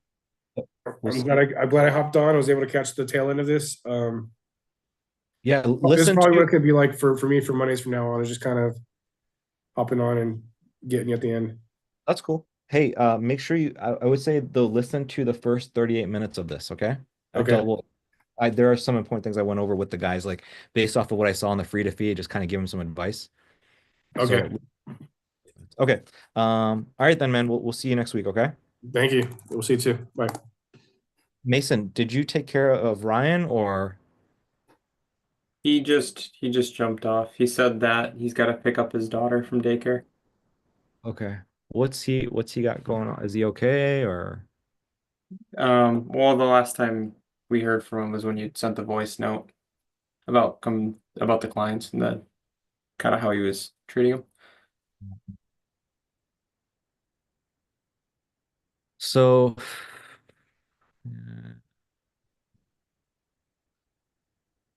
Cool. All right. Well, I mean, I don't know. I guess just talk to him. Um, yeah, I guess there's not really much to do there then. So, all right, man. If are you cool? Are you good? Yeah, dude, I'm tired. I'm about to take a freaking nap. Take a nap or pass out? Probably pass out. I actually just ordered like these melatonin gummies. Yeah. Dude, they work so well. You have sleep issues? I mean, yeah, but with these melatonin gummies, dude, like I sleep so good. Text me an image of them when you get a chance. Okay. All right, man. Good night. They're just 10 10 milli. Yeah. Yeah. They're like it's like $15 for maybe like 100 of them, or like 150 of them maybe. They just come in a container, dude.